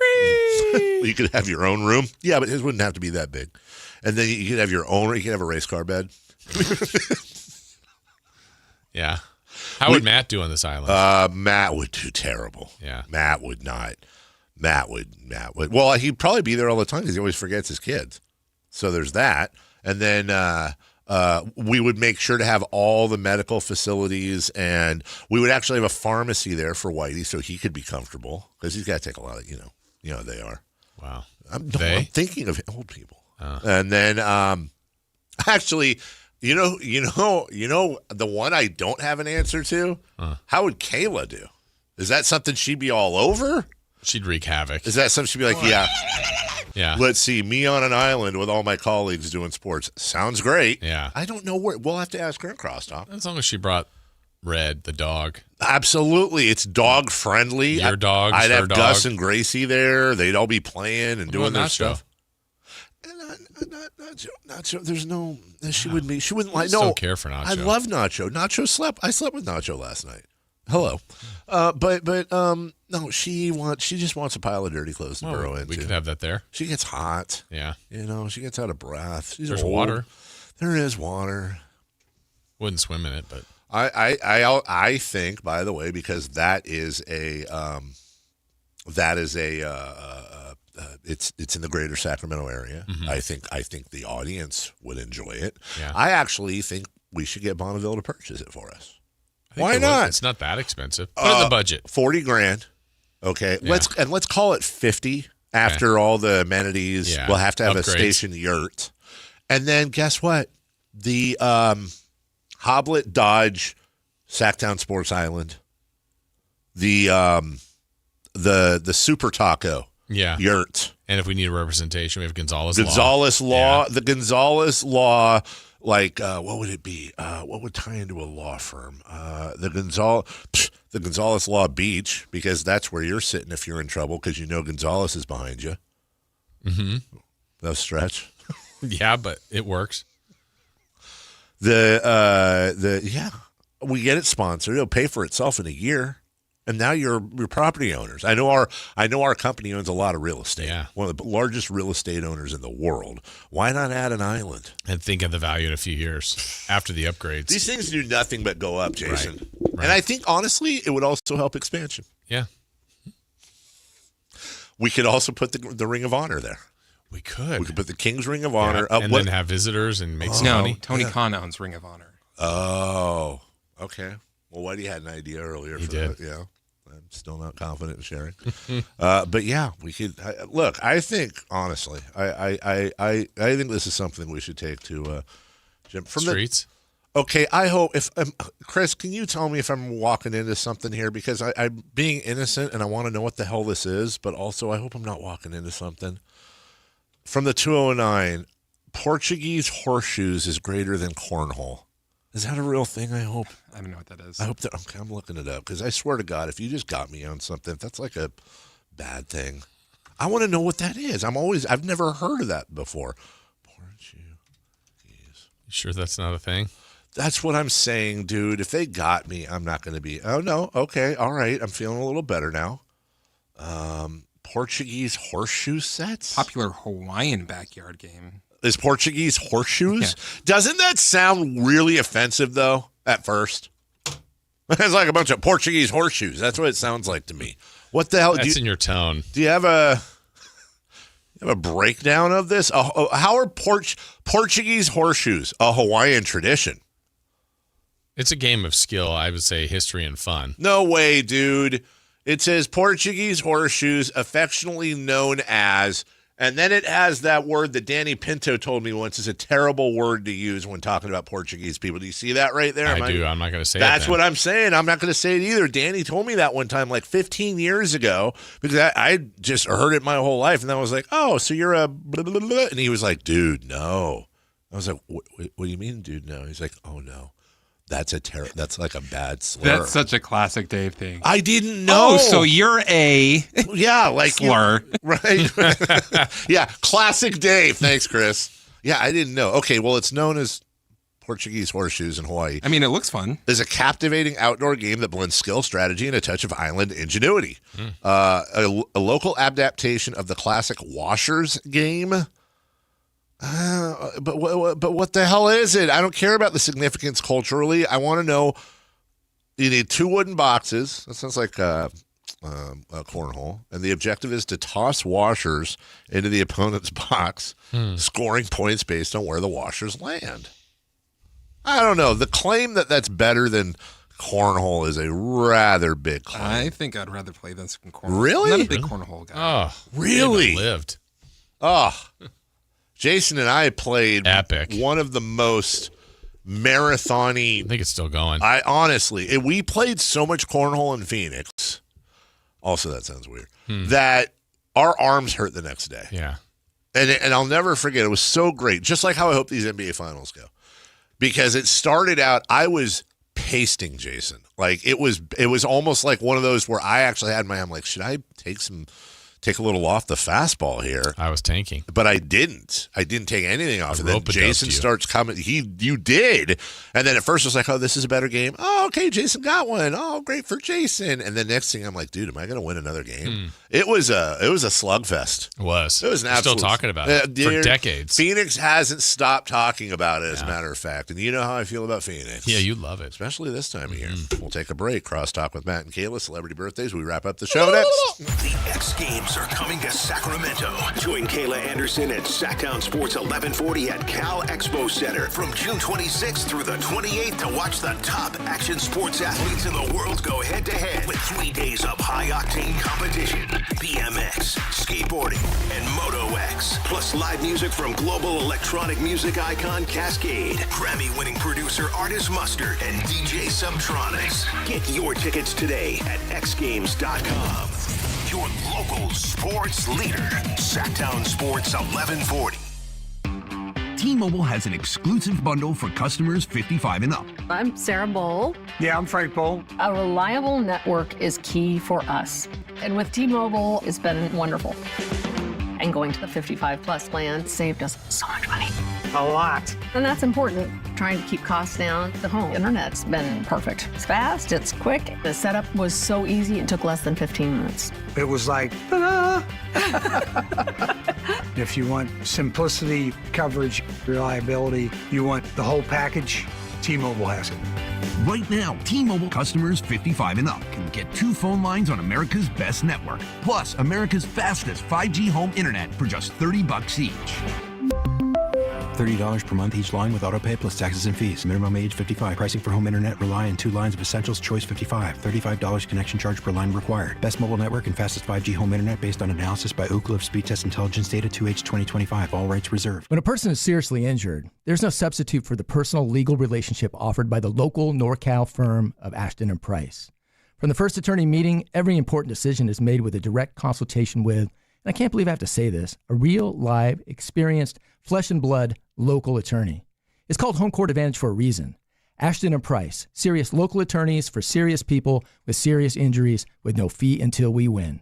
For the best local advice, don't think twice. Call Ashton and Price. If you have unfiled taxes or are in debt to the IRS, this is important news. Did you know the IRS has programs specifically designed to help people struggling with tax debt? Powerful tax assistance programs that can save you thousands if you qualify. No one knows these programs better than the experts at Optima Tax Relief, America's most trusted tax resolution firm, A-rated by the Better Business Bureau. Their award-winning tax attorneys and licensed professionals have resolved over $3 billion of tax debt for their clients. One call to Optima can start the process, helping to put an end to your worries about wage garnishment, asset seizure, and other aggressive IRS actions. Find the best options to solve your tax problems. Call the experts at Optima Tax Relief today for a free consultation. Call 800-375-2922. 800-375-2922. 800-375-2922.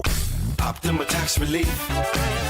Some restrictions apply. For complete details, please visit OptimaTaxRelief.com. We are the Dillos. We are from Northern Kentucky. We have 2 kids, 5 dogs, 6 horses. And a truck. It's really important to stay connected being in a rural area. The biggest thing with switching over to T-Mobile's 5G home internet was the blazing speeds and the reliability. One day we had nothing and next day we had everything. Smoking fast internet. Yeah. We've got cell phone service and we've got our home internet all on the same plan. And it ends up being about $50 a month cheaper than before. We saved a lot of money switching to T-Mobile. At T-Mobile, bundle 4 unlimited phone lines with reliable 5G home internet and save up to $1,000 a year. You'll get fast internet, great coverage, and keep more money in your pocket every month. Actual customers compensated for their time. Delivered via 5G cellular network. Speeds vary due to factors affecting cellular networks. Not available in some areas. Compared to regular rates after third line free on Experience Beyond plan with internet bundle discount via monthly bill credits and auto pay discount. Credits stop if you cancel or change plans. Diabetes, high blood pressure, anxiety meds, everyone's on them. If you're a 50-year-old male, maybe a bit porky, and you may even have type 2 diabetes, $1 million of term insurance may only cost you about $200 a month. Call Term Provider. Speak with Big Lou at 800-444-2013. Big Lou will find a term life policy for you even if you have type 2 diabetes, are overweight, or have high blood pressure. Term Provider has helped thousands of people like you who think they can't afford term life insurance. To buy $1 million of affordable term life for you, all you need to do is call Big Lou at 800-444-2013. Lou will make sure the scales are tipped in your favor. Call 800-444-2013. Big Lou will answer your call and work to fit you into a term life policy that you can afford. Remember, Big Lou's like you. He's on meds too. Call 800-444-2013 or biglou.com. It's time for the news of the day. The latest headlines, the biggest stories, hard-hitting analysis. Yeah, this is none of those things. And now, here's Carmichael Dave and Jason Ross. Yes. There goes the bell. We've got a lot to get to here. We'll start with Kayla. What is goat yoga? Goga. So Yo. I love yoga. You guys know this. Hot yoga specifically. Yeah. When I was in Nashville, it's a fad city, so they do all the fads. At the time, goat yoga was just getting started. And so I went out to a farm and did goat yoga. And they're baby goats, so they're not, it's not like this Baby goat, 40-pounder sitting on your back. But you do Didn't they flip off you? Yeah, they'll jump off you. Yeah. But honestly, they balance extremely well. So when I was doing like a backward bend, it would just there it is. There's That's Kayla. I have pictures. Are actually. you serious? Is that up there in terms of the same thing as a cat cafe? Have you seen these? Yes. No. Yeah, my daughter goes to one with Cat my cafe. sister in LA. You go and, Daddy, get I want a cat coffee, cafe, Daddy. And you hang out with cats. I will say, there's nothing wrong with that. At Jessup University in Rockland during finals week, they bring in a bunch of puppies to help you de-stress. Okay, that Really? I'm about. That's nice. That I am about. Yeah, well, Do they have absolutely. the answers? Taped to their tails. After the puppies, can we watch Lord of the Rings, please? Wow, that was me. That was a drop of me in college. How did he have that? That's what you said. Did you have braces? Whoa. No. Oh. Look at that. That's real. Yeah, that's what I did. A back bend with the yoga on me. Goat's Or getting a little, goat on me. little- Here. Bend with the what? With the yoga on me. Let me see if I can find Goat's some while you getting a guys little talk. familiar there. Wow. That's not the back. Okay, so that's question one. Question two. Would you guys be in favor of Sactown Sports Island, halfway between here and Stockton? There is an island for sale I brought up to these guys that I would like to purchase. I want it is Bonneville to purchase it. It's a 5 point. Okay, Dave can afford it. Oh my God! Look at this. Look at that. Great That's radio. Kayla it's the same- goating. yeah. That's hilarious, dude. I'm all right. You wouldn't do goat yoga? I don't If wanna do there's- yoga anyway. If there's goat yoga locally, let us know. Goga. So Look how cute he is. Yoda. Why is it dressed up as an Ewok? I'm not gonna lie. know. I thought that was Kayla. The goat is cute. I know you like Harry Potter. It's a 5.6 mile island. That doesn't look appealing at all. Lady and gentlemen. That's cool. And you own this whole thing. It's in the Delta, a little less than an hour from here. And so my thought was buying the island and then putting like a yurt, getting some electricity over there. Yurt. Some TVs and stuff, and then we get Starlink out there, and we broadcast live. We could fish while we were broadcasting. There's Yeah. all kinds of fishes in there. We should do our own Netflix series like Outer Banks. That looks very Outer Banksious. Is this like Survivor? Are we gonna play Survivor? No, look at the price, guys. $39,000. $39,000. And I'm not Get saying two of that's them. not. Steal of a 39's deal. 39, but still, It's like that's what not, you make in a month. Here, please. Yeah. Can't find goat yoga in Sacramento, but I did find Bend and Blaze yoga in Sacramento. What? Whoa. What? Wait. Is Bend that and like- Blaze. Is that like you're smoking while you're doing Yeah, yoga? I think that's what that is. That's hilarious. Is that seriously you're doing? No. Oh, that would you be gotta bring your dangerous own. If it slipped. I feel like that's a panic attack waiting to happen. Wait, what? Bend and What they Blaze. mean is people are smoking Bend and Blaze. stuff. He meant if No. it slipped. Well, How do they if, survive if that? the thing slipped off you and then it like burnt you, you know the thing. Wouldn't they OD? We're just talking about. Didn't you get in Chris trouble on liked that Twitter one. a few years We're ago? just for talking that? about the green. Oh yeah, Chris liked that was up there as one of my favorite days on That Twitter. was honestly, I'm with you. I'm actually with you. That was amazing. Okay, guys, I don't know what I'm talking about. I'm sorry. Dave, Wrong thing. Yes. Did you see the Knicks working out to Strictly MJ last night? I did not. Oh God, they're going to win this series. Aren't I they, know. now? Knicks in I 5, know. maybe 4, maybe 3. I was like, now Were they I'm clapping fully backwards? on board. Wow. You know, Kat was doing a little. Yeah. It's They hard moonwalk? not to groove. No, you have to groove. But they were doing warm-ups though, Wow. so they couldn't go out all on their own. Smooth criminals. You can't not groove. Oh, might have found someplace near Galt. What's Galt. Goat yoga. GALT. It's south of Elk Grove. Oh. It's about an hour from Near here. the island. Okay. Matt, are you going straight to media golf from here? Or you No. just decided you seem to have caught the bug. Yes, I'm very much back into golf. I took a break for about 3.5 years from my son and schedule, and now I'm back in. You hear that? You see that? Behind Matt, there's a door that he just walked through. It's middle age. Here you come. Welcome in, buddy. He's a dad, husband. Oh, I was telling plays golf. I was telling J. Ross by Sunday on the trip, like I had no legs in my golf shot, and I felt old as hell. Happens. Next thing you know, you're gonna get. Now the big question with him is he gonna get fat? Because we don't Impossible. think you will, but Impossible. you say it's impossible. Look at the men in my family. Impossible. I don't want to. We're not golfing together tonight. Yeah, that would have been fun. I was supposed to be in that group, and then somebody came in, and I got booted out. What? Oh, so question, we're Caleb. What in a- happened? So we're in a media golf league, and I look forward. Hey, we got a Bonneville group, so Oh, it's we gonna gotta be move on. myself. It's gonna Celebrity be birthdays. Jay Ross. It's gonna be Let's go Scott crumble cookies. Marsh. It's gonna be Jim, our boss. How about that? And then Dave says, "Oh, I want to play. Let me in. I want to play." Oh, I so don't remember making that voice. Dave comes in and. He gets added to the Bonneville group, and I get booted out, and I'm golfing with strangers. To be fair. To be fair. Oh, am I really? getting it? To be fair. No To way. Oh my fair. God. Am I? How many times have you heard Dave volunteer to be a part of something like this? Well, never. It's usually someone saying like, "Hey, Dave, can you help us out?" I mean, he's being So fair. I don't think I don't get- he's the one that kicked you Chris out. is on your side. Is everything okay? What is going on here? I don't All I think know you is should I have was been kicked golfing. out, though. I was golfing with my friends, and couldn't- then Dave came in, and I'm no longer golfing with my I friends. couldn't make it last week. And then I signed up yesterday, talked to the gentleman who runs it, and now I didn't even know you were in that foursome. He just gave me the foursome. The next thing I know, it's you got booted.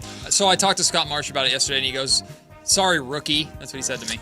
It's like, all right, Wow. all right. Well, you can go to Goat Yoga. Let's move to The game celebrity of birthdays. golf. But the idea that I said to this guy 5 seconds after meeting him, Yeah. oh, is that the foursome? Yeah, get Matt out Can of there. you get Matt out of No, there? that's- I believe you did that. I did. Woo-wee. I 100% did. I absolutely did. I was like, Matt's the rookie. Boot him out. I will play in the league I mean, if Matt George does not play golf with me. I'll play with you next week. I just didn't want to be around new people this week. Oh, Yeah. jeez. All right, back You to you. won't. Hey, celebrity Happy birthdays. birthday, Rafael Nadal. Ooh, tennis. He is 40. 37. 37. 41. Yeah, 41. We have a correct answer. Goes to Carmichael Dave. 40th birthday for Rafael Nadal. Happy birthday, Anderson Cooper. Ooh, news. My wife 66. loves his New Year's Eve thing. Oh, with, it is funny. Anderson Cooper is 62. Has he had white hair his entire life? Yeah. He Like is Bill Murray. The game of Bill Murray. Steve Martin. I was sorry. like, what? 66. 63. What did you say, Chris? 66. I forgot who said the closest. 59 for Anderson. Oh, I said 62. Oh, he looks awful. You look awful. Wow. Damn. Is that it? Sure. What's coming up on the show today, guys? Any NBA Finals talk? Did you know, by the way, Basketball talk. Mike Brown, De'Aaron Fox, and Harrison Barnes all in the finals, all former Kings. Jordan McLaughlin. Excuse did me. hear You were that. killing me yesterday, by the way. You. Me? I was watching clips of you. Go! As we told you